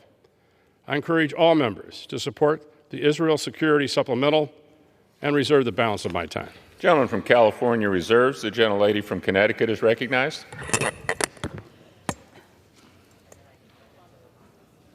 Mr. Speaker, I'm sorry.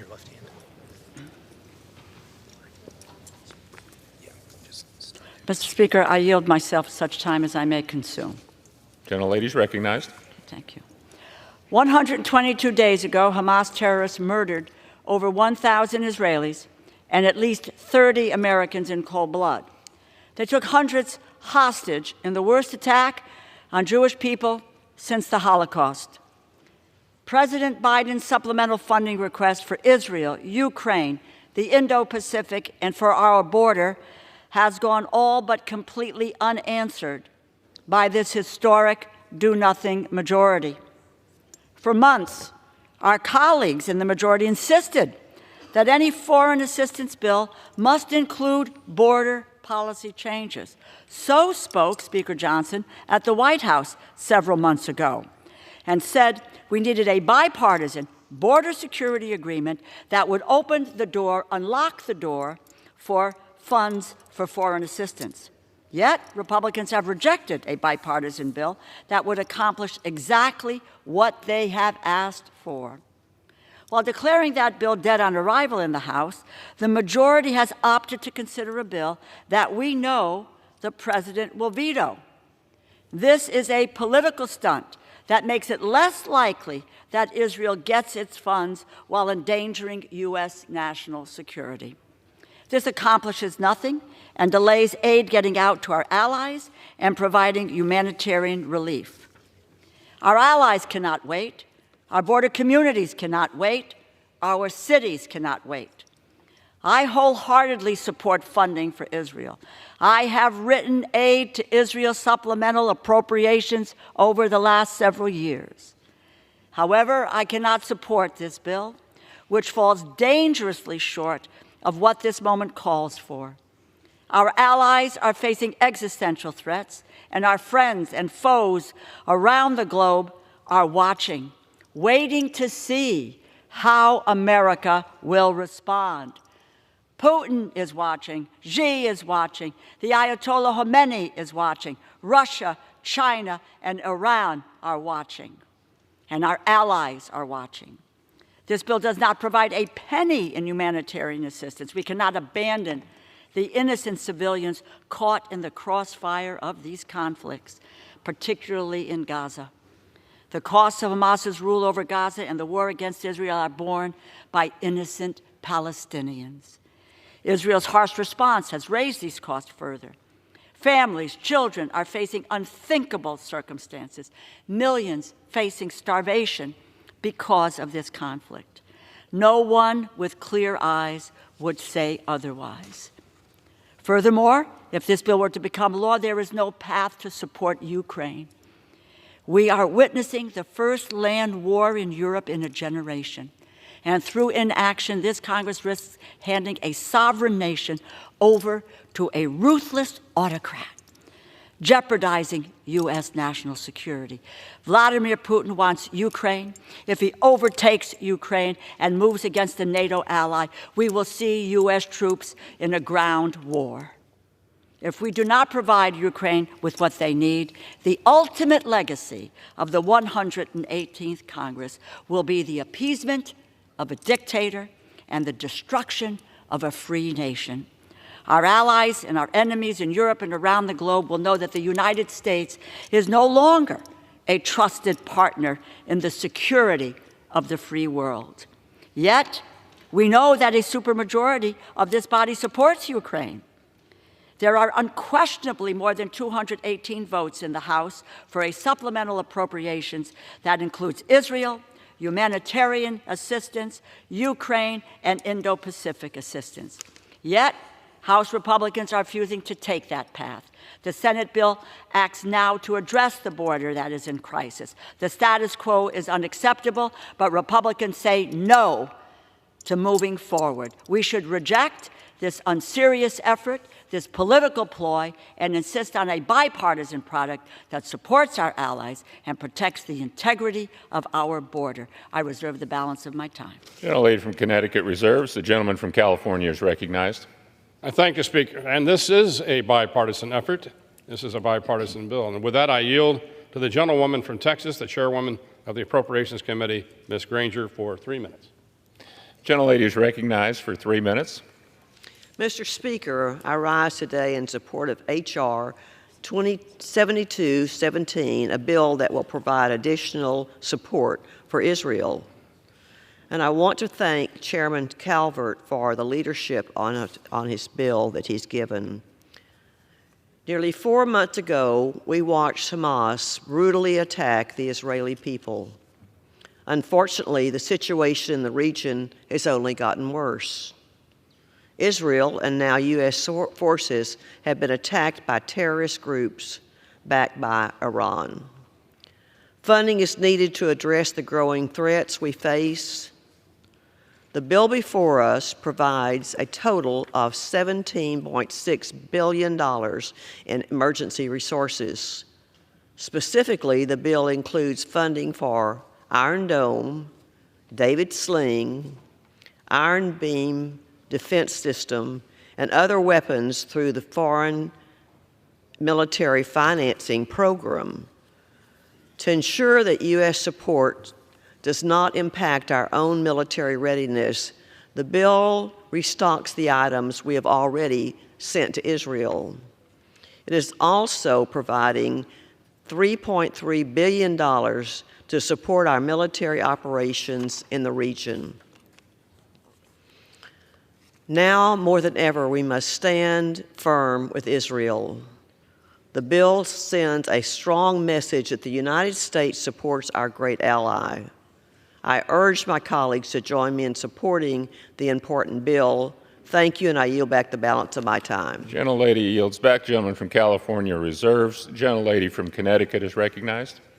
I yield 3 minutes to the gentlewoman from Minnesota, the ranking member of the Defense Subcommittee, Ms. McCollum. The gentlelady is recognized. Thank you, Ranking Member DeLauro. Mr. Speaker, our nation faces two immense national security challenges, and Congress must address them both. Russia's illegal and unjust invasion of Ukraine, which threatens their territorial integrity and the security of Europe, and Israel's response to the Hamas terrorist attacks on October 7th, which has spiraled into a regional conflict between the United States and Iranian proxies. Tragically, three U.S. service members have lost their lives in this conflict. Our nation and the world need decisive action from Congress. The Hamas attacks on October 7th were barbaric, and Israel does have the right to defend itself. And I've long supported missile defense priorities like Iron Dome in the Defense Appropriation Bill. But this is not the way to get more aid to Israel. The Senate and the White House do not support this action. This bill was introduced to get ahead of the Senate's bipartisan security supplemental, which does address all of our national security priorities. The Republican House bill plays politics with our national security, and that's wrong. It's a non-starter for those of us who seriously want to address these crises in a comprehensive manner. And here's how we do that. We do provide assistance to Israel, but it's equally important to get more life-saving humanitarian aid into Gaza, because if we don't, the situation for civilians will continue to deteriorate. Starvation will grow, disease will spread, and Palestinian civilians, most of them children, will continue to suffer, and many die. because Israel's security situation will worse if we don't do the humanitarian aid. We need to support our national priorities around the world. Our service members are working nonstop to defend commercial shipping routes and deter broader regional conflicts with Iran. They deserve our support. We must provide additional security assistance to Ukraine. The situation there is desperate, Mr. Speaker. Ukrainian civilians will continue to be murdered. Their military faces serious shortage of ammunition, and we must remedy that. Congress cannot afford to ignore any of these challenges because America cannot afford to ignore them.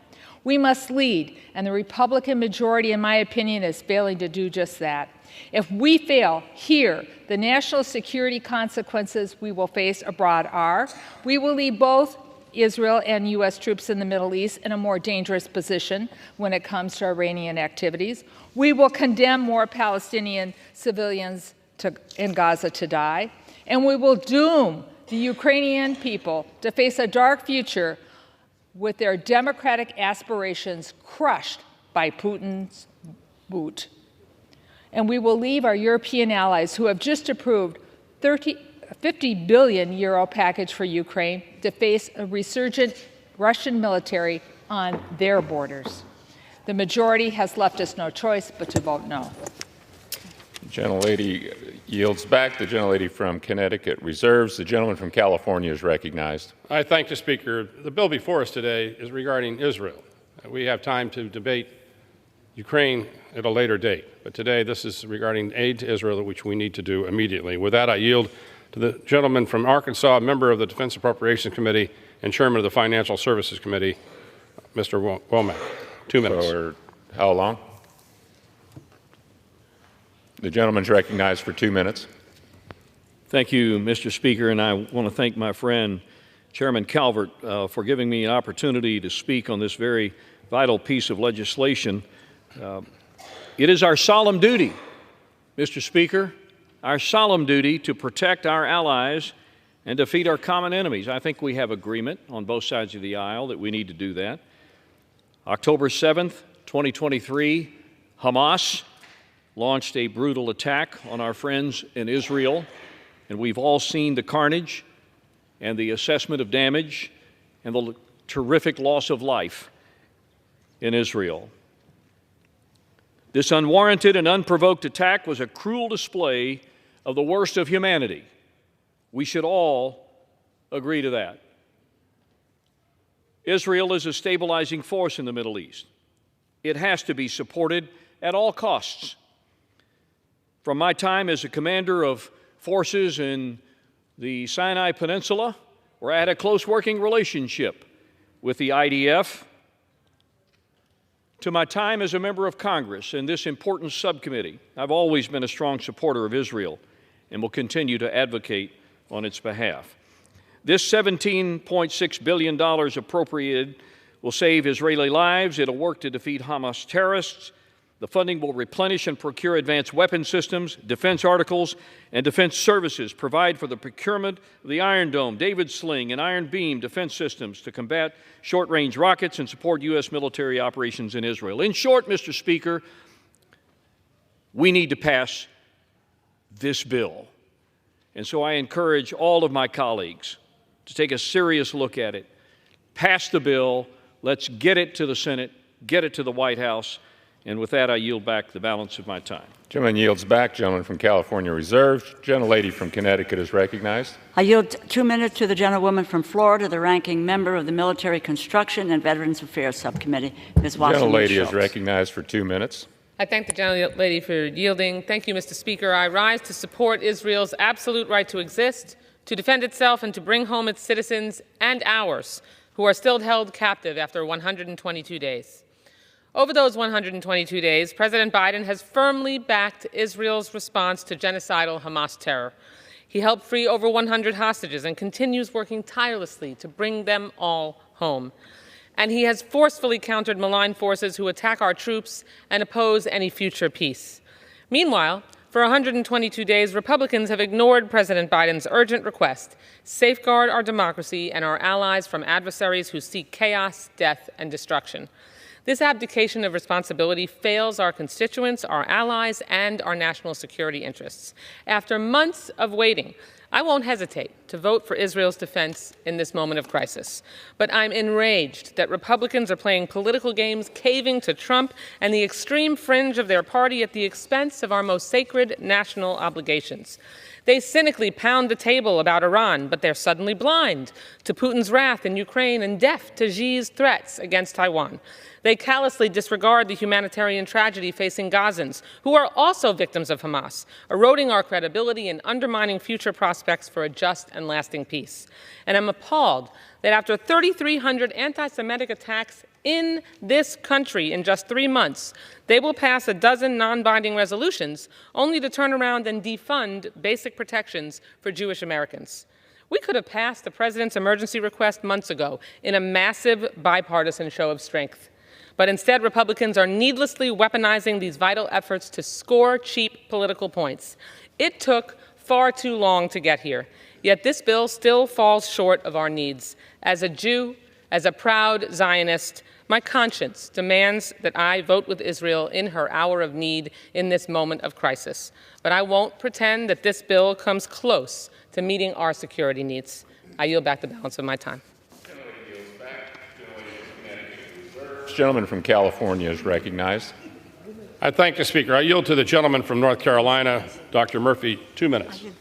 The gentleman is recognized for 2 minutes. Thank you, Mr. Speaker. Today I rise in support of 7217, the Israel Security Supplemental Appropriations Act.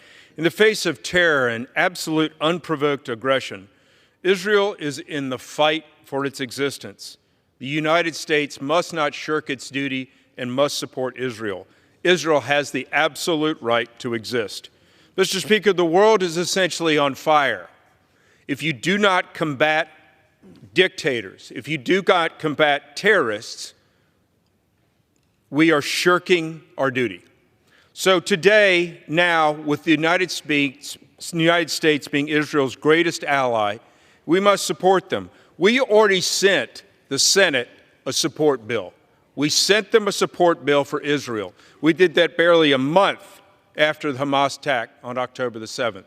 But what has Senator Schumer and Senator Democrats done? They've sat on it. And now they want to send us a bill to try to fix their crisis at the border and guise that with support of Israel.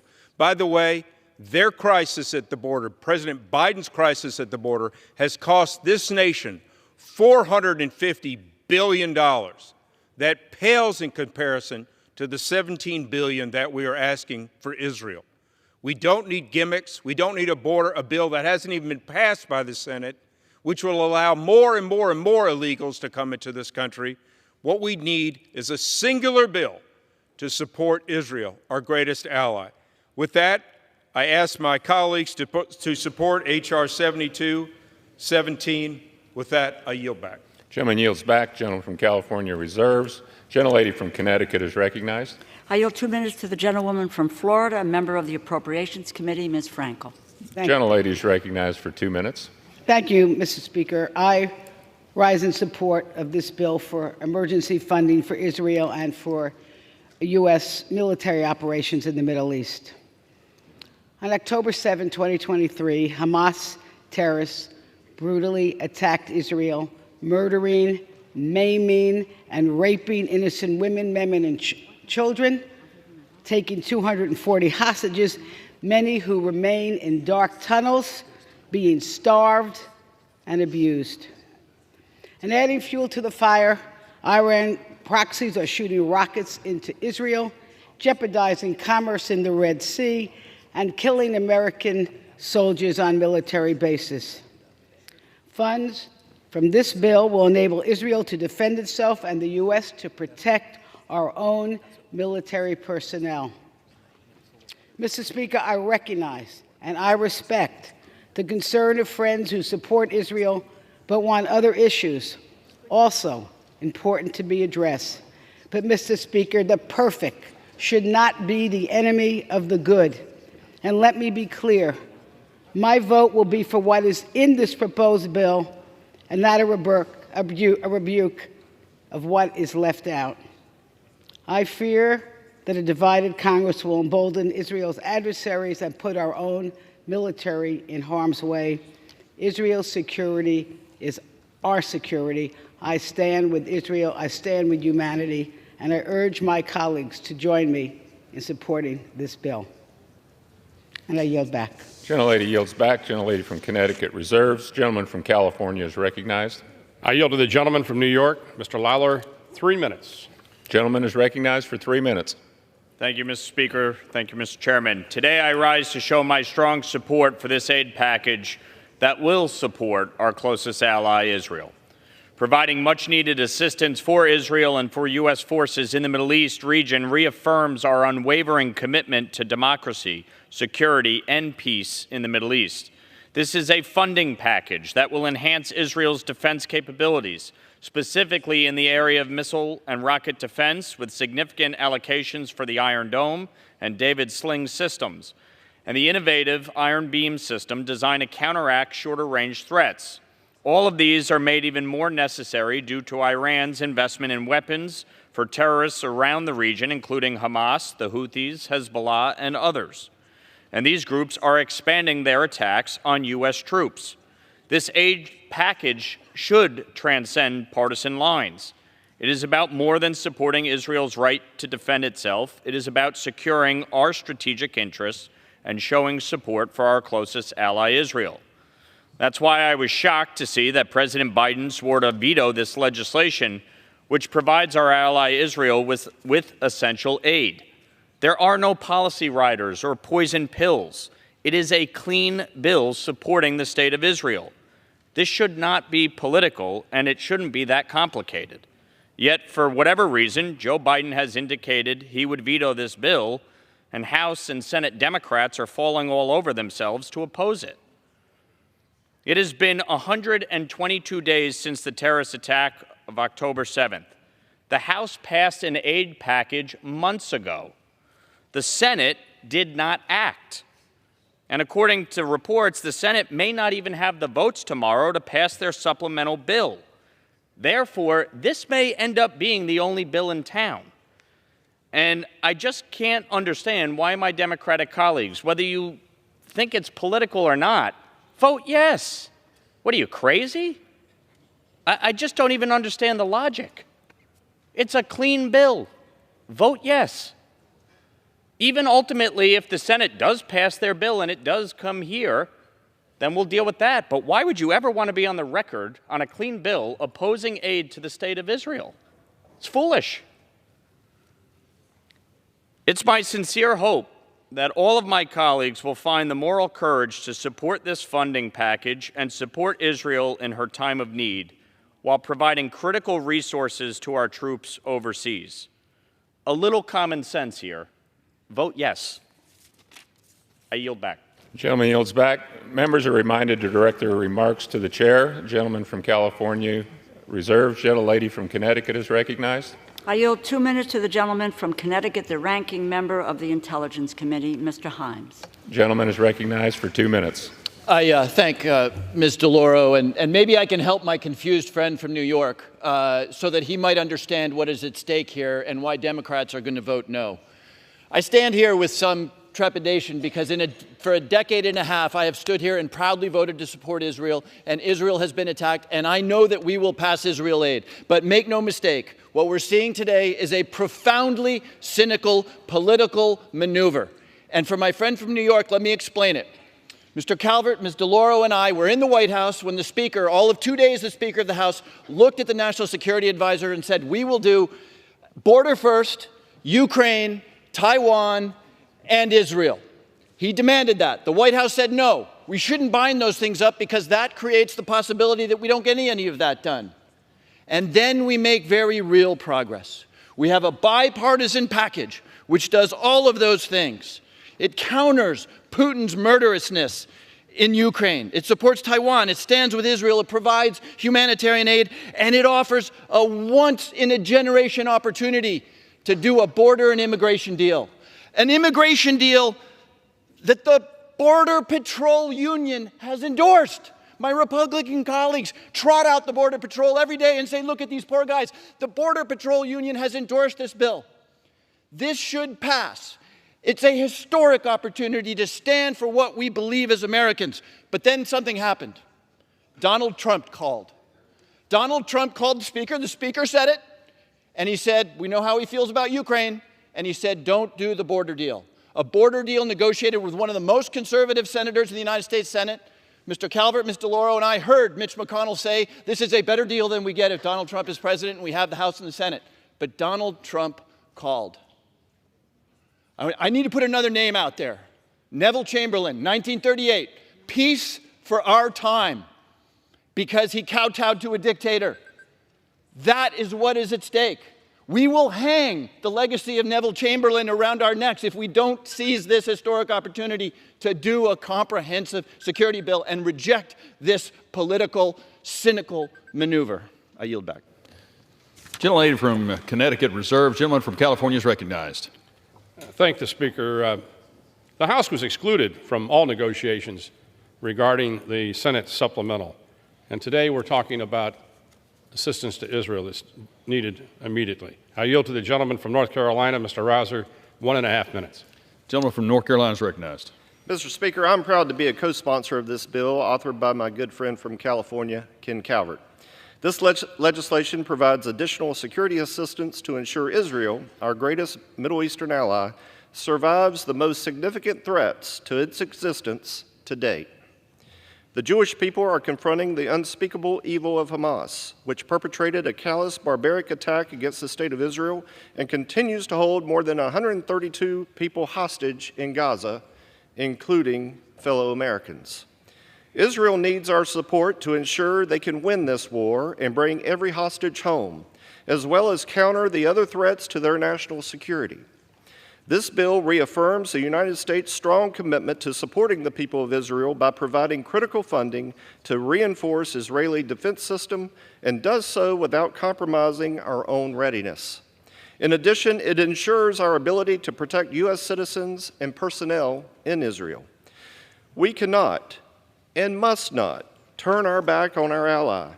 Doing so would only embolden Hamas, incentivize Iran to continue funding ruthless attacks on Israel, and weaken the security of American personnel in the region, not to mention the harm it would eventually bring to our own nation here at home. We either ensure that Israel has the resources to win, or we are eventually forced to fight the same enemies here. For those who want to annihilate Israel wish to do the same to America. Mr. Speaker, I yield back my time. Gentleman from California reserved. Gentlelady from Connecticut is recognized. Mr. Speaker, I yield 1 minute to the gentleman from Illinois, Mr. Schneider. Gentleman from Illinois is recognized. Mr. Speaker, Israel is fighting an existential war against Hamas, a death cult dedicated to the genocide of Jews and the annihilation of the Jewish state, while also being attacked by Hezbollah, the IRGC and Iranian proxies, and Houthis. There is no question that the United States must support our ally Israel. But to my colleagues, I say it is folly to think that what is happening now in the Middle East is not connected to what is happening concurrently in Ukraine. If Ukraine falls, the aid we're providing Israel in this bill is only going to be a small down payment to what will be needed when Israel faces a strengthened Hezbollah backed by an emboldened Iran, encouraged by a newly empowered Russia. And the United States will likely need to spend billions of additional dollars stationing more U.S. troops alongside our NATO allies in Europe. We are selling ourselves and our allies short by not taking the responsibility of leadership this country should be taking. And if we don't continue, it's going to cost our kids and our kids' future. It is shameful that the Republicans and Speaker Johnson are using our most important ally, Israel, as a political cudgel. It threatens not only Israel's security, but America's security and our children's future. I yield back. Gentlelady from Connecticut reserves. Gentleman from California is recognized. I'm pleased to recognize the gentleman from Wisconsin, Mr. Van Orden, for 2 minutes. Thank you, Mr. Chairman. Thank you, Mr. Speaker. I'd remind my colleague that, in fact, I agree with him for one time. These events are connected, and the connection is the incredibly strategic amount of strategic weakness the Biden administration has shown. That's why Putin invaded Ukraine, and that's why Hamas has gone crazy in Israel. Immediately following the attacks of October 7th, I went to Israel and I witnessed what Hamas did to the Jewish people. And as a retired Navy SEAL combat medic, it put me on my heels. And I will remind my colleagues on the other side of the aisle that there was a ceasefire on October 6th, that there was a de facto two-state solution on October 6th, and that was broken by Hamas. And unlike the vast majority of my colleagues on the other side of the aisle, I spent my entire adult life either training for, training others for, or at war myself. So, there is a difference between the conflict in Ukraine and what's taking place in Israel right now. Vladimir Putin is a war criminal and he is after territorial gains. Hamas is a group of savages that are after the utter destruction of the Jews as a people. They want to eradicate them. And there are members of the other party who have been censured, member of the other party that's been censured on this floor for grossly anti-Semitic remarks, and that's what's taking place. Do not be fooled by this political rhetoric. I stand with the Jewish people now. I will stand with them from the beginning to the end, so the river to the sea never takes place. And with that, Mr. Speaker, I yield back my time.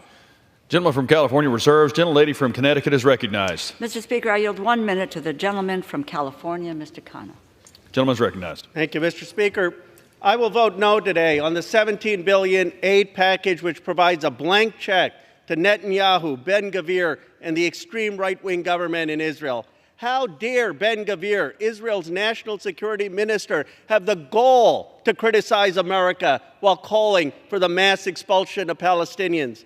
I will vote no because this bill includes zero humanitarian aid while children are dying and 400,000 Gazans face famine.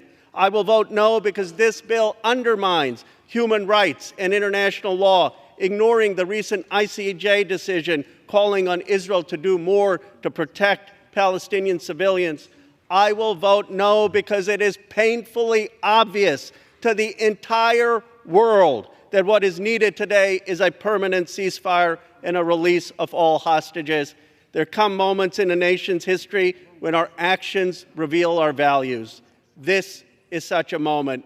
We must stand for stopping the bombing, for ending this brutal war, and for justice in the Middle East, with a Palestinian state with equal rights living side by side with Israel. Gentlelady from Connecticut reserves. Gentleman from California is recognized. Mr. Speaker, I reserve the balance of my time. Gentleman reserves.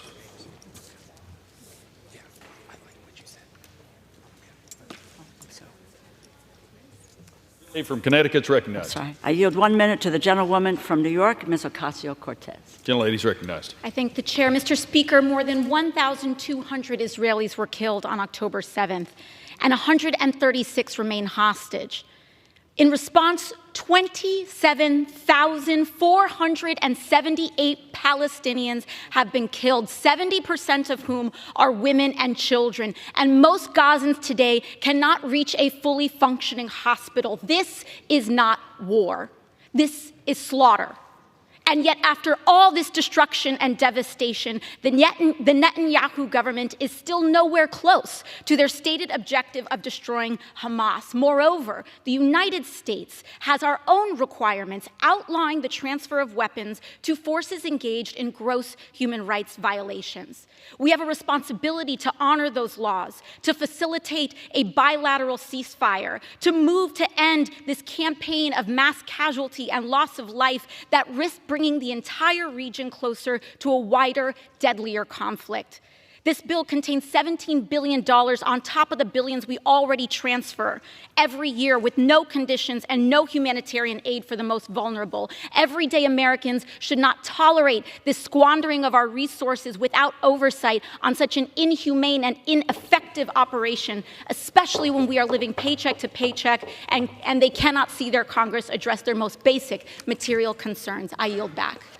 Gentlelady from Connecticut reserves. Gentleman from California is recognized. Mr. Speaker, I reserve the balance of my time. Gentleman reserves. Gentlelady from Connecticut is recognized. Mr. Speaker, I yield 1 minute to the gentlewoman from Michigan, Ms. Tlaib. Gentlelady is recognized. Here we go again. Sending $17.6 billion U.S. tax dollars with no conditions attached to Netanyahu's extremist government to drop more bombs on innocent Palestinians.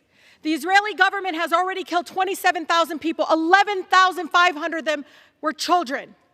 I'm tired of my colleagues coming to me whispering, I don't really like Netanyahu. Well, then why are we sending him billions of dollars with no conditions? He literally is telling us over and over again what his intention is.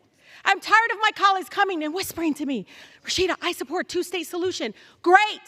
Then send money that conditions for a two-state solution, because Netanyahu has over and over again told us he never wants to see a Palestinian state. So I'm tired. I oppose Netanyahu's war crimes and want him gone too. But many of my colleagues that continue to tell me that do not want to condition the aid. They give it to a genocidal maniac. My message to my colleagues is simple. If you don't support Netanyahu, if you're disgusted by the countless videos of lifeless children pulled out of the rubble, if you actually believe in upholding human rights and international law, vote no on a blank check to Netanyahu's genocide. Gentlelady's time's expired. Thank you. Gentlelady from Connecticut reserves. Gentleman from California is recognized. I would say the folks that believe in genocide is Hamas. I yield to the gentleman from Florida, the chairman of the State and Foreign Operations Subcommittee, Mr. Diaz-Balart, 2.5 minutes. Gentleman's recognized. Mr. Speaker, thank you. Let me first thank the gentleman from California, Chairman Calvert, for his leadership in drafting this critical bill, along with the Chairwoman Kay Granger, and the leadership for bringing this forward. As Mr. Calvert just said, yes, there has been genocide, but the genocide has been from Hamas, And if the world needed yet another reminder of the importance of Israel as a safe haven for the Jewish people, then the attacks of October 7th should be that wake-up call. This is not that complicated. I've been disgusted and shocked by some of the things that we've been hearing, including the sheer glee and displayed in celebrations across, even in this country, because of the murders of October. And remember, those grotesque celebrations and demonstrations happened before Israel even began its military action to defend Israelis, again in Gaza. So let's be clear. Those demonstrations, those statements, those celebrations were and are in favor of the terrorist group Hamas. The despicable anti-Semitism, which has been dramatically increased since October 7th, that we've even seen here sometimes on this floor, has to be condemned and has to stop. Israel is on the front line in the battle against terrorism. The terrorism of Hamas, Hezbollah, ISIS, you name it, and all of those, they continue to await for an opportunity to strike at Israel, as they have, just like they want to strike here to the American people in the United States. Israel and the United States do not want violence. But the problem is that the terrorists do, and they are the ones who have killed and butchered and maimed innocent Israelis. Again, last November, the House passed another Israel security supplemental, which was fully offset by a rescission of the IRS funding, and that was the reason why the White House claimed that they opposed that bill. Well, now there are zero excuses to oppose this bill. This bill does one thing, Mr. Speaker. It provides urgently needed funding for our friend and ally Israel to defeat the terrorists that they are dealing with. The United States must stand with Israel and to eradicate terrorism. This is not that complicated. You can use every excuse in the world and again with the purpose of supporting Hamas and justifying the murders. This bill stands with Israel. No ifs, no ands, no buts. I'm grateful to Chairman Calvert for bringing this important piece of legislation, and I wholeheartedly support it. I yield back. Gentleman from California reserves. Gentlelady from Connecticut is recognized. Mr. Speaker, I yield 1 minute to the gentlewoman from California, the distinguished ranking member of the State and Foreign Operations Subcommittee, Ms. Lee. Gentlelady is recognized. Thank you very much. I want to thank the gentlelady for yielding and for her strong leadership. Mr. Speaker, I rise to oppose H.R. 7217. The United States and the world are facing a very dangerous time, with the risk of being pulled deeper and deeper into conflicts across the globe. Meanwhile, millions of people around the world are facing violence, dislocation, and hunger. This bill really is not a serious effort. As the ranking member of the State and Foreign Operations Subcommittee, I cannot support a bill that fails to meet the challenges of this moment and abandons those most in need of humanitarian assistance. And yes, this bill undermines the United States policy which supports a two-state solution. This bill is a blatant political stunt that is dead on arrival in the Senate. And so I urge my colleagues to oppose it. Thank you, and I yield the balance of my time. Gentlelady from Connecticut reserves. Yes. Gentleman from California is recognized. May I inquire how much time is left? Both sides. Gentleman from California has 30 seconds. Gentlelady from Connecticut has 2 minutes. Mr. Speaker, who has the right to close? Reserve the right to close. Gentlelady from Connecticut. Yes, reserve. I'm prepared to close. Gentleman from California reserves. Gentlelady from Connecticut is recognized. A short while ago, my colleague from Arkansas said it is our solemn duty to protect our allies. Indeed, it is our solemn duty to protect our allies. Our allies in this case are Israel, yes, and we support Israel. Our ally is Ukraine, and we need to continue to support Ukraine. Our ally is Taiwan, and we need to support Taiwan. We have a solemn duty, yes, to provide humanitarian assistance to innocent civilians.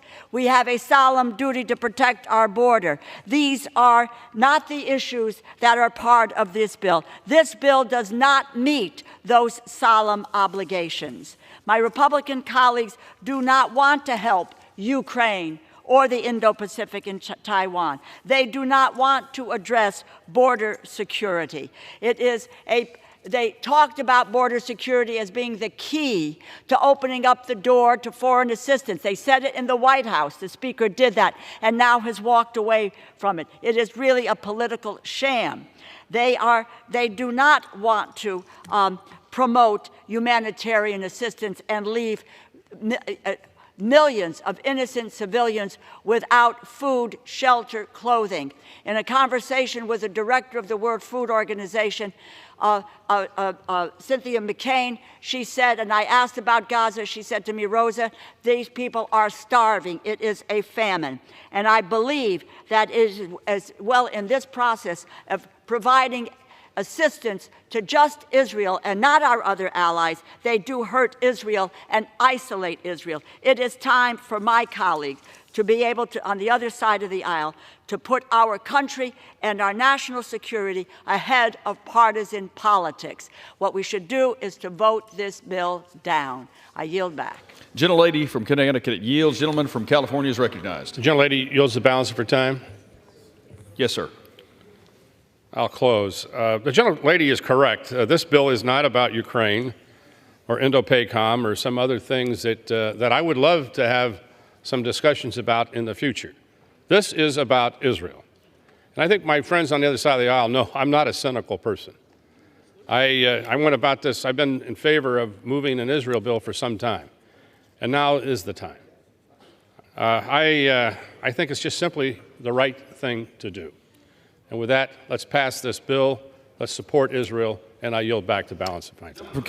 The question is, will the House suspend the rules and pass the bill H.R. 7217? Those in favor say aye.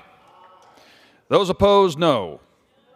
In the opinion of the chair, 2/3 being in the affirmative, the rules are suspended, the bill is passed. Without objection, the motion to reconsider is... Mr. Speaker, purposes of the gentlelady from Connecticut. I ask for the yeas and nays. The yeas and nays are requested. Those favoring a vote by the yeas and nays will rise. A sufficient number having risen, the yeas and nays are ordered. Pursuant to Clause 8 of Rule 20, further proceedings on this question are postponed. Proceedings will resume on questions previously postponed. Votes will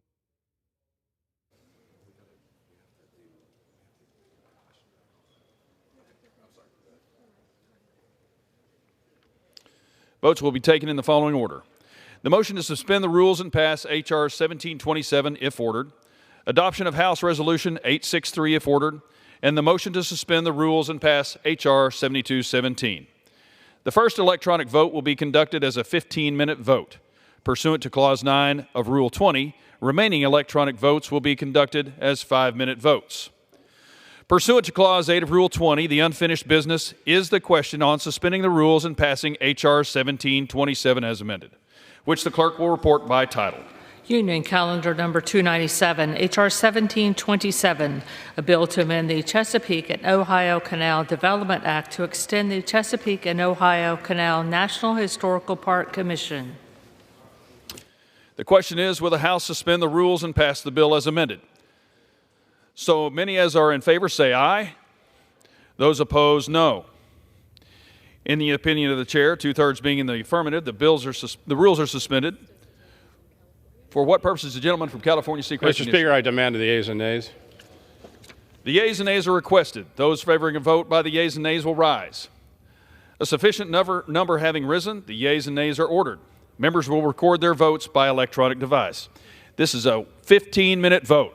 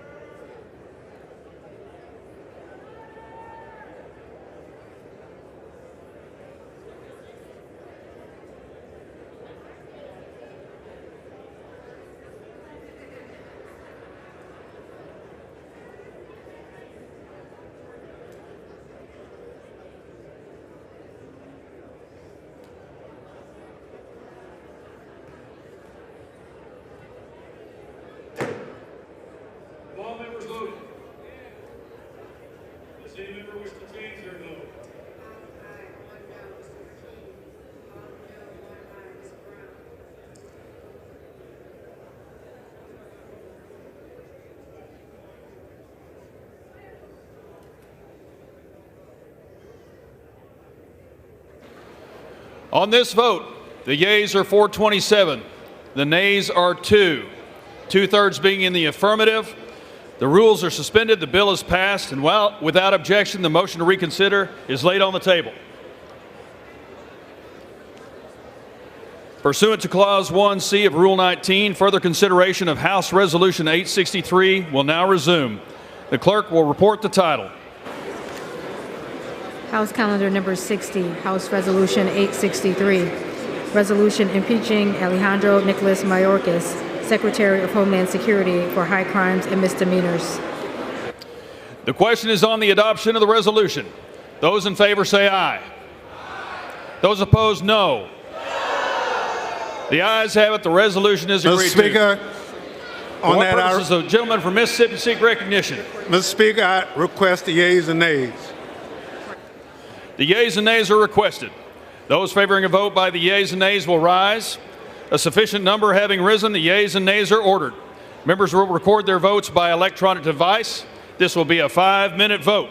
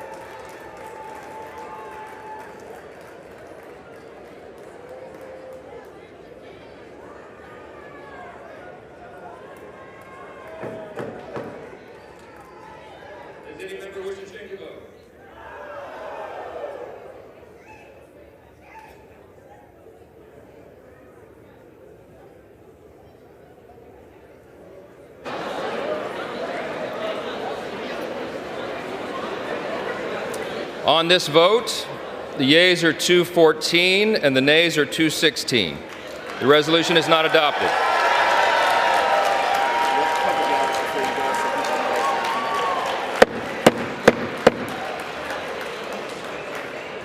For what purpose does the gentleman from Utah seek recognition? Mr. Speaker, I have a motion at the desk. The clerk will report the motion. Mr. Moore of Utah moves to reconsider the vote on adoption of House Resolution 863. The question is on the motion to reconsider. Those in favor say aye. Aye. Those opposed say no. No. The ayes have it. Mr. Speaker. The gentleman from Utah. Mr. Speaker, I request the yeas and nays. The yeas and nays are requested. Those favoring a vote by the yeas and the nays will rise. A sufficient number having risen, the yeas and nays are ordered. Pursuant to Clause 8 of Rule 20, further proceedings on this question are postponed. Pursuant to Clause 8 of Rule 20, the unfinished business is the vote on the motion to suspend the rules and pass H.R. 7217, on which the yeas and nays are ordered. The clerk will report the title. H.R. 7217, a bill making emergency supplemental appropriations to respond to the attacks in Israel for the fiscal year ending September 30th, 2024, and for other purposes. The question is, will the House suspend the rules and pass the bill? Members will record their votes by electronic device. This is a 5-minute vote.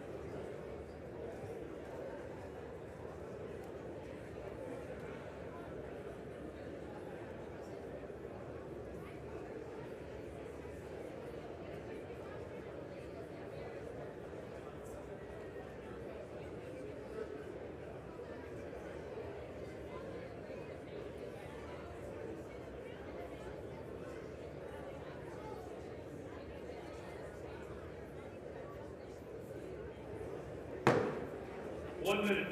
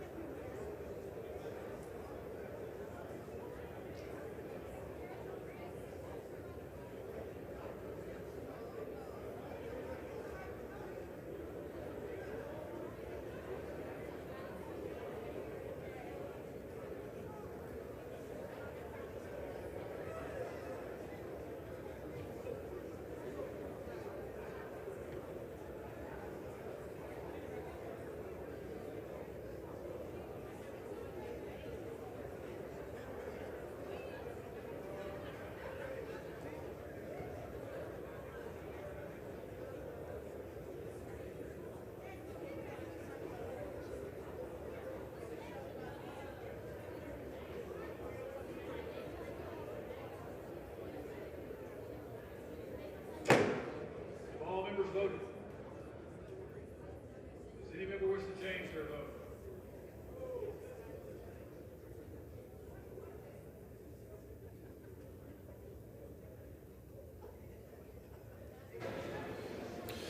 On this vote, the yeas are 250, the nays are 180.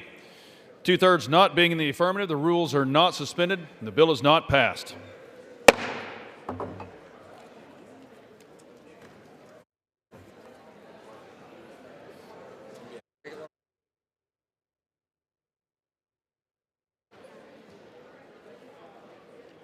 For what purposes, gentlemen from California seek recognition?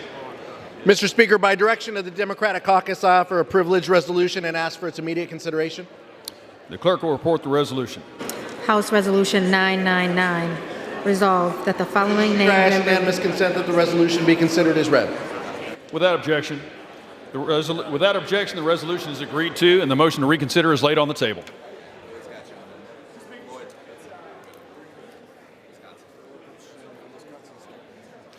For what purposes the gentleman from Wisconsin seek recognition? Mr. Speaker, I ask unanimous consent that the Committee on House Administration be discharged from further consideration of H-Con Res 84 and ask for its immediate consideration in the House. Clerk will report the title of the resolution. House Concurrent Resolution 84. Concurrent resolution authorizing the use of Emancipation Hall in the Capitol Visitor Center for a ceremony to present the Congressional Gold Medal collectively to the 23rd Headquarters Special Troops and the 31333rd Signal Services Company, known collectively as the Ghost Army, in recognition of unique and highly distinguished service during World War II. Without objection, the resolution is agreed to. The motion to reconsider is laid on the table. Is there objection to the consideration of the resolution? For what purposes does the gentleman from Wisconsin seek recognition? Mr. Speaker, I ask unanimous consent that the Committee on House Administration be discharged from further consideration of H-Con Res 85 and ask for its immediate consideration in the House. Clerk will report the title of the resolution. Concurrent Resolution 85.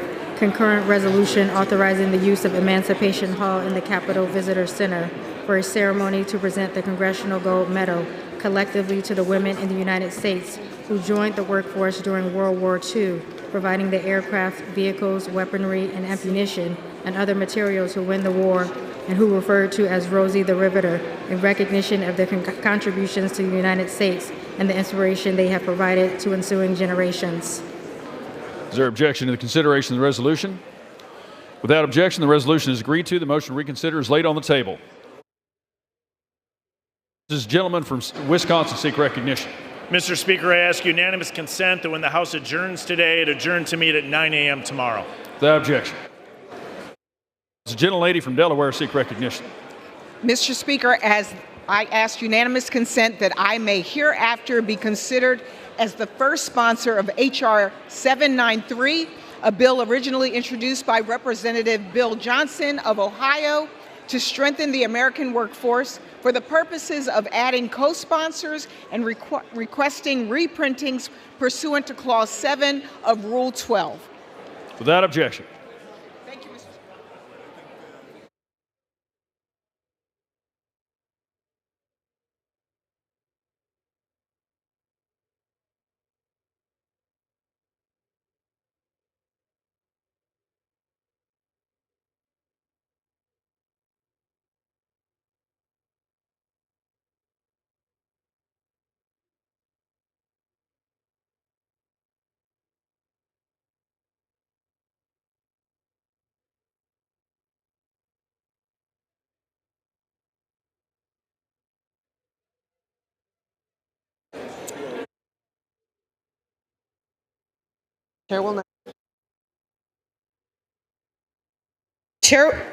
The chair will now entertain requests for 1-minute speeches.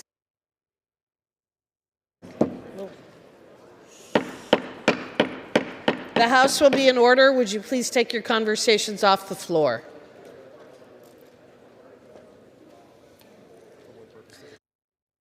Purpose does the gentleman from Pennsylvania seek recognition?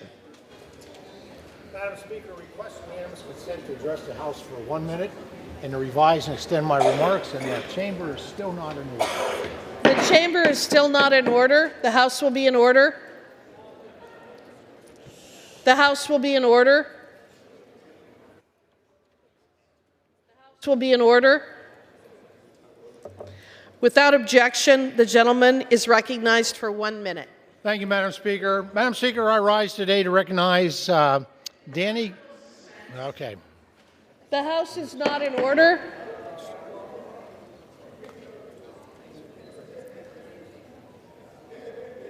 Would you please take your conversations off the floor?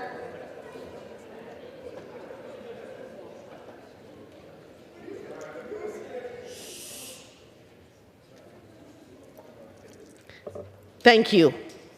Please proceed. Madam Speaker, I rise today to recognize Danny Kugler of Kersey, Pennsylvania, in Elk County. Danny currently serves as the City of St. Mary's Parks and Recreation Director and was recently recognized by Parks and Recreation magazine with the National Recreation and Parks Association 30 Under 30 Award Young Professionals leading the way in 2024. This award is given to young professionals who raise the bar for parks and recreation profession. Danny was selected from a poll of over 100 applicants and scored on the impact of the agency's community and service population, contributions to the professional development of the field of parks and recreation, and for innovative ideas, programs, or research in the field of parks and recreation. Danny was hired as the first year-round and full-time director in June of 2029. In her 5 years serving the St. Mary's area, she's established a strong social media presence and increased membership and program participation by 40%. She's also successfully increased the city's 15 summer-only program events to 45 year-round programs and events. This is the first time in St. Mary's history that its Parks Director has been recognized for this award. Congratulations, Danny, on this much-deserved recognition, and I look forward to seeing continued growth and development of St. Mary's Parks and Recreation Department. Thank you, Madam Speaker, and I yield back the balance of my time. Thank you.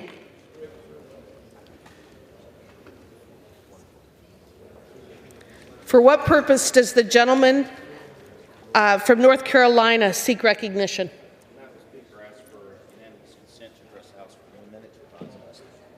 Without objection, the gentleman is recognized for 1 minute.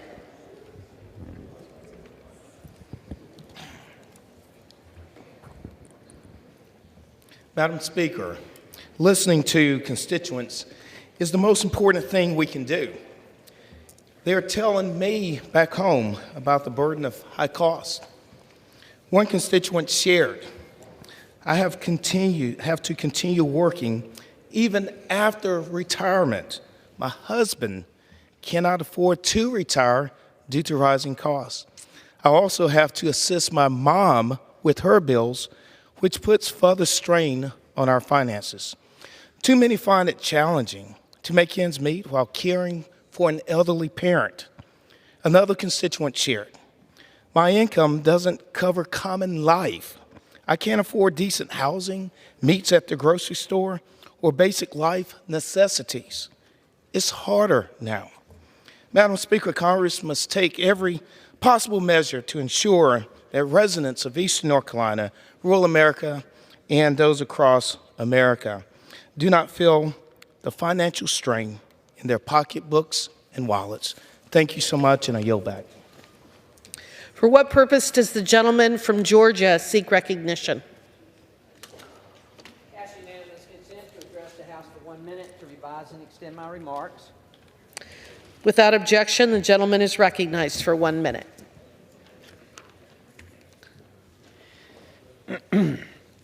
Madam Speaker, I rise today to celebrate James W. Putney, Jr., a veteran, patriot, and Grand Marshal of the 2023 Savannah Veterans Day Parade.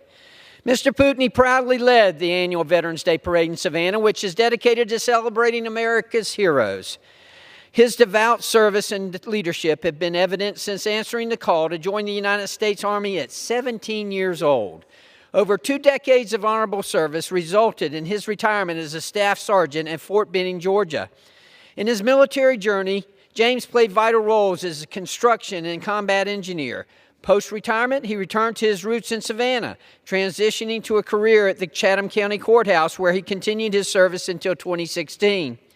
Even in retirement, James remained actively involved in various local organizations as he continues to exemplify dedication and leadership to his community and to his country.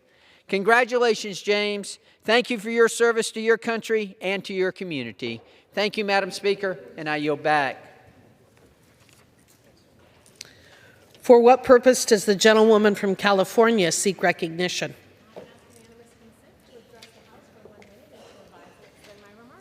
Without objection, the gentlewoman is recognized for 1 minute. Madam Speaker, I rise today to celebrate the Black women who won big at the 66th Annual Grammy Awards, which were held in the heart of my district. Best Album nominee SZA came away with awards for Best Progressive R&B Album, Best R&B Song, and Best Pop Duo Group Performance.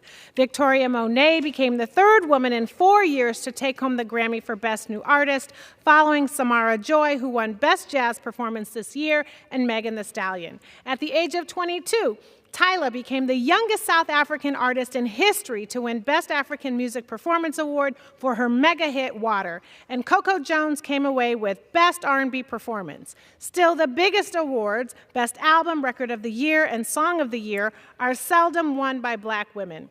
As Jay-Z alluded to, a Black woman has not won the top prize, Best Album, in 25 years. I mean, how much lemonade do we have to make? And with that, I yield back. For what purpose does the gentleman from California seek recognition? Madam Speaker, I seek unanimous consent to address the House for 1 minute. Without objection, the gentleman is recognized for 1 minute. Thank you, Madam Speaker. I rise before the House tonight in support of the Israel Security Supplemental Appropriations Act. Israel has been our longtime ally, and they need us more than ever at this point. With the unwarranted, unprovoked attacks that happened on October 7 to many, many innocent people by the terrorist group Hamas and the others that they're surrounded by in their country. Israel's been under attack since the first moment of its existence in the 40s, but even going back millennia. Israel is a fantastic partner on developing new technologies, improved medical technologies, improved medicines, improved drip irrigation, and improved missile defense systems. They're a great partner with us and indeed a shining beacon in the Middle East as a representative republic unlike any other there. Even Arab Israelis would rather live in Israel than in some of those other places because they know it's good there, they know it's right, they know it's just. It's our obligation. Indeed, it's our privilege to stand with Israel as an ally in their time of great need. So we need to get over ourselves a little bit around here and step forward and get this work done. I yield back. For what purpose does the gentleman from Ohio seek recognition? To address the House for 1 minute and advise to extend my remarks. Without objection, the gentleman is recognized for 1 minute. Thank you, Madam Speaker. I rise today in absolute disbelief and genuine disgust with what the Speaker did tonight. He knowingly allowed a bill to fail that would have provided critical support for our troops fighting terrorism in Iraq and Syria and critical support for Israel. He did it because he wanted to embarrass Democrats. He also intentionally left out much-needed humanitarian aid for Palestinians in Gaza, essential support for Ukraine, and essential support for Taiwan. He chose this horrific, dangerous new brand of partisan politics over our troops, our allies, and millions in need. The fact that Palestinians need humanitarian aid, Ukrainians need to defend itself against Putin, and Taiwan needs support against China is absolutely of no interest to the Speaker. Representative Goldman and I attempted to amend this bill to include aid for all three, but we were denied. We will keep fighting to fund Ukraine, Taiwan, and humanitarian aid to Palestinians in Gaza. This is what the American people want. It's what our global partners need, and it's what this moment requires of us. I yield back. For what purpose does the gentleman from Georgia? Okay. For what purpose does the gentleman from New York seek recognition? Without objection, the gentleman is recognized for 1 minute.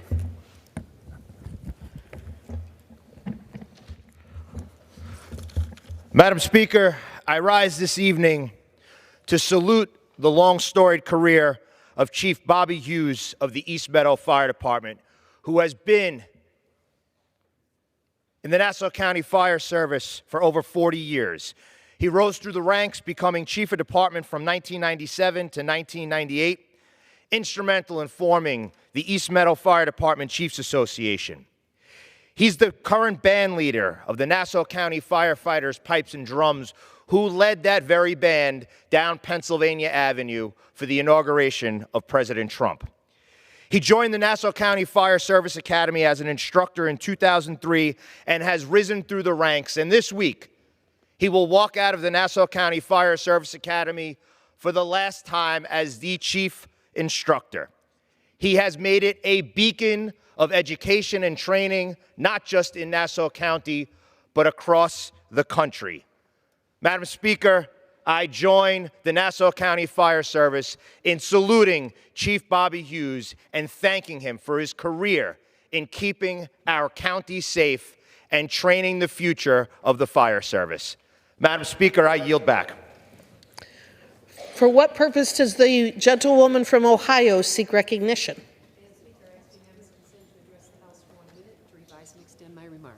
Without objection, the gentlewoman is recognized for 1 minute.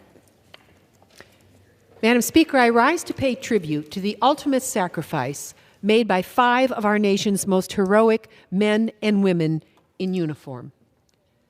Each was defending liberty in dangerous territory, and each possessed raw courage, selflessness, and total dedication to duty for the sake of our nation. Each of us is privileged to live under liberty's umbrella because of them. Special Warfare Operator First Class Christopher Chambers and Navy Special Warfare Operator Second Class Nathan Ingram were lost far from home in rough waters on the Red Sea on January 11th. Then 17 days later, on January 28th, an enemy drone targeted Tower 22 in Jordan. The drone, operated by Iranian-backed militia terrorists, wounded more than 40 U.S. service members, killing 3 of America's finest, Staff Sergeant William Rivers, Sergeant Kennedy Sanders, and Sergeant Brianna Moffett. While all 5 hailed from different hometowns, they served together for one united purpose: liberty, defending America against all enemies, foreign and domestic. These brave soldiers and sailors were guarding us against the hastening spiderweb of terrorism and tyranny halfway around the world. Let us pay homage and honor each of these young men and women for their ultimate sacrifice. May they rest in peace. May God bless America.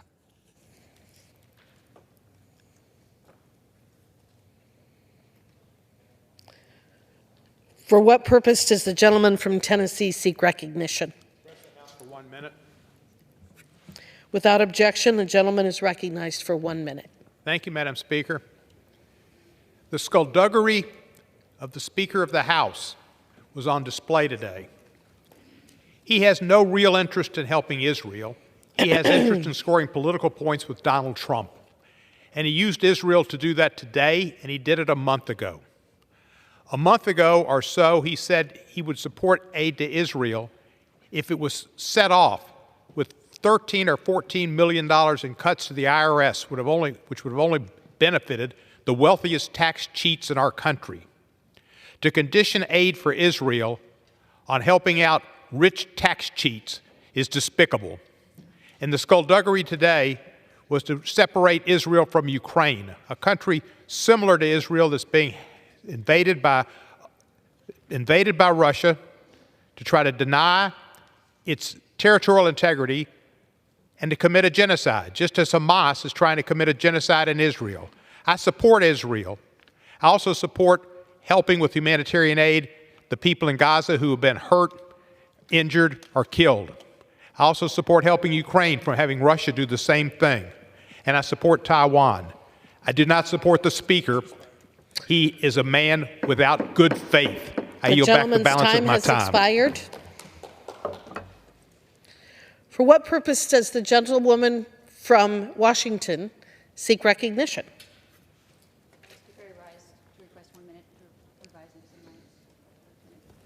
Without objection, the gentlewoman is recognized for 1 minute. Madam Speaker, I rise today in praise of the resilience of my community in Southwest Washington. Last month, a fire broke out of one of 2 seafood processing facilities near the Port of Ilwaco in my district. In the aftermath of the catastrophic fire, the unity and support demonstrated by the Ilwaco community has been remarkable. Whereas lesser men would have seen an opportunity for competitive advantage, these folks chose to stand together and see each other as neighbors, lending out crab pots to each other that they didn't have to do. I am incredibly grateful to come from a community that supports each other in the wake of a tragedy. Their community spirit is a competitive advantage that money cannot buy and in natural disasters cannot shake. I extend my thanks to the brave first responders who responded to the fire. Several of them were treated for heat exhaustion, to their tireless effort in combating the blaze for hours. And I want to recognize the folks in Owako who stepped up to help local crabbers, dropping off sandwiches, shipping up crab pots from as far south as California and Alaska. And rebuilding and recovery will take time. They will never get back those hours of sleep or the heartache or the monetary loss. But their moral fiber has been revealed in a way that is durable and will strengthen the community and is its own reward. I stand with you in your fights, and I am so grateful for your leadership. I yield back. For what purpose does the gentlewoman from Texas seek recognition? Without objection, the gentlewoman is recognized for 1 minute. The American people might wonder just what happened here today. Well, first of all, the southern border deal never got anywhere. And all of the logistics and all of the cloak and dagger and what was going to be in it failed to even get the attention of the Speaker of this House or any of the Republican members. And yet, all of a sudden, an unfounded legislative initiative that was allegedly to advocate for the needs of the people in the Mideast wound up on the floor of the House. You wonder what we did today. It wound up on the floor of the House with no conscience, no thought, no commitment.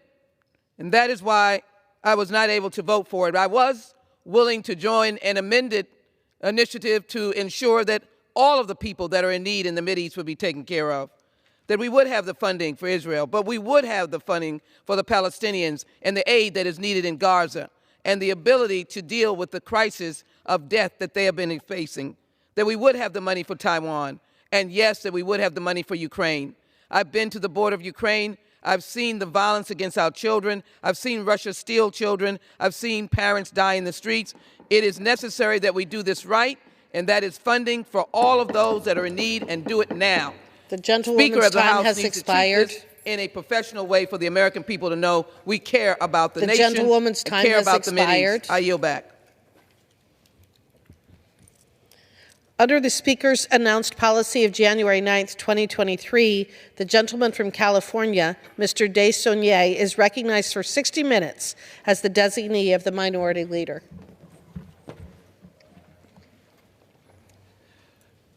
Madam Speaker, I ask unanimous consent that all members have 5 legislative days in which to advise and extend their remarks and include extraneous materials on this special order.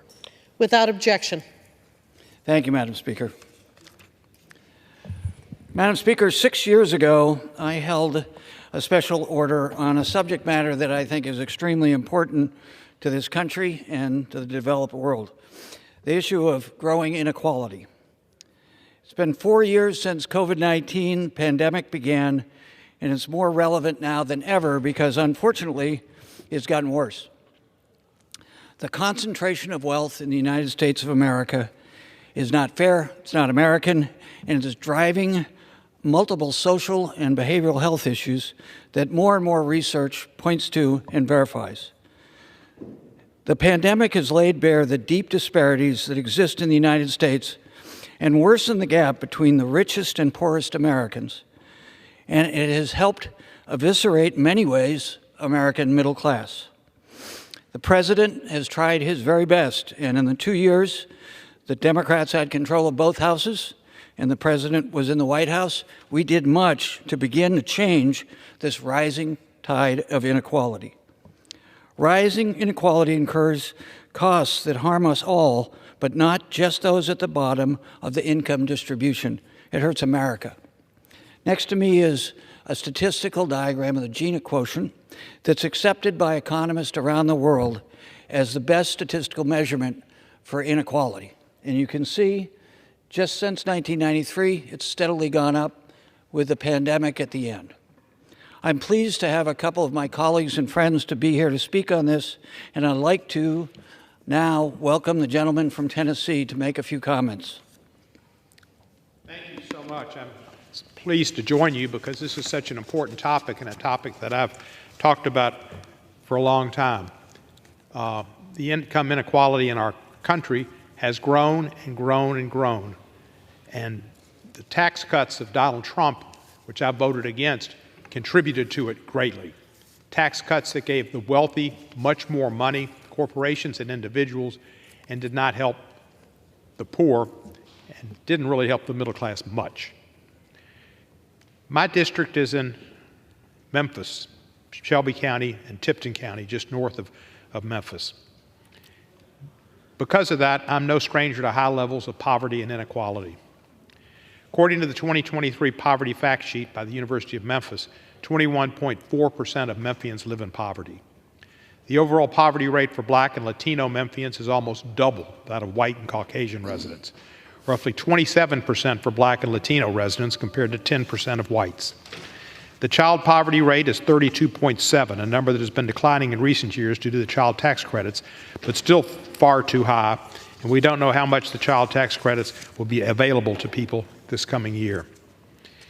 In 2022, the child poverty rate in African American and Latino communities was 3 times that of white families, 30% to 10.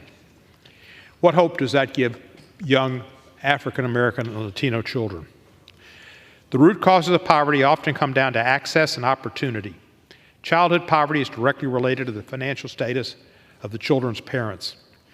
Many young adults in Memphis have parents and grandparents who were prohibited from buying houses in certain areas, redlining, which is still a practice in Memphis and has been highlighted recently when one of the banks in Memphis was charged with such and pled guilty to such, I believe. And that has restricted access to home loans and mortgage protections as well. Because of redlining, many families did not have the opportunity to buy desirable houses. These policies were legal until 1968, so it's not ancient history. The impact of redlining continues as many families were unable to build generational wealth. Now poor families need access to services like citywide internet, subsidized child care, and supportive mortgage rates. And we've tried to do some of those things, but unfortunately it's not been a bipartisan effort. It's mostly been an effort by Democrats. Tennessee is nationally ranked as a low tax state, but that's not the case for the poorest families. The taxes are regressive. It's a sales tax dependent state, and that taxes the poor at the most regressive manner. The poorest 20% of Tennessee residents pay a significantly higher percentage of their income in state and local taxes than any other group in the state. Low-income families are paying high amounts of taxes while at the same time receiving lower levels of access to services and opportunities for economic mobility. Tennessee remains as one of the 10 remaining states that have not expanded Medicaid. That is truly sorrowful and immoral. If Tennessee were to expand as 40 other states in the District of Columbia have, lower-earning workers would have access to affordable health care, and their families would worry less about the impacts of seeking treatment for an illness. $1 billion+ a year have been turned down by our state legislature because they don't care about taking care of the poor. Matthew 25 talks about healing. I saw people that were naked and I clothed them. I saw people that were sick and I fed them, and I saw people who were sick and I healed them. Some people say they live by the Bible. If you want to know where my politics are, just look to the Bible. Well, some of those people that speak it the most don't know Matthew 25. Measures combating childhood poverty and closing the income wealth gap among diverse groups are vital in my district and hope to make more progress on the issue. I'll continue advocating for the child tax credit, which Ms. DeLauro has championed, encouraging Tennesseans to expand Medicaid, and seeking additional funds for education and job training, and supporting other policy to help those in need. I thank Mr. DeSaulnier for having the moral courage and the will to bring this special order to the people that are watching. It's an important issue, and it pains me to see our country becoming more and more divided. Thank you. Thank you, Mr. Cohen. I'd now like to recognize someone who spoke at my first effort at this, the very esteemed ranking member of the Appropriations Committee, Ms. DeLauro from Connecticut.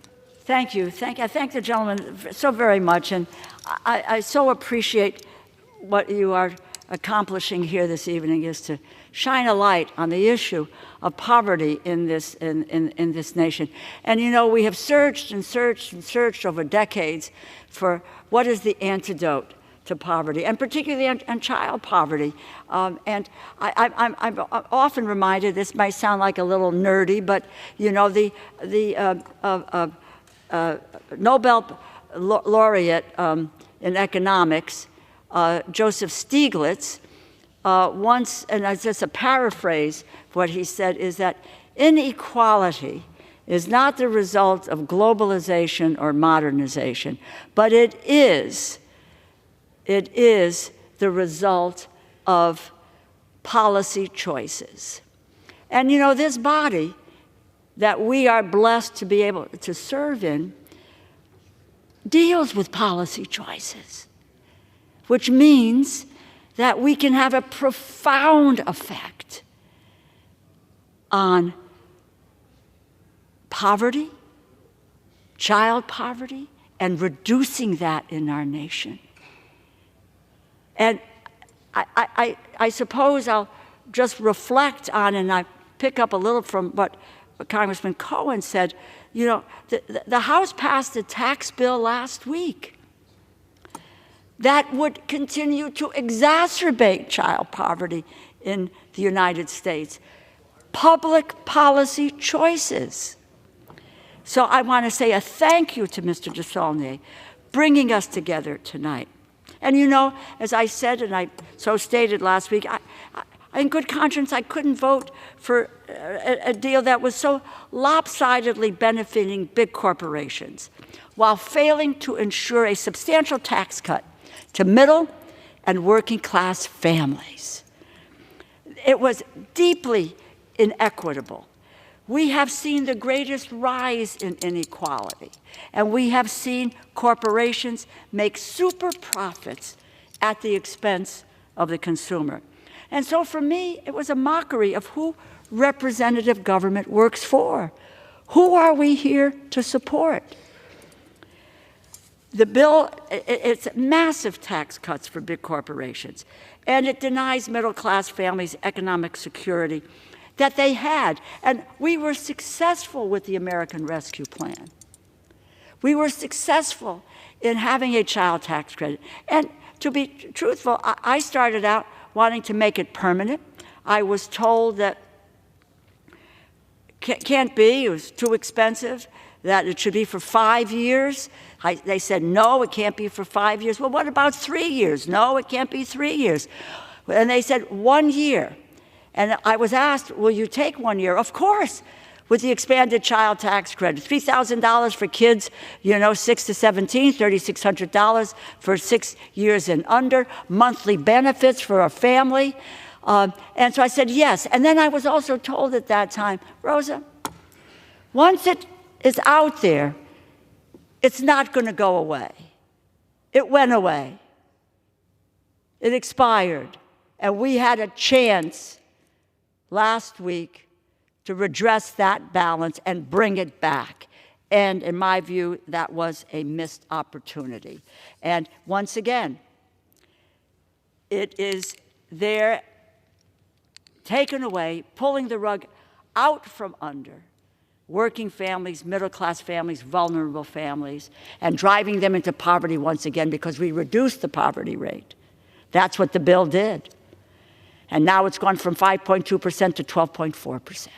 Hunger has risen, and it went down when we had the child tax credit. And the tax credit was the largest middle-class tax cut in history. Middle-class tax cut. So we got billions of dollars in tax relief for the wealthy, and the way I put it, pennies for the poor. That's what it's about. You know, and you want to talk about cost benefit? Returns $8 a child tax credit for every dollar spent. And we leave $1 trillion, child poverty in the United States costs us $1 trillion every year. And we would return 84 cents on the dollar to the taxpayer with the child tax credit. So, you know, it's a vast giveaway. Billionaires and corporations, just a couple of examples. Dish Network, FedEx, Salesforce, T-Mobile. They pay no federal income tax under the Trump tax law. You think about it for a second. Netflix will have a negative tax rate in 2024, 2025 because of this tax bill. That means that they get money back. They pay no taxes. And then on top of that, November 2023, they announced they would raise prices on subscribers. They add an extra $24 to $36 to what subscribers have to pay each year to maintain service. And yet, the same families will not see a child tax credit like they did under the American Rescue Plan. You know, it is absurd. Think about what people are telling you, my colleague in California and my colleague in Tennessee. Families today are living paycheck to paycheck. They can't, something goes wrong, they can't make a $400 payment. That's what's going on in their lives. They're struggling to put food on the table, to pay their health care bills, to be able to get child care, you know, and groceries have skyrocketed. It's all there. Child care skyrocketed. Corporate profits, though, $3 trillion in 2023. They're not living paycheck to paycheck. They're going to take that money and buy back stock, which is what they've done in the past with this thing. It is our families that are bearing the brunt of inflation and high interest rates. Child tax credit is the antidote to child poverty in this country. It's a successful tool that lifted millions out of poverty literally overnight. So, you know,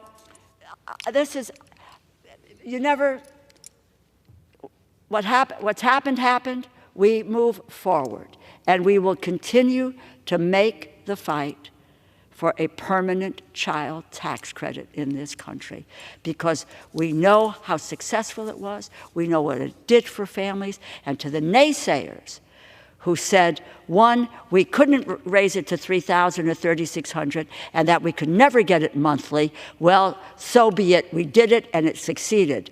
And those who said that people are going to dog it, they're not going to go to work, they're going to buy drugs with it, they're going to, with data from the Columbia School of Social Policy that said people went to work because they could afford child care.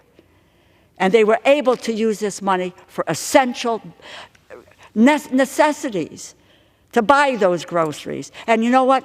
Maybe for their kid, they could send him on a class trip or her on a class trip, which they weren't able to do because they couldn't afford it in the past. So it is the best thing that we can do to improve the economic well-being and security of American families today. Let's bring back the largest middle-class tax cut in the history of this country. I can't thank you enough. We need to continue to shine the light that it is our public policy decisions that create inequity and inequality. Let's turn that around and deal with the policies that do turn that around. And I can't thank the gentleman enough for putting together this special order.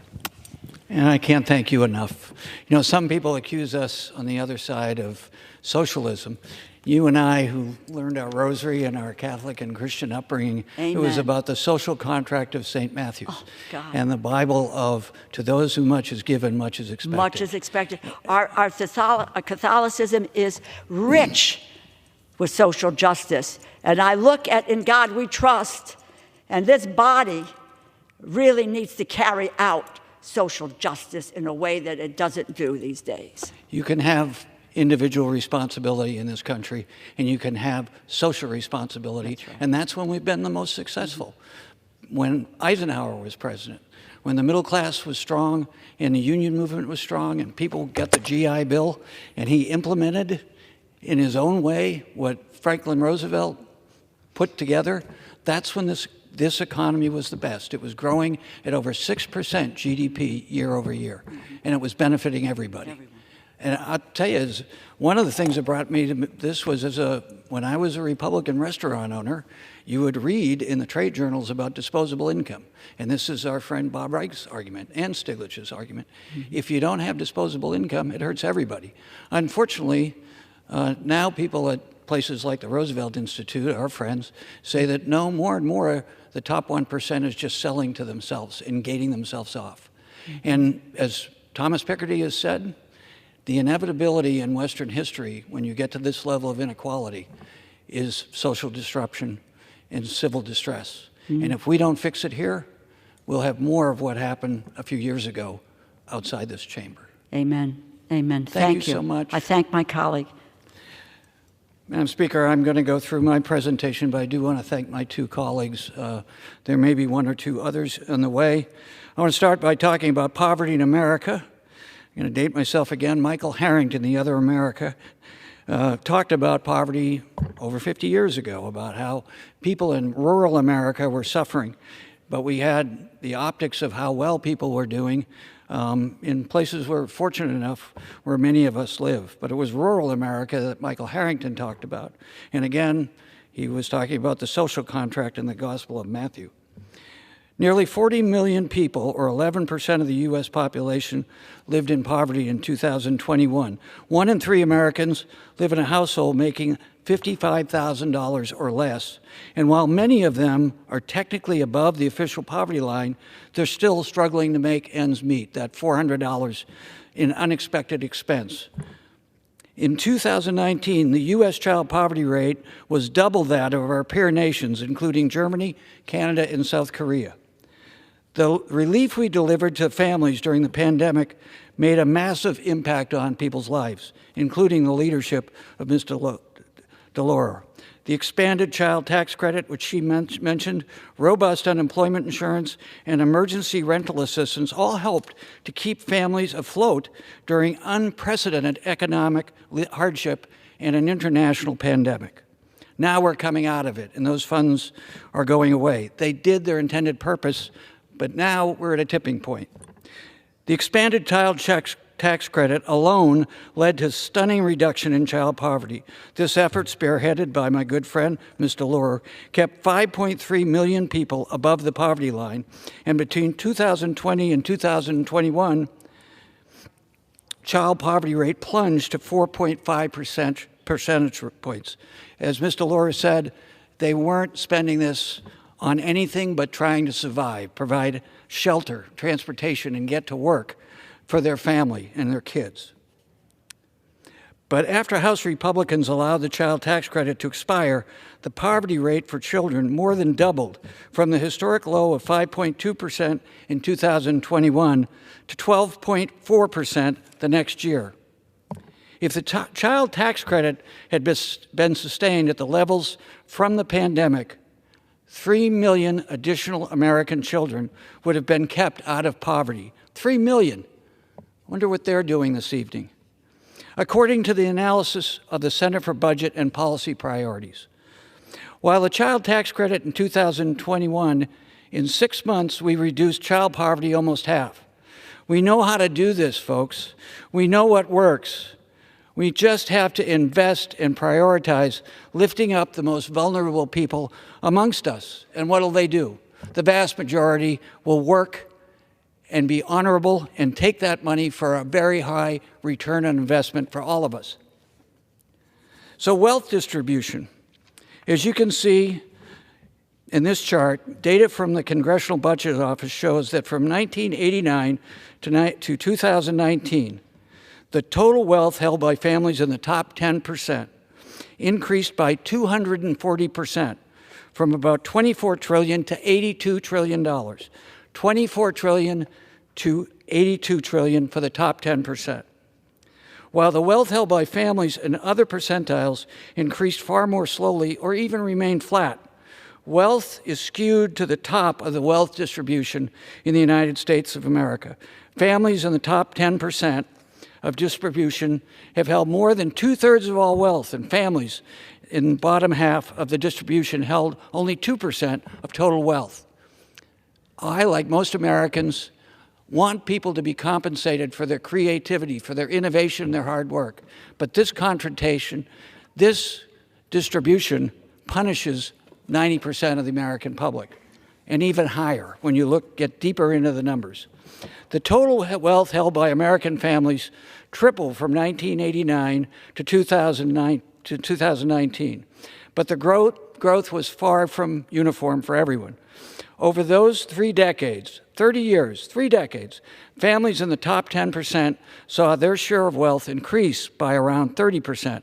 For families in the bottom half of the wealth distribution, their share declined from 4% to just 2%.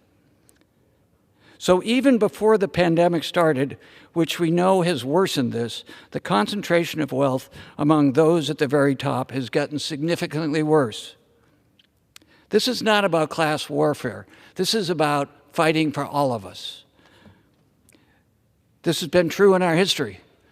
When we went through the Gilded Age, similar thing happened. We got depression and 2 world wars. Who fought those wars? Who fought to try to get back so that they take care of their families? Not the wealthiest, but most Americans who are going out and working hard to get a paycheck. And as Mr. Laura said, unfortunately, history is repeating ourselves.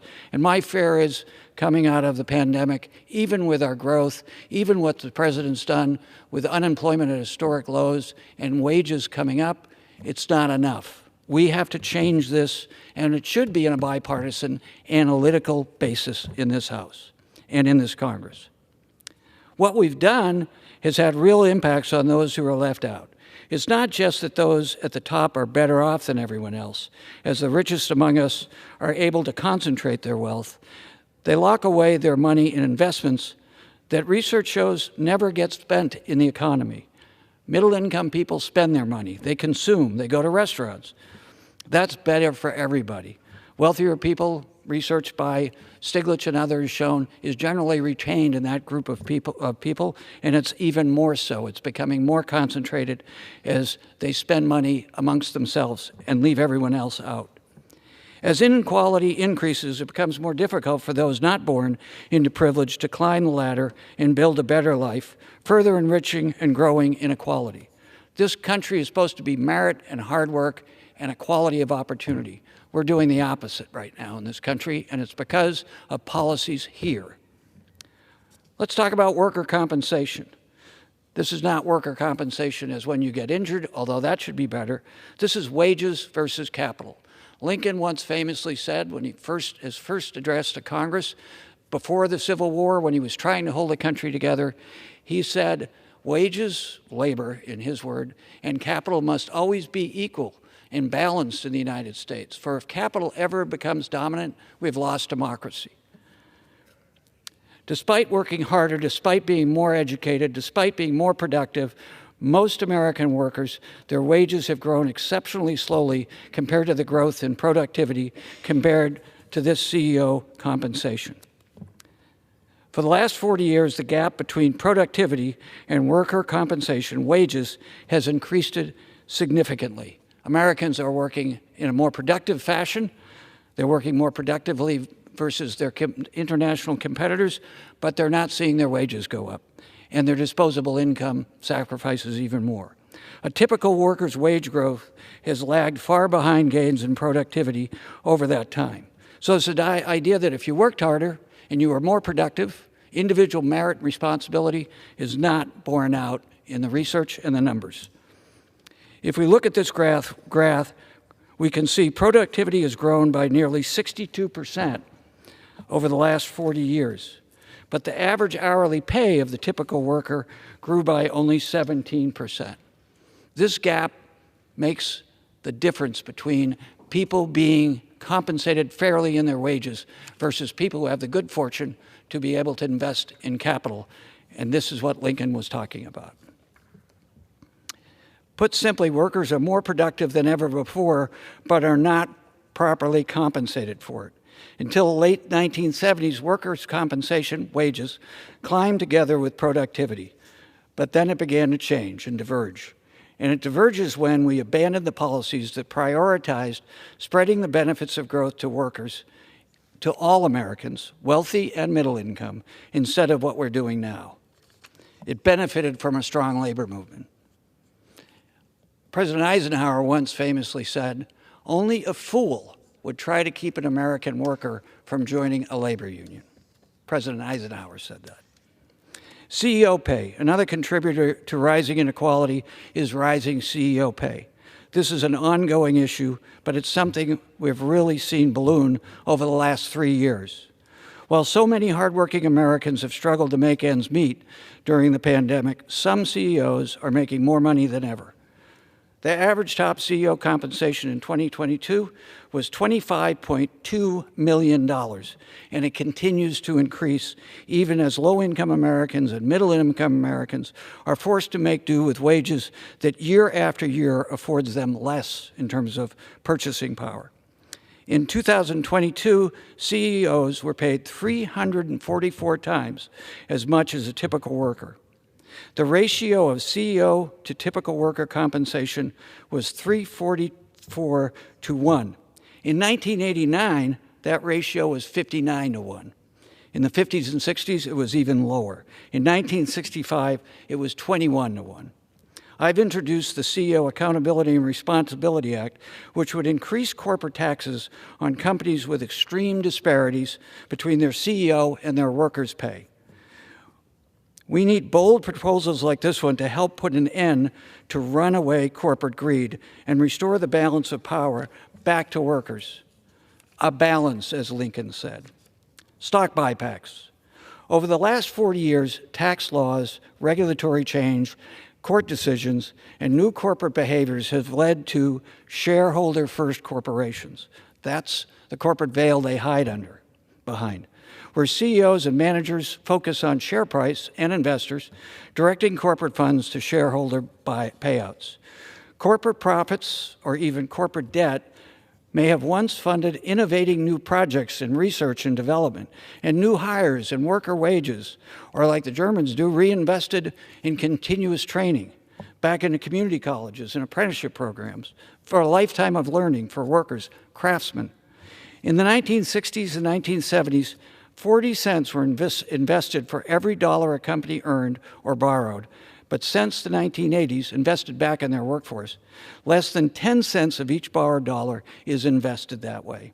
Instead, executives are using their profits to pay themselves and their wealthy shareholders. Over the past 30 years, payouts to wealthy shareholders have averaged 90% of all corporate profits. We need Robin Hood. This has led to skyrocketing use of stock buybacks.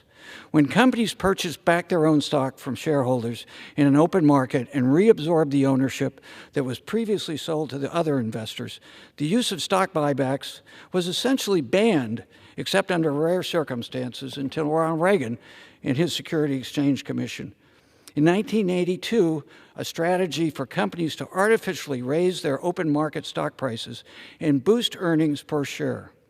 In 1982, during the Reagan administration, the Security Exchange Commission passed a rule that deregulated buybacks, allowing companies to buy their own stock without being charged with stock manipulation and incentivizing them, as Ms. Dolores said, to avoid taxes. Where did those taxes go? Not to all of us, but back to the top 1% and their investors. Again, Lincoln, wages and capital should be balanced. The increased stock prices do not reflect an actual improvement in the processes of the company and may serve as a cover for financial difficulties in the long run.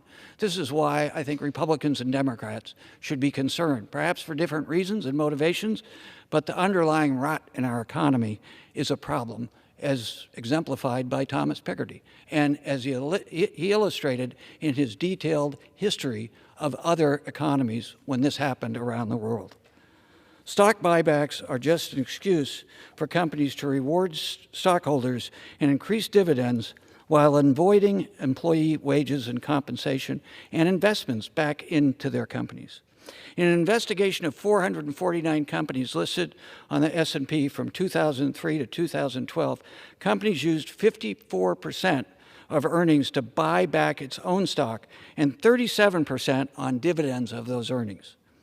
The increased use of stock buybacks by corporations is a way that companies pad their profits and their mediocre corporate management and support their executives at the expense of all of us and their workers.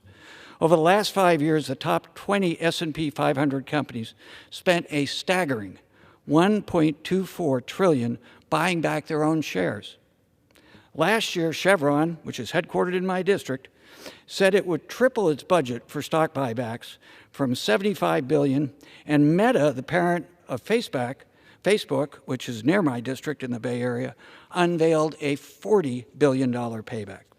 The Brookings Institute looked at the actions of 22 iconic American corporations, who alone employ over 7 million frontline workers, including the world's most popular brands in retail, delivery, and entertainment sectors, like Amazon, Disney, FedEx, Home Depot, and Hilton. In the first 2 years of the pandemic, they earned even more.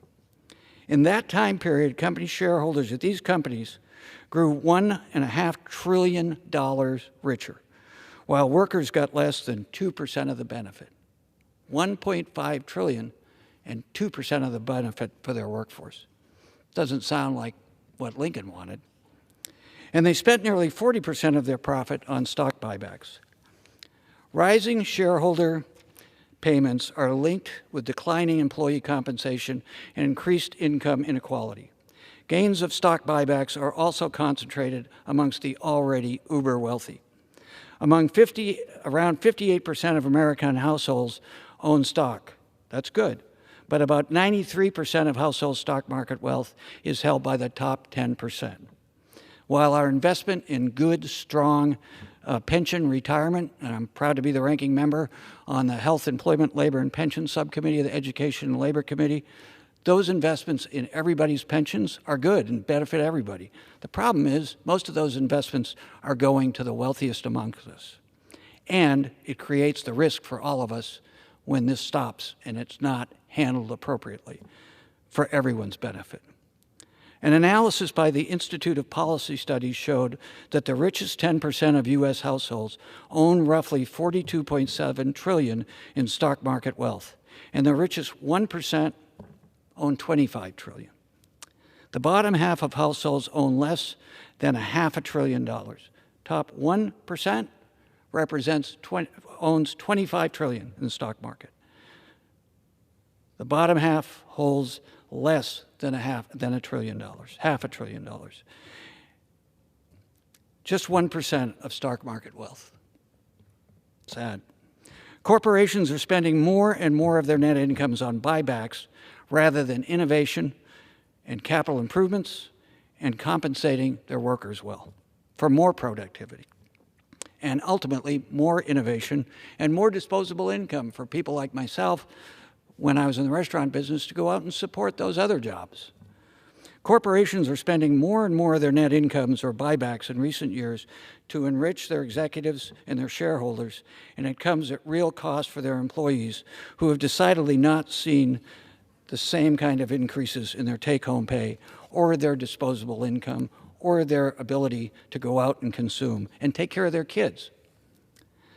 Labor unions and strikes. Workers across industry are fed up with lagging wages and the benefits that are disproportionately given to the top 1%. This year, more workers are recognizing their collective bargaining power and are walking off the job or threatening to do so to fight for their rights. In Hollywood, in auto factories, and food service across the country, workers are fighting for fair compensation, safe workplaces, and job security. Public approval for labor unions in this country has skyrocketed to over 60%. Americans are waking up to these disparities and the unfairness and the lack of us supporting the American dream for everybody and rewarding hard work and responsibility.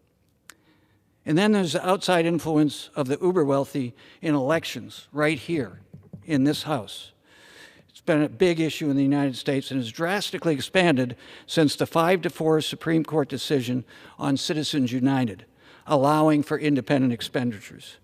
The Citizens United decision enabled corporations and other outside groups to spend unlimited amounts of money on elections. It opened the door to unlimited donations to super PACs, which function as a surrogate to campaigns despite being banned from coordinating directly with them. These numbers have skyrocketed. The impacts have been far-reaching and continue to get worse every election cycle.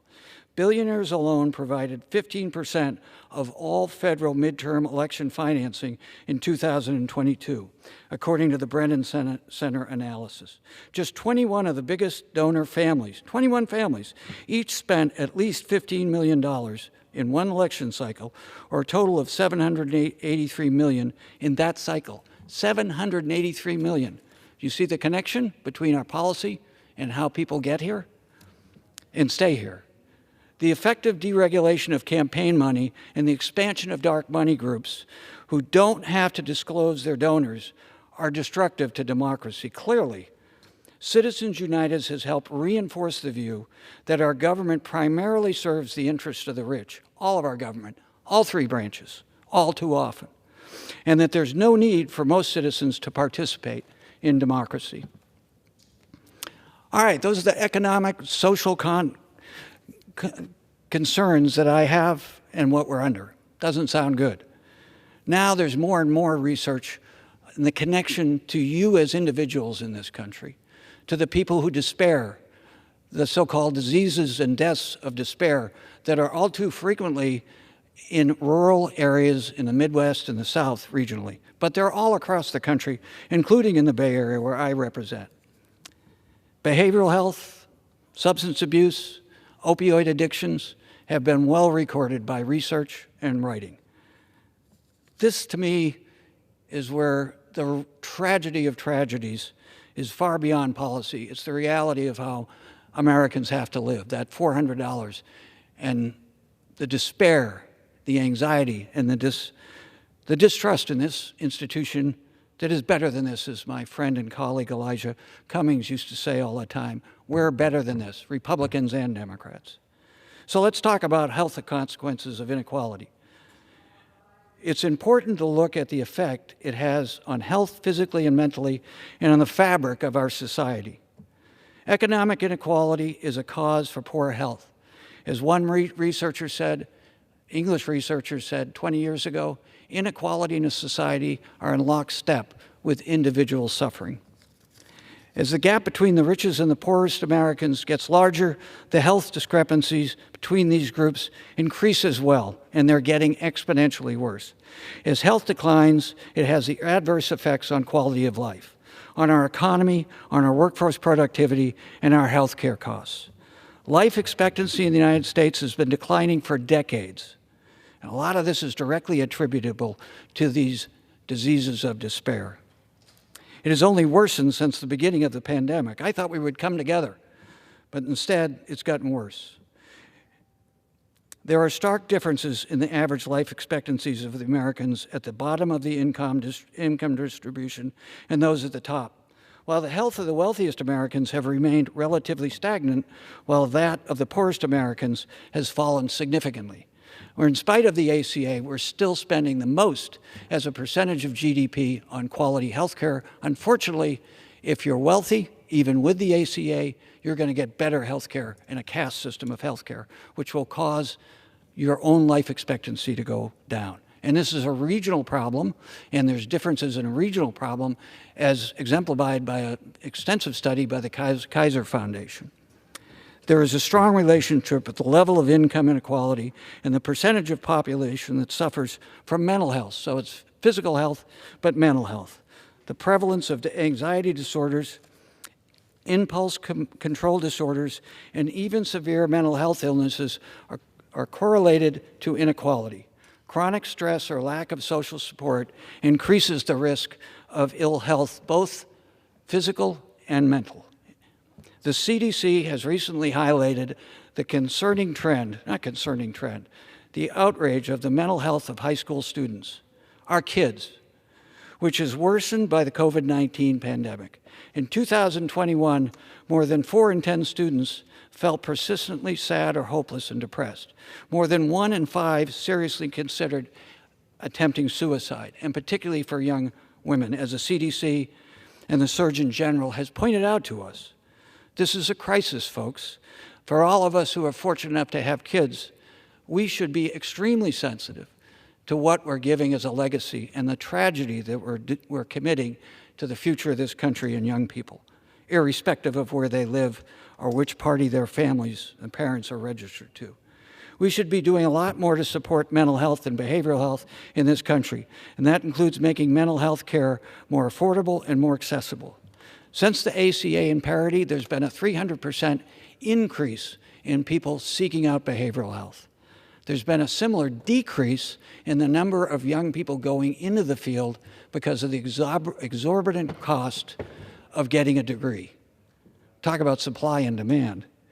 Social support and social networks are important for psychological well-being, both for individuals in this country, and there is a very tied connection. These are important determinants of population health, and they deteriorate in unequal societies. Aggressively targeting income inequality will lead to better health outcomes for more Americans. The same research by English experts years ago said that, again, the correlation between both, but they also said the remedy was not just more services. The biggest, most effective remedy is dealing with the societal, tax, and regulatory impact of this concentration of wealth and continuing to reward it.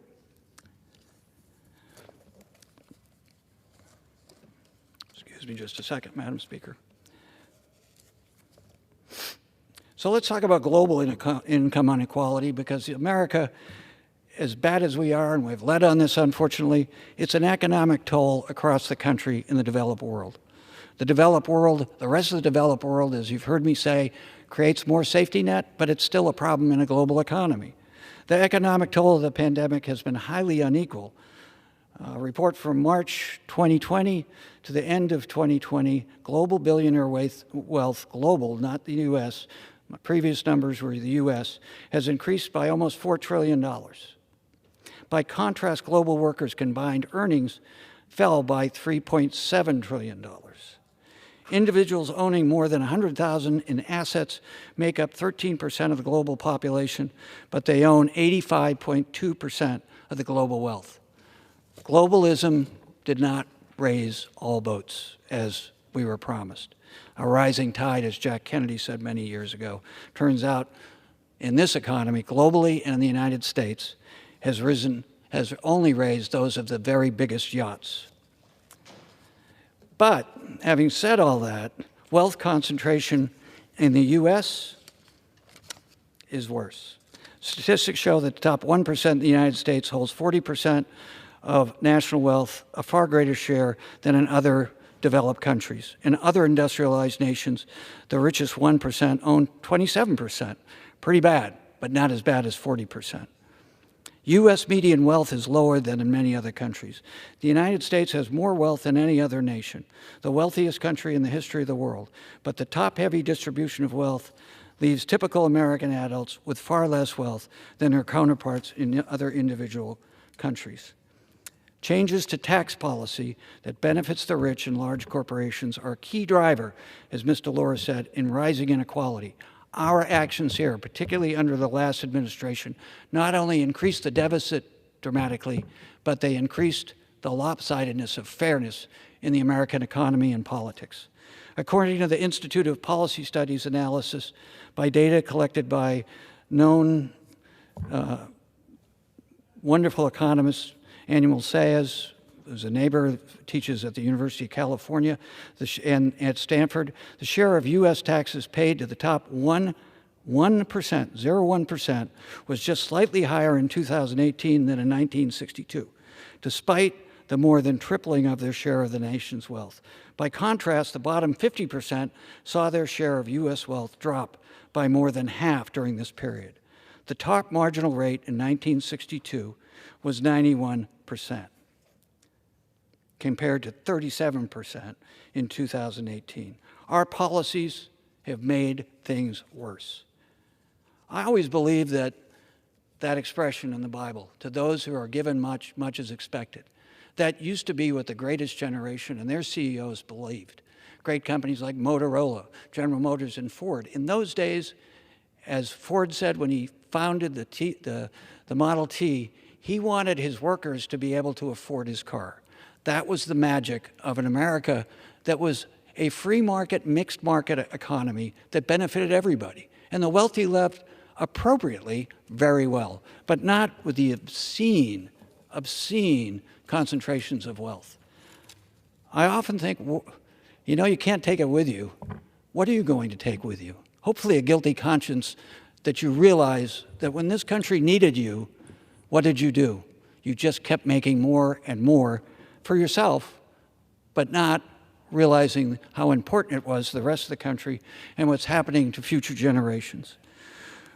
Madam Speaker, I'll close with a quote by Louis Brandeis. And Lincoln spoke in 1841, at the beginning of what would become the Civil War. Brandeis, a brilliant jurist, said, and similarly, when we were struggling with disparities of wealth and making sure every American felt that they were part of this, they were part of something, even if it was a simple thing, a Frank Capra simple thing, that you were part of something bigger than yourself, that you were Harry Bailey being responsible for the homeowners who came in and borrowed money from your savings and loan. Louis Brandeis said, "We can have democracy in this country, or we can have great wealth concentrated in the hands of the very fewest amongst us, but we can't have both." It's our decision, members of Congress, if at this moment, Republicans and Democrats, we could start looking at this and realizing, as I did when I was a small restaurant owner in the Bay Area, successful, but I looked every day at those journals for point-of-sale retailers, and I realized that the working people who came into my restaurant couldn't go out to eat. It's one of the first things people stop when they can't afford, when they have to worry about paying their mortgage or paying their car or getting their kids to childcare if they can afford that. Those are the moments that we are confronting. Jack Kennedy once said in his first inaugural speech out here on the East Steps, in his Ask Not speech, he said, one of my favorite quotes, he said, "Few generations get to defend freedom at its ultimate moment of threat." And he said, "I don't despair of this. I don't shrink from this. I embrace it." And he said that the fight we put to this, I'm paraphrasing, will bring light to the world. That's the challenge we have. Whether you're a conservative Republican who believes in the Chicago school, which I believe caused a lot of these problems, trickle down doesn't work. It works sometimes, but doesn't work. We have a problem with the American economy. It's affecting our physical health, our life expectancy, and our mental health. As Brandeis said, we can have a democracy, and to paraphrase Brandeis, or we can have opportunity that's rich for everybody. Thank you, Madam Speaker, and I yield back. Oh, one last thing, sorry. If you could indulge me, my staff is reminding me I have something I want to submit for the record from my good friend and neighbor, Barbara Lee, who started the Income Inequality Caucus of the House of Representatives. If I could submit this for the record. Thank you. The gentleman's request would be covered by general leave. Thank you. Under the Speaker's announced policy of January 9th, 2023, the gentleman from Texas, Mr. Roy, is recognized for 60 minutes as the designee of the Majority Leader. I thank the Speaker. Appreciate the remarks of the gentleman talking about the state of affairs. We disagree on a number of the policies, but might actually share some sentiment. I, too, believe that we have significant issues we need to deal with right now with respect to the economy, the state of affairs for American families, hardworking Americans who are getting left behind, Americans who are not of the belief that they can actually achieve the American dream, that we're raising a generation or now two who do not believe they can be able to live in America stronger than the one they've inherited from their parents. That is true. I think the question here is, what's actually the culprit? I think it's worthy debate to have debate about tax policy and the implications of taxes on corporations, families. Where do you spread the burden? But my Democratic colleagues are too often mesmerized by this attack on trickle down and corporate tax rates, and somehow that's blowing a hole into the revenue of the United States government, but it's just simply not true. In 2022, the United States government brought in about 19.6% of GDP in terms of revenue to the Treasury. That represented the third highest mark in American history, or among the three highest marks, at a level seen only right after World War II and at the end of the dot-com boom in the end of the 90s. Now, why do I bring that up? Because my Democratic colleagues refuse to acknowledge that we are, in fact, bringing in massive amounts of revenue. Now, where I might agree is maybe that revenue needs to be allocated slightly differently in terms of the impact on corporations or wealthy or middle class. We can have those debates. But we're bringing in massive amounts of revenue. I think the question really here is, what is making it difficult for American families to live? Because I think we all agree it's really difficult right now for an American family to live. I know my family feels it. I know my friends' families feel it.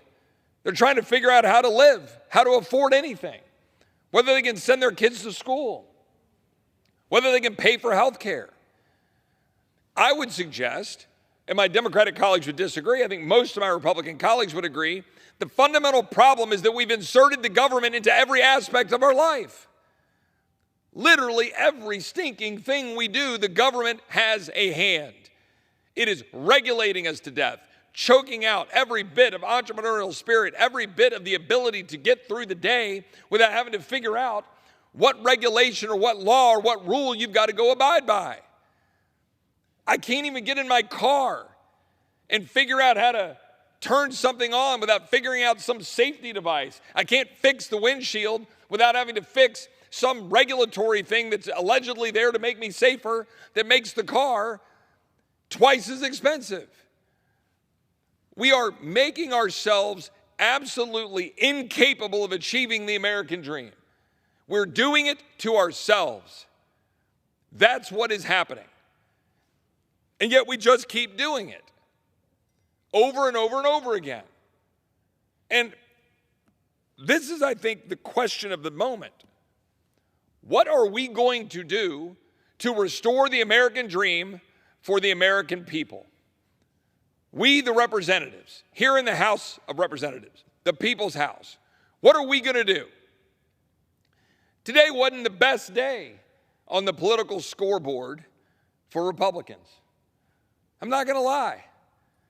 We spent a day, we came down here, we had a vote on impeaching Alejandro Mayorkas. It was a tie. We had to pull it down.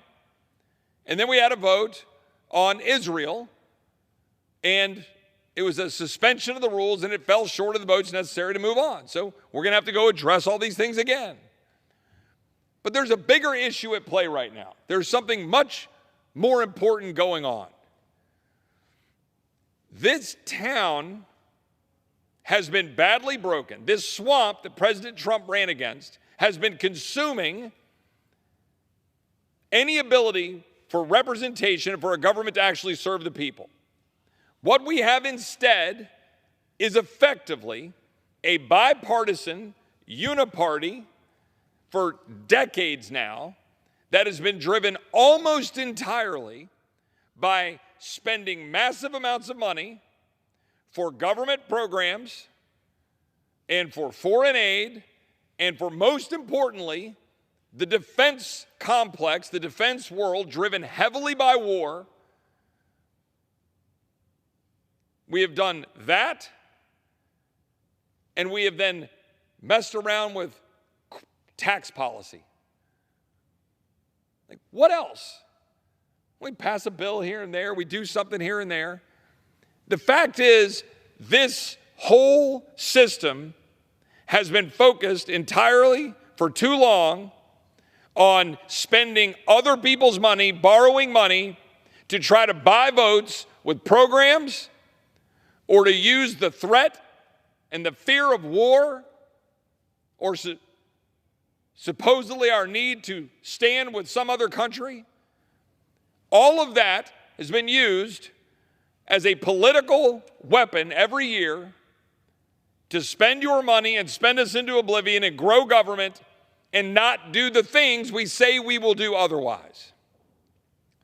All right, so what do I mean by all of that?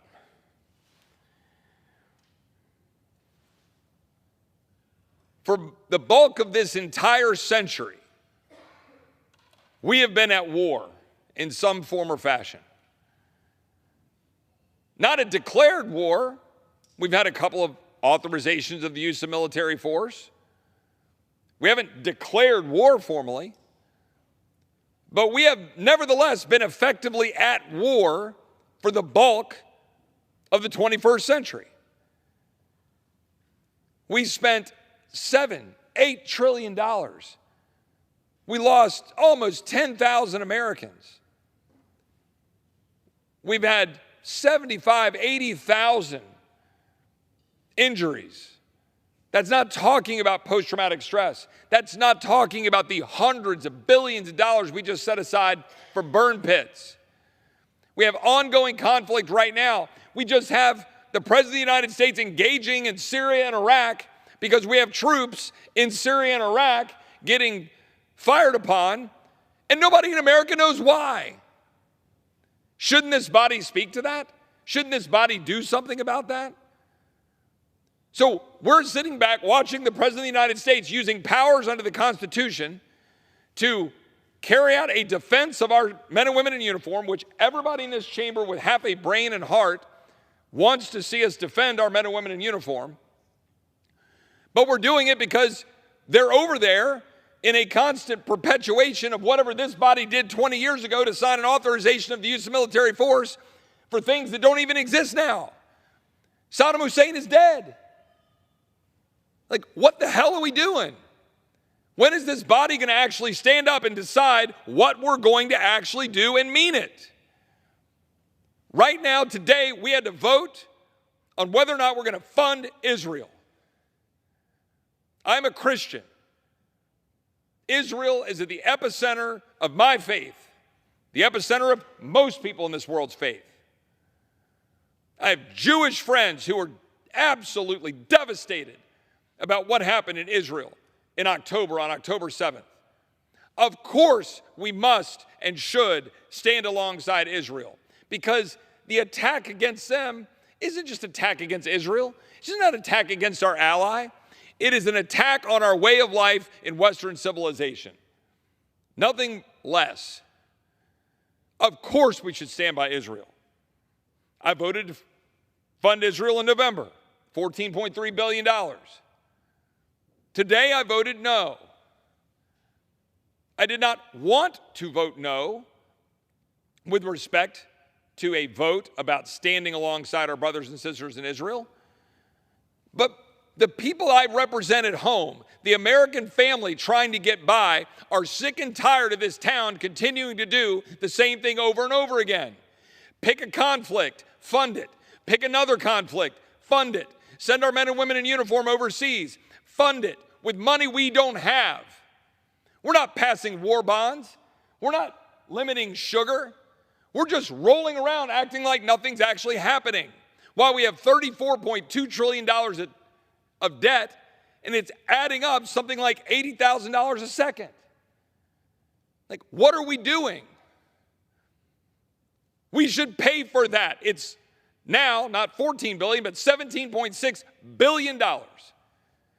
We have loads of slush funds around this town just sitting there. We could go grab and pay for it. Our Democratic colleagues refused to do it.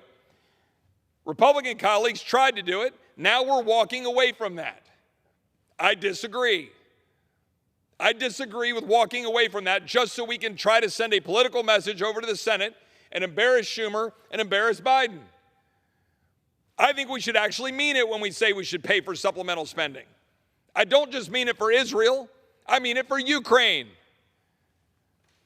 Senate Democrats with a handful of Republicans tried to just jam the American people with a $118 billion monstrosity that would fund Ukraine $60 billion, fund Taiwan, fund Israel $17.6 billion, fund allegedly border security to the tune of $20 billion. That bill is falling apart in the Senate because it doesn't actually secure the border. And most Americans are sick and damn tired of getting sold a bill of goods, a bill that wouldn't secure the border, that cost them $120 billion that's not paid for.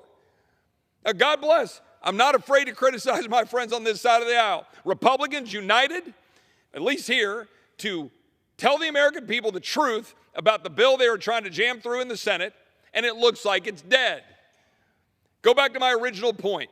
This town operates on autopilot, spending money to fund wars, spending money to fund government, to fund programs, and if you dare challenge that, the establishment bites back. That's what was happening in the Senate. That's what was happening with Mitch McConnell. That's what is happening with the cadre of people in this town who desperately want that $60 billion of funding for Ukraine. It's not about the border. Head pat people and say, we'll give you some crumbs on the border. Give us our $60 billion for Ukraine. We'll go out, thump our chest, put a blue and yellow flag, pin on our lapel, say we love people, and then we're going to go out and we're going to keep the war machine going. That's the truth. And let's be very clear. I love Israel. Talk to Israelis. They will tell you a part of our annual $4 billion that we go to Israel is a part of the same operation. $4 billion, oh, we'll spend that money. It'll come back over here so defense contractors can keep doing what they do. Are we getting the right planes? Are they getting the right supplies? Is it the right cost? Is Israel able to defend themselves without the United States? Or is that $4 billion annual MOU, which I support, maybe that's counterproductive? Maybe we want Israel to be standalone over there. When are we going to do something different? When are we going to peel all this back? I would posit, to great credit to my Republican colleagues right now, we are wrestling with changing this town. And that's why it's messy. I am not afraid to criticize colleagues on both sides of the aisle, including my Republican colleagues, like I said. But right now, I'm actually proud of a Republican conference that is struggling to try to find a way to stop an out-of-control executive branch led by President Biden and my Democratic colleagues, trying to save this country, trying to step up and protect American families, trying to secure the border of the United States, trying to find a way to limit spending, trying to find a way to stand with Israel, but to do it responsibly. And at every damn turn, my Democratic colleagues are trying to thwart us because they're more interested in political posturing than figuring out how to stand up for the hardworking men and women of this country. They're more interested in advancing a radical leftist agenda that is advancing their crazy climate agenda, advancing wide open borders, advancing open streets where criminals are running lawless, judges in place that won't prosecute criminals, cops that are getting persecuted, walking away from Israel, undermining Israel's sovereignty. That's the face of the Democratic Party. Open borders, dangerous streets, undermining the American family, forced transgender surgeries, girls in boy bathrooms, boys swimming against girls in swim meets, a radical leftist Democratic Party trying to destroy the America we know, Western civilization, our way of life on a daily basis. Republicans are trying to stand athwart that with a bare minimum majority. And it's messy. That part's okay. But the question here is, what will we do now as Republicans?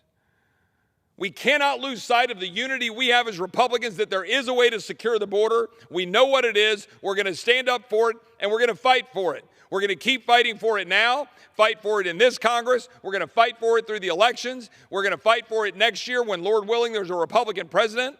And no, we're not going to just pass the buck and say that, oh, any president could walk in and secure the border. I saw former President Trump make that allegation earlier today on one of his social media posts. All the president has to do is declare the border is closed, and it's closed.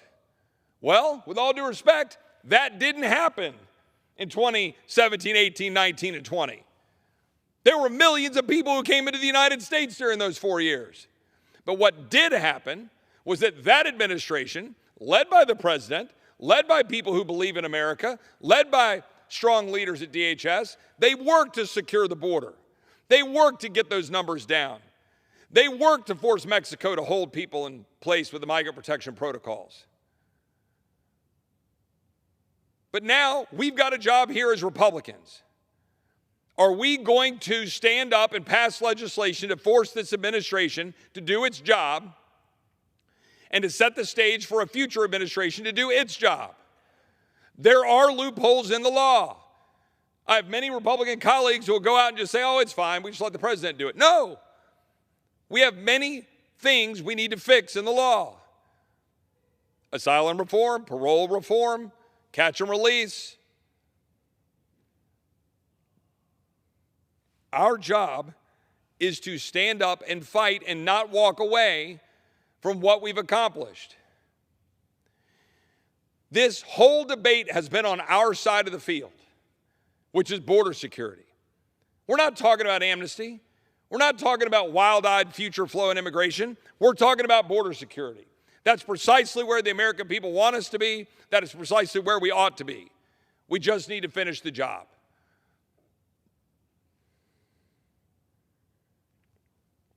You're not going to get solutions to this town with gangs of 8 coming out of the Senate.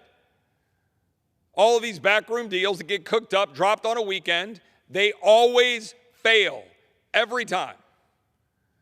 They come through the hard work of doing the process. Let's rewind the clock to last year for a second.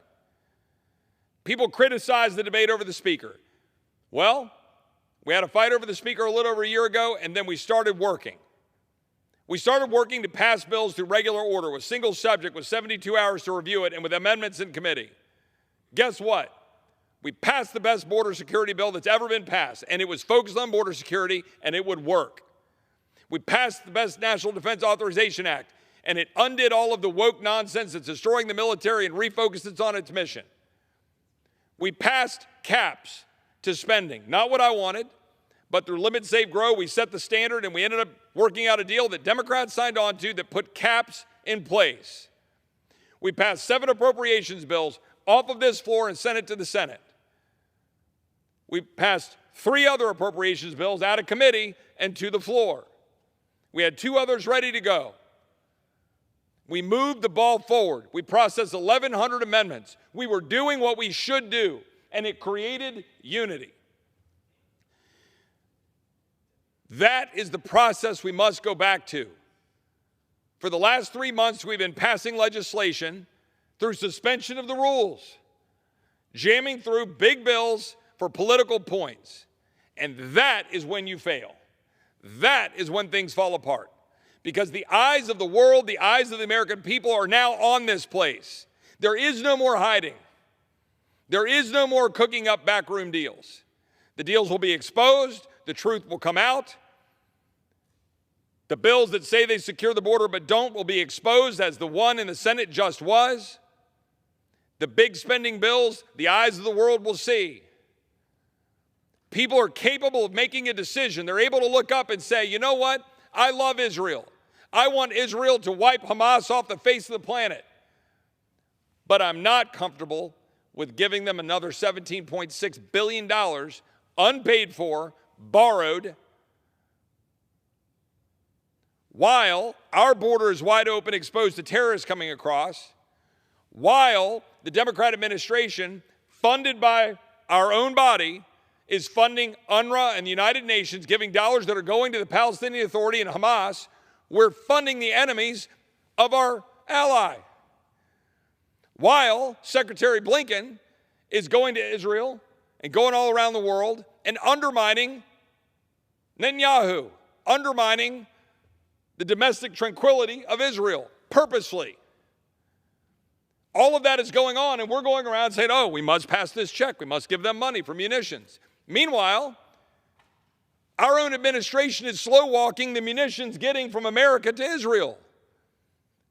The American people get the joke. They see what's happening. And that's what you're seeing unfold on the House floor. People don't know what to do. The normal machinery in this place was designed to move large bills, driven heavily by lobbyists, driven mainly by defense spending and some negotiation of defense versus non-defense in order to get a massive bloated bill that would buy votes in November. That has been the MO of the United States House for as long as I can remember. And the gig is up. The American people are onto it. The American people are getting tired of being taken for a ride. They want us to actually do what we said we would do. They want us to actually secure the border. They want us to actually cut spending. Yes, they want us to stand with Israel, but they don't want us to write blank checks. This is not that hard.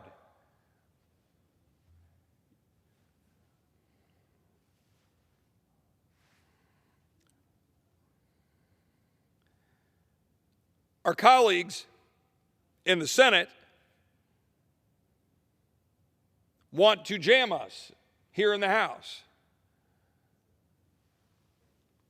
Democrat colleagues and some Republican colleagues in the Senate want to send over now, with their border effort, not to secure the border, but border political effort, very specifically designed as cover for our Democratic colleagues to have some reason to be able to run in November and say that it's Republicans' fault that the borders are wide open and not President Biden's. Our Senate colleagues want to send to us now Ukraine package with Israel. So for all of the viewers at home, what's happening is we're responding by saying, well, we're going to jump in front of that by sending a clean Israel bill so we can separate Ukraine. None of this is the regular order that the American people would expect. Put a bill on the floor, offer amendments, let it rise or fall. Put Israel on the floor, put an amendment that would pay for it, see what happens. Put an amendment on it that would cut UNRWA funding, because why are we funding Israel while we are also funding their enemies? Why don't we just put that on the floor with amendments and see what happens? How about FISA? All you Americans out there love being spied on? Let's put FISA on the floor. Let's put 4 or 5 amendments on it. See what happens. See if the American people want us to have warrants when people's information is being looked at. Put the bills on the floor. Ukraine, put the bill on the floor. Make a decision, yes or no. Up or down. Are we going to fund it? Where are you getting $60 billion? Are you just going to print it? You want to know why your inflation's up? Put it on the floor. Have a vote. $60 billion. What is the mission? What are we going to get out of it? What are the limits? Are the oligarchs getting it? Are we paying for pensions? Is it lethal aid? Are we expecting to get Crimea and Donbass back? Or are we expecting just to have a sovereign nation? Are the Russians to be pushed back out? Is that our call? Do American people want to spend their treasure? Seriously, this is the question, and yet today we did it with Israel. Why? Because we love Israel. Israel holds a special place in our heart. Our friends, our allies, but importantly, and we all get the truth, our faith. We don't want to see Israel attacked. Many of my colleagues have a biblical belief that they got to stand by Israel. I do too. I think it's important. But if we don't have rules, we lose our own country. There will be no America to stand with Israel if we don't have sovereignty and we have open borders and terrorists coming in that are undermining our security. There will be no America to stand with Israel if we're bankrupt and $34 trillion in debt and that we're spending money we don't have, even if it's for Israel. There have to be some rules. There have to be. You go home and you campaign that you're going to cut spending, but you don't do it. We're going to vote in 3 weeks, allegedly, on omnibus or minibus spending bills. What that means is a big package of bills, all brought over from the Senate, with maybe some policy changes for the next 6 months. I doubt much. that spends $30 billion more than Nancy Pelosi's bloated spending levels that we all campaigned against. How is that changing Washington or cutting spending or draining the swamp or fiscal responsibility or balancing the budget? It is none of those things. None. Yet my colleagues will run on passing balanced budget amendments, which will not happen. We're going to go spend $17 billion and throw that out there to go fund Israel because they're our friend. I agree. But we're going to do that unpaid for. So you just racked up another $17 billion. On top of the $13 billion we appropriated last November for hurricanes and emergency relief. And now they ask for $60 billion for Ukraine. Like, when is that madness going to stop? Meanwhile, my people in Texas are saying, when is the border going to get secure? They want to know when the fentanyl is going to stop pouring into their communities, when migrants are not going to be walking through the streets, grabbing people, grabbing young women, dragging them out of bathrooms, killing a young woman, an MS-13 gang member, and a mom is saying, where are you, America? Do not we have a duty to defend this country? But we're not going to do that. We're going to vote to fund the government in 3 weeks that leaves this country exposed to criminals, to terrorists, to cartels, to fentanyl. We're going to do it. You watch. Bipartisan uniparty bill will get voted off of this floor that does not a damn thing to fundamentally alter what's happening at the border, while Texas takes it on the chin. Why should Texans pay their federal taxes? Why?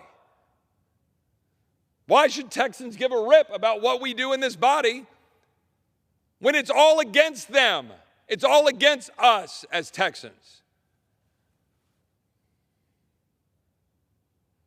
For that matter, why should anybody pay taxes? The rule of law matters if you want people to follow it. If you're printing money, destroying the dollar and destroying the economy and bloating the government and hiring and funding bureaucrats to undermine your liberty, to pass regulations, to take away your happiness and undermine your ability to prosper, you're printing money and borrowing money to do that. What is the point of paying your taxes? It hurts to write that check. It hurts to lose that money to go to the federal government. But if the federal government is just going to spend money anyway, why do Americans believe that they have a duty to go pay the taxes? So we pay $2 trillion in taxes but borrow $2 trillion, or pay $4 trillion in taxes but borrow $4 trillion? That's crazy.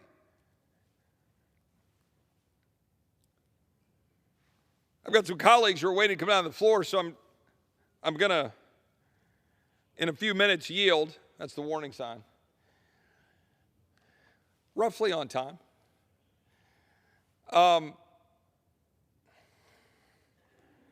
Look, here's the thing.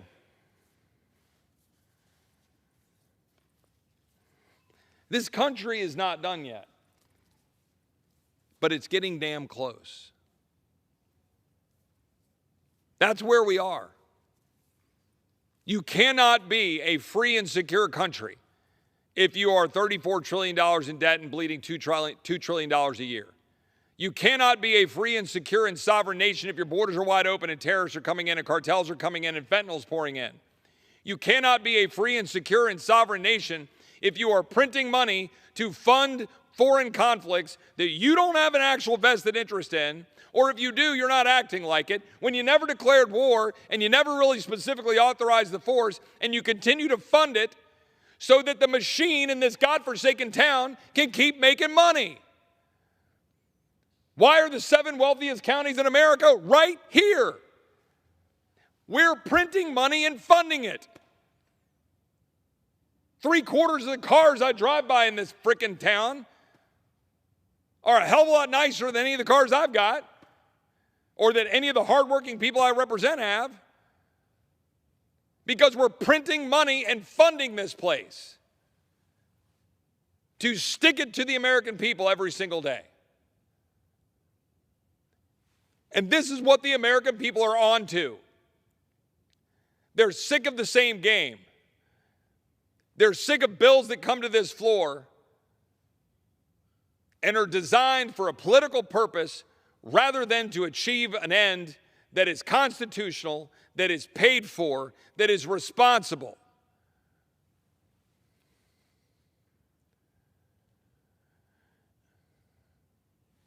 I was spending a lot of time in the last month out on the campaign trail, and my friend, the governor of Florida, Governor DeSantis, would talk about his time in service in the United States Navy, but more importantly, he would talk about when flying into Ronald Reagan National Airport, looking out of the left side of the plane and seeing the Washington Monument and the United States Capitol and the Lincoln Memorial and the Jefferson Memorial and the White House and all of these monuments to our ideals, who we are as a people, the inspiring white buildings. But then he would point out that if you look out the right side of the plane, when you're coming in that northern route down the Potomac, you see a whole bunch of other monuments, evenly distributed, small, all identical, of the 400,000 men and women that are buried there, having fought under that flag, the American flag, the 13 stripes, the 50 stars.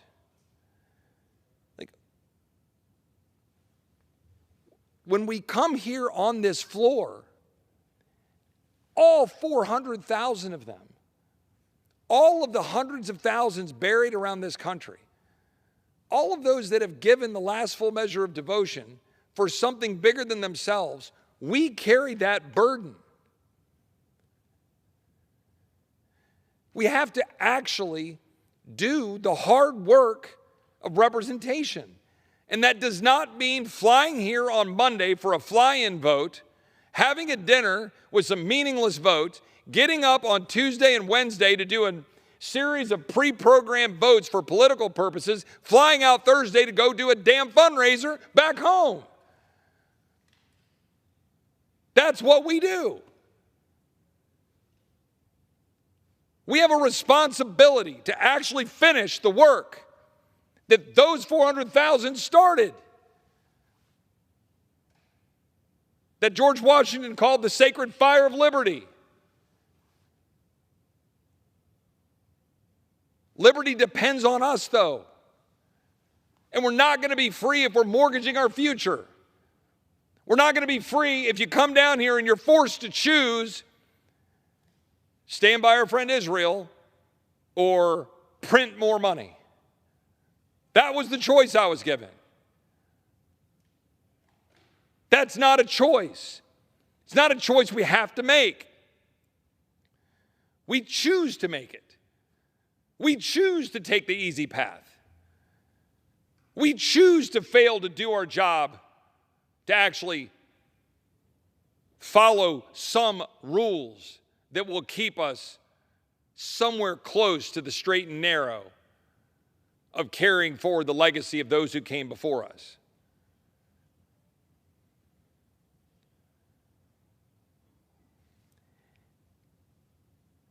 The hardworking American family out there today, right now, struggling to get by, is looking to us to fix it. It is not acceptable for a migrant to come into this country illegally, beat a cop in New York, get sent out on bail, no bail, flick off the American people. That will destroy our country more than anything else. That is not acceptable. It is not acceptable. And we have to end it, or we won't have a country left. We have to stop spending money we don't have. We have to. It's not hyperbole. You can't make a good decision here about balancing interests if you just write blank checks. You can't do it. One of my strong Jewish friends out in conservative radio was pointing out we're $34 trillion in debt. Hell, $300 trillion in debt if you look at the entire Fed's balance sheet and everything that we've got going on. What's $17 billion? That's exactly right, except I have to say it's exactly wrong, or we'll never change this place. I came here and I said I wouldn't vote for unpaid for supplemental spending. And even if my best friend is out there getting hurt, I've got to find a way to do it the right way, or we're going to lose this country. And as I said, there will be no America left to stand with Israel. There will be no America left for some people to go to, no America left for migrants to seek to come to live for a better life, because the rule of law will be gone. The fiscal health of our country will be gone. The American dream will be unattainable. I think we can choose a different path, and I think Republicans are actually in the process of choosing a different path right now by challenging the status quo of this town that our Democratic colleagues want to continue to exploit, to grow government and to regulate and to have open borders and to have our streets wide open, and Republicans are standing athwart that. And right now is the opportunity for Republicans to make good on what we've been saying for my entire life. And that is that the American dream depends on what we do here to ensure that federal government is not meddling in the lives of the American people, undermining their ability to prosper, undermining the American economy, making us less secure, empowering our enemies, emboldening those who want to do us harm, undermining Western civilization. We can stop that. We can, in fact, as William Buckley said, stand athwart history yelling, "Stop!" The progressive movement that is designed to undermine our very way of life needs to end right now. And it ends by Republicans standing up on the wall and saying no. That is our calling. That is what we need to do. And if we do that, and if we unite,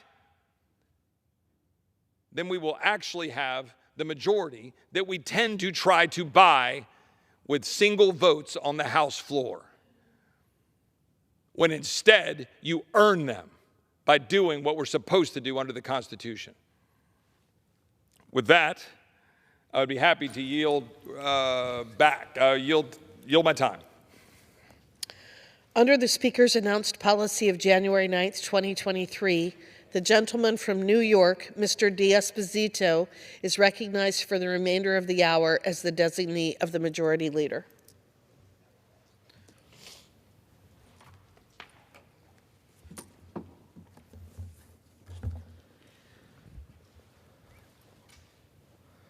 Thank you, Speaker. I rise today to honor an incredible man and 4th District neighbor, Fred Zeilberger. Mr. Zeilberger is a Holocaust survivor, Korean War veteran, dedicated husband, proud father, and an American whose life is a testament to the power of perseverance.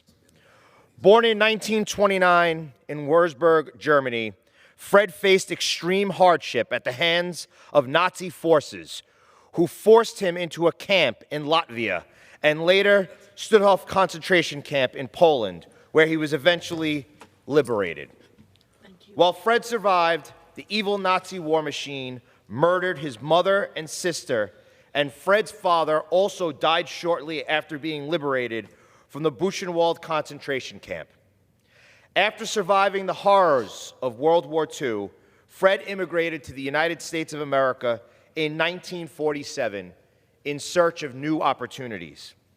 A few years later, in 1951, Fred donned the uniform of his adopted country after being drafted into the United States Army during the Korean War, where he served as a butcher. Fred's tenure in the Army followed by a lengthy career in the wholesale meat industry, where he established his own business in 1956.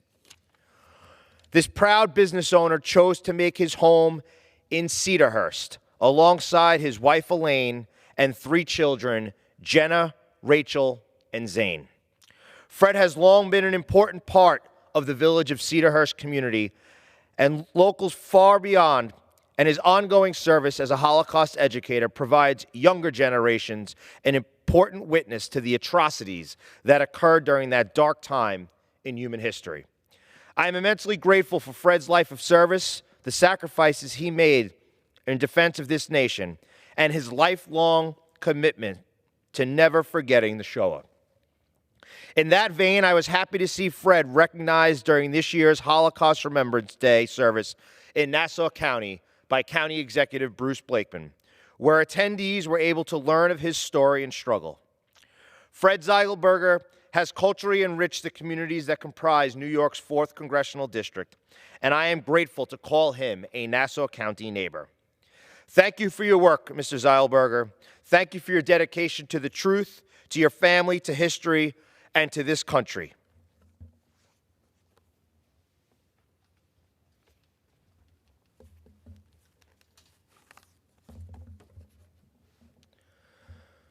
Speaker, I rise today in a sad occasion to honor the life of a dedicated family man, committed first responder, and proud American who passed away this past Sunday, Bob Beckwith of Baldwin, New York, a resident of the 4th Congressional District. Bob Beckwith had a storied career serving the people of New York City as an FDNY firefighter. Bob joined the FDNY in 1965 and was assigned to Ladder 117 in Astoria, Queens, before transferring to Ladder 164 in Douglaston, where he served until his retirement in 1994. During Bob's 29-year tenure in the FDNY, he faithfully protected the people of the city of New York. But in the aftermath of the September 11th attacks, Bob became more than just a hero for New York. He became a national symbol of American resilience.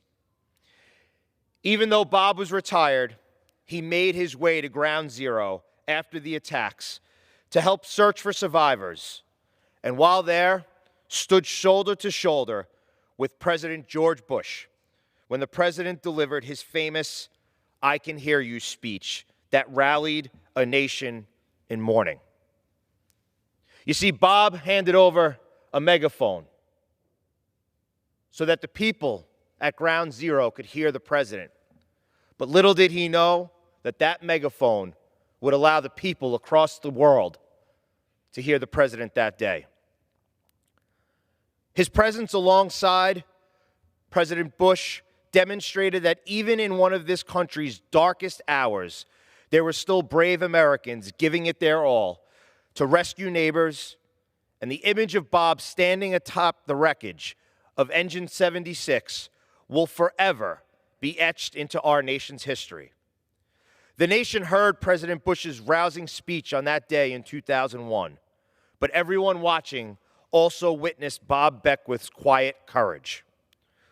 While Bob left us last weekend, I know his spirit will live on in the lives of his 6 children, 10 grandchildren, 2 great-grandchildren, the heroes of the FDNY, and every American who loves this country as much as Bob Beckwith did.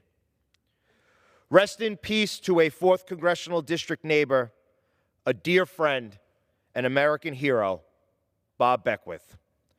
My thoughts are with his widow, Barbara, and the entire Beckwith family during this difficult time.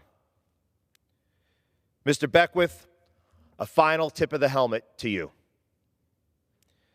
Madam Speaker, I yield back my time. The gentleman yields back. Under the Speaker's announced policy of January 9th, 2023, the Chair recognizes the gentleman from Arizona, Mr. Schweikert, for 30 minutes.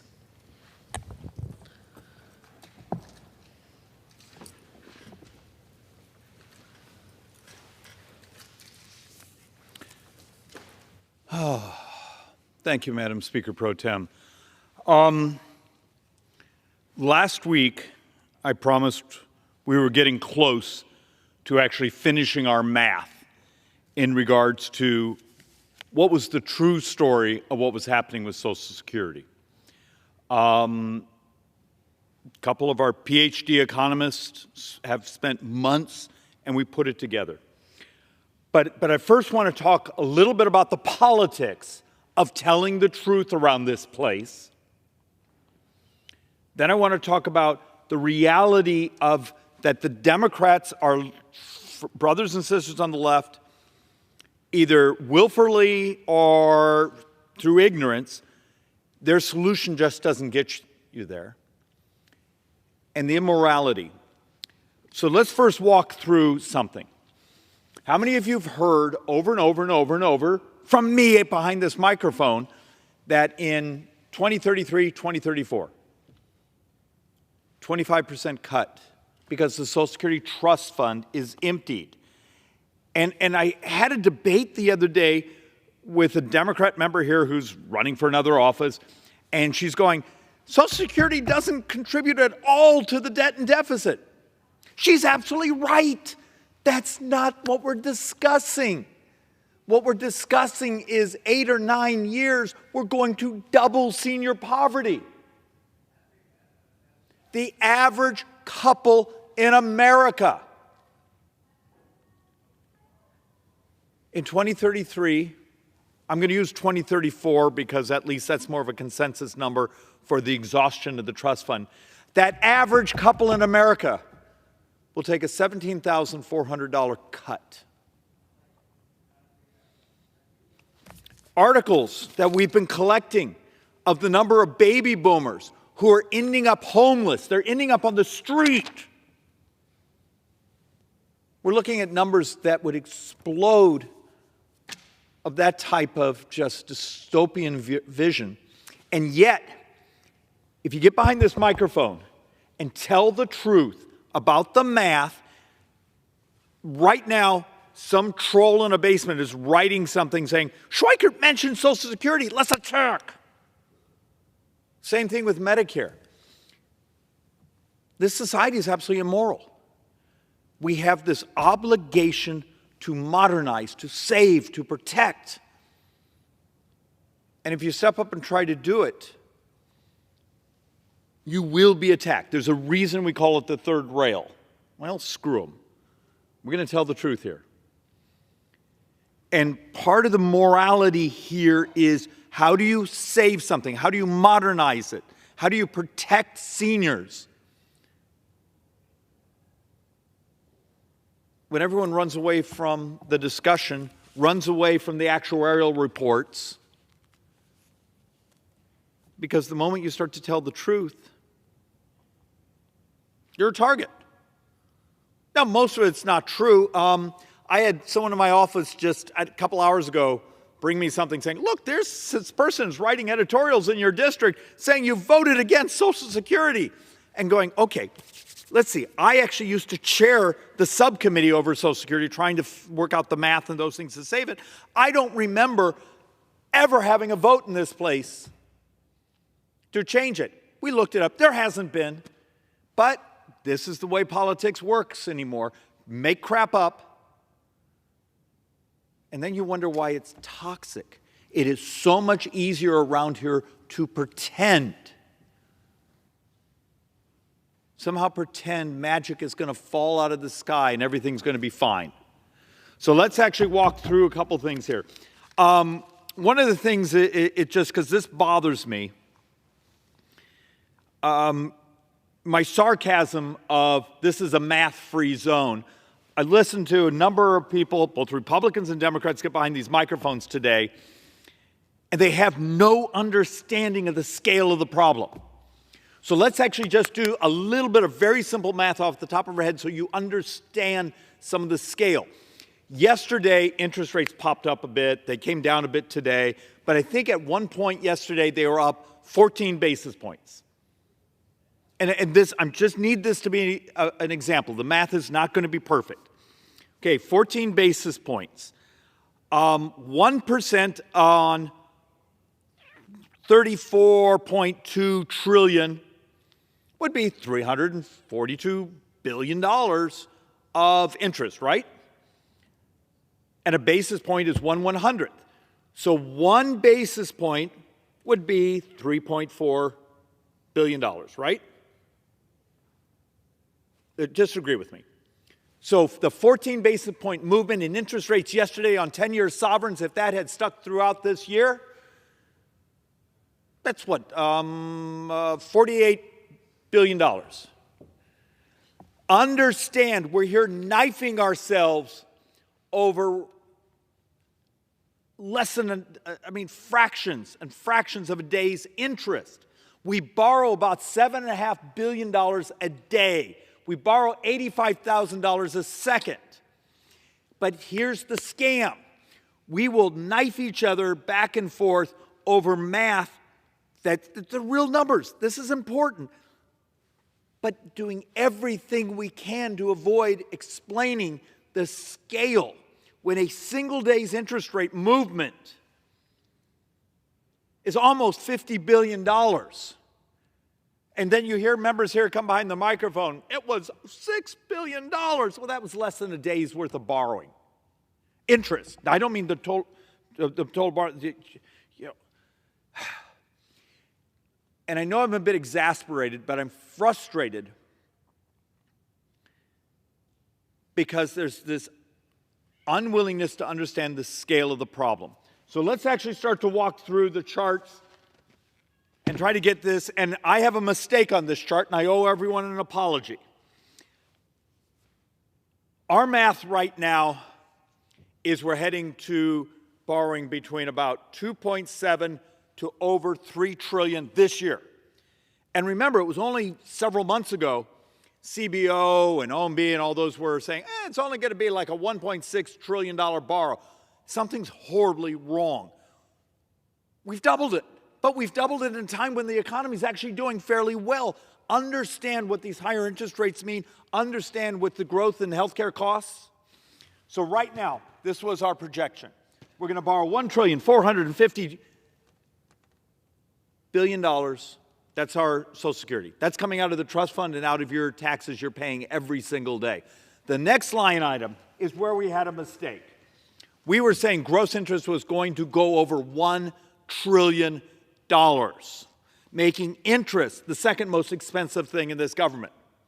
And we also came back and also showed that net interest was still the second most expensive. Difference between net and gross is the interest we pay back to trust funds for borrowing the money. Net is only publicly held. The rest of the world doesn't make that distinction. It's just one of the things we do in the United States. That's why if you ever see something from OECD, they have the United States at like 144% of debt to GDP. It's because they put back in the borrowing from trust funds. Okay. Well, it turns out Treasury, a few hours ago, did one of their monthly updates. And I have to apologize to everyone that gross interest for the year wasn't $1.3 trillion. I got it wrong. It turns out it's going to be $1.067 trillion. And we think this number is off because we've been looking at the Treasury receipts, the growth of the spending, growth of healthcare, growth of interest. My math now is just interest. This year will be $1.1 trillion. $1.1 trillion. I'm sorry, say it in a way that people could understand. No one knows what 12 zeros are.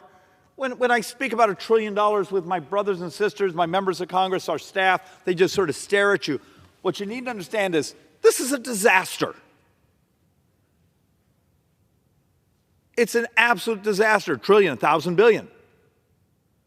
But yet we're going to sit here and knife each other for months and months and months over a fraction of a fraction of a fraction of this because we don't want to actually deal with the actual structural crisis. We got old. The fact of the matter, it's uncomfortable to talk about. But unless we do some things revolutionary on the cost of health care and dramatically change government, it doesn't work. Basic math. Every dime of defense is now borrowed. Every dime of discretionary now is borrowed. And if you start to look at this math, it's about $1.4 trillion of Medicare, of the stuff we don't even get to vote on. Every dime a member of Congress votes on is now borrowed. We are clicking off another $1 trillion of borrowing every 140 days. And if you think you're going to fix that by a rounding error on this little piece of discretionary, this little piece here, the game of avoidance. I've had members here who will, when I start to talk about a deficit commission where we're going to have to do major redesign, oh, David, I can't vote for that. Oh, well, I have too many groups, but I will fight like hell to save a few $100 million here and there. That's real money. We're borrowing $85,000 a second. $7.4 billion a day. But it's great theater for our voters. Now, it's horrible math. Great theater. So understand, even the Treasury statement now confirms my math. We're borrowing over $1 trillion in interest, just the interest borrow. And total borrowing looks like it may be coming in be closer to 2.7 to 3 trillion this year. So let's do a quick walkthrough before we get to the stuff where I soak myself in kerosene and light myself on fire. What happened between the 22 fiscal year and 23 fiscal year? Well, first off, if we actually take a look, Social Security spending, but it comes out of the trust fund, comes out of tax receipts, was up 11.1% in a single year. Between fiscal year 22 and 23, if you take a look, the spending on Medicare, just Medicare, not Medicaid, not Indian Health Services, not veterans, just Medicare, spending was up 12.3. Interest, up 38.7%. Anyone see a trend here? And we're trying to track these same sort of numbers for this fiscal year. Maybe no one really cares. I know these numbers are really big. It's easier to scream and yell and worry about a shiny object or some latest conspiracy theory. You don't need a conspiracy theory. Just look at the math. So let's actually have an honest conversation of first how much trouble Social Security is and why it's absolutely moral that we keep our promises, that we actually tell the truth of here's how we're going to modernize it, here's how we're going to save it, here's what we have to do to fix it. And the reality, it has to be done with our Democrat colleagues. They got to stop using it as a tool to win elections. And what's fascinating in the polling, I think it's FreedomWorks did some polling recently saying if you're sort of under 45, under 50, you understand this math. If you're over, you don't, you're almost like pretending it doesn't exist. What happens to you? Think about yourselves. What happens to you if it's 8 years, 9 years from now, and you get a nice letter from Social Security saying we're cutting your check by 25%? I'm going to show a chart here, but remember my words. The average will be a $17,400 cut in 2033 or 2034, depending on if you use CBO's number or the Social Security actuaries. And look, one of our structural problems is 1960 we had 5.1 workers. In 2035, we were saying 2.3. We've been told this number's wrong. It's actually less. But we're trying to vet that number. But remember, Social Security was designed as a pay-as-you-go system. If you pay attention to some of these presentations, I've come here a dozen times and shown the average couple gets every dime back they put into Social Security plus about a $72,000 spiff. Okay. Horrible rate of return. But you do get your money back plus a little bit of a spiff. But it's a horrible rate of return. I want all of you to remember as we talk about this potential misery that 20 years ago when Republicans got up and said if we could just take a little sliver and do some other things with it, and when we got to the 2030s we'd have a system that was actually more robust and people would have a much higher rate of return. Turns out they told the truth. when those activists told you, oh, they're trying to steal your money, this and that. Try to remember this. They lied to you, and we now have 20 years of data to prove it. But the big lie around here continues because it's great politics. Scare the crap out of people and then make sure they don't actually read an actuary report because that might require math, and this is a math-free zone. So let's actually walk through this. We're going to use 2034 because that's the one date we absolutely can vet, even though CBO says 2033. They both agree on a 25.2% cut in benefits. So 2034, our best math is that very first year, single year number, $616 billion shortfall. That just means the trust fund is emptied, and without the trust fund to back up the payroll tax that's coming in, and then offset to the beneficiaries that there's more beneficiary checks, we got a $616 billion shortfall. That's where you get your 25% cut. And you start to understand for lower income workers who are receiving Social Security as a couple, that's a $10,600 cut. For the average, it's that $17,400 I was talking about. For high income couples, it's over $23,000. Remember, there is actually a formula within Social Security for lower income workers with their 40 quarters get a little bit more than higher income workers. It's part of the formula. So here's the math. It is conservative math. We worked like hell on, well, the joint economic economists worked like hell on this. My job was just to torment them.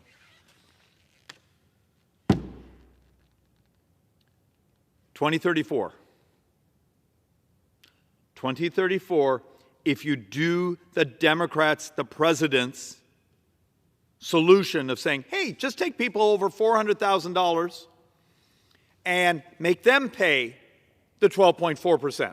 Okay, so we right now, I think this year it's 168 something is subject to Social Security tax. And you have this like donut hole in this plan. For everyone else, in today's world, you get that 168. If you're above that, you're not paying the Social Security tax anymore. On this math, understand this. This is sort of the Democrats, the president's plan is, we're just going to tax people who make $400,000 and up and make them pay the 12.4%, but we're not going to give them any benefits for it. Okay, fine. All right? It doesn't get you close. So this is your new revenue. Our best model is you might get about $259 billion of income into Social Security doing it that way. But you slow down the economy, that would be general tax revenues. And over here is your still remaining shortfall. You still have, what is that? $417 billion shortfall in that single year. And you've already taxed, you've already done the Democrat plan, and you still have $417 billion shortfall. So next time you see an AARP attack ad on someone because they were willing to try to talk about saving Social Security, I hope they tell you the truth, saying, hey, you know, our plan we've supported of raising this tax looks like it doesn't even cover half. Matter of fact, it only covers like 30, 40% of the shortfall. So let's actually go to the next level. Well, actually, I did this chart just to basically reemphasize what's going on in those math. Shortfall, tax receipts. Tax receipts with the higher tax receipts without it, because it also actually has an effect on the general fund. General fund tax receipts go down.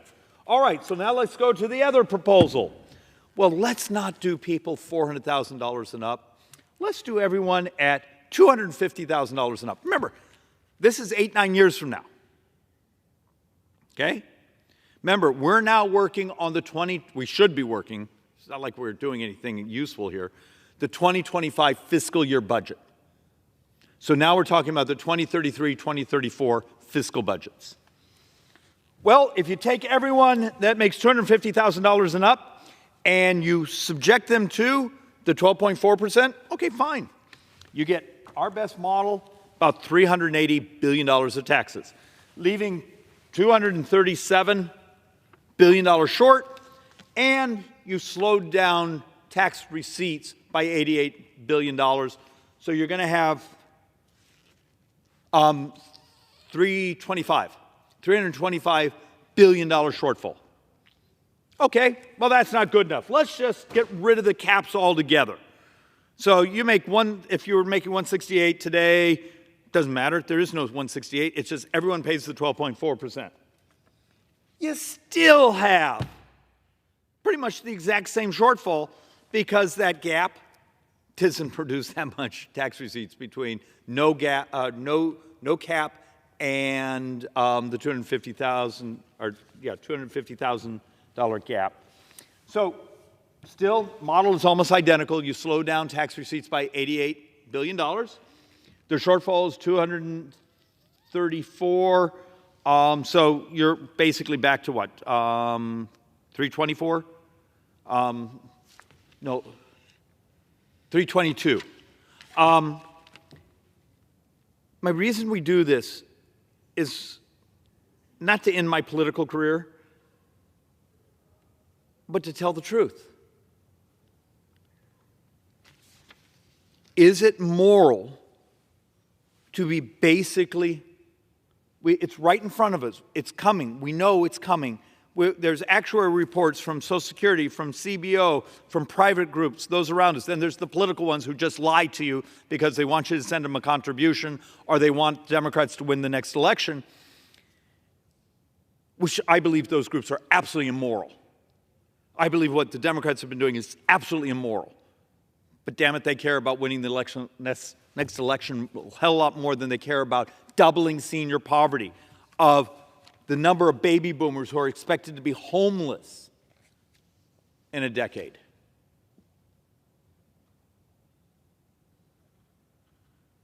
And somehow, when they say, oh, we'll just take care of the shortfall, we'll just get rid of the cap on rich people, it doesn't get you where you got to go. Is there any leadership around here other than, me as an idiot getting behind this microphone and telling people the truth? And then I've done presentations on also what's happening on Medicare. And guess what?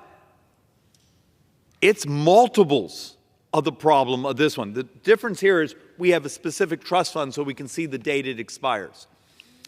I beg of you, if you're a voter out there, don't let some politician squirm out of, well, if we just taxed rich people more, we'd have plenty of money. That's not true. Demand. Look, I don't have all the answers, but I bet you I can make this work. It'd be painful, but I bet you I can find a way to not let the collapse happen.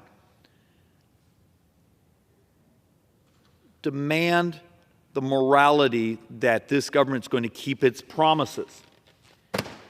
This chart here is now 2 years old. The top line here is not $116 trillion of debt. Now it's assumed to be closer to $130 trillion of debt over the next 30 years. Every dime of debt between today and 30 years. And yes, I don't know if the mics are picking up. My 19-month-old is in the back screaming. Yes, I have a 19-month-old. That's a different discussion. Does that child deserve to have the same life the rest of us have had? Here's the math. 100% of the borrowing, it's coming. Interest. The shortfall of Medicare, because remember, the vast majority of Medicare spending comes straight out of the general fund, and the Medicare trust fund is scheduled to be emptied, in 7 years? Okay? But Part A trust fund is really primarily just hospital coverage. This is if we actually say, we're not going to fix the Social Security trust fund, we're just going to borrow the money. We're just going to borrow the money. If you update what that means, about $130 trillion of borrowing. The crazy thing is the CBO math is actually the rest of government, military, discretionary, which military is discretionary, but all non-defense discretionary. Actually, over the 30 years, when adjusted for inflation, actually falls. That little portion actually has like a $3 billion, actually $3 trillion positive. The rest of it's about 130 trillion negative. Who's going to tell you that?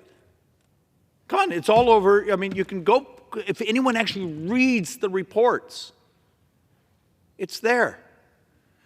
So, but that's uncomfortable.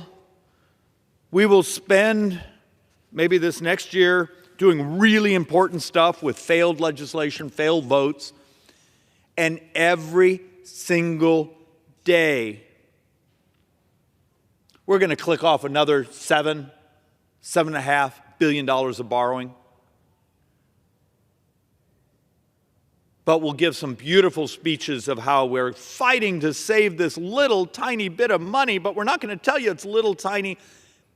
I've seen fights on the floor that in the time the fight on the floor took, the interest clock on U.S. borrowing used up more money than the debate was fighting to save.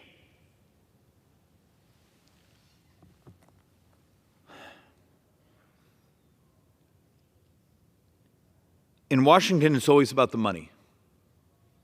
Group after group after group after group after group are wandering the hallways this time of year, all with wonderful things for us to spend more money on. Many of them are things you really like. And they get outraged at you when you start to pull out these charts and say, could we talk about what's going on? Once again, I'll do this as my closing. Every dime of defense is borrowed. Every dime of discretionary is borrowed, and now 1.4 trillion of mandatory, things we don't even get to vote on, is now borrowed.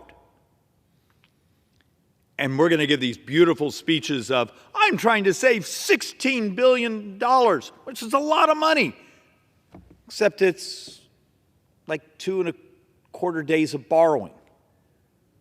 And we fought over that sort of amount for 7 months. And in that time, we clicked off well over another $1 trillion of borrowing because we fight over the shiny little objects instead of the willingness to actually have an honest conversation about the structural crisis, because this is politically easy. You get a nice little spot on Twitter or Facebook or on social media, maybe even a hit on cable television, but it's a lie.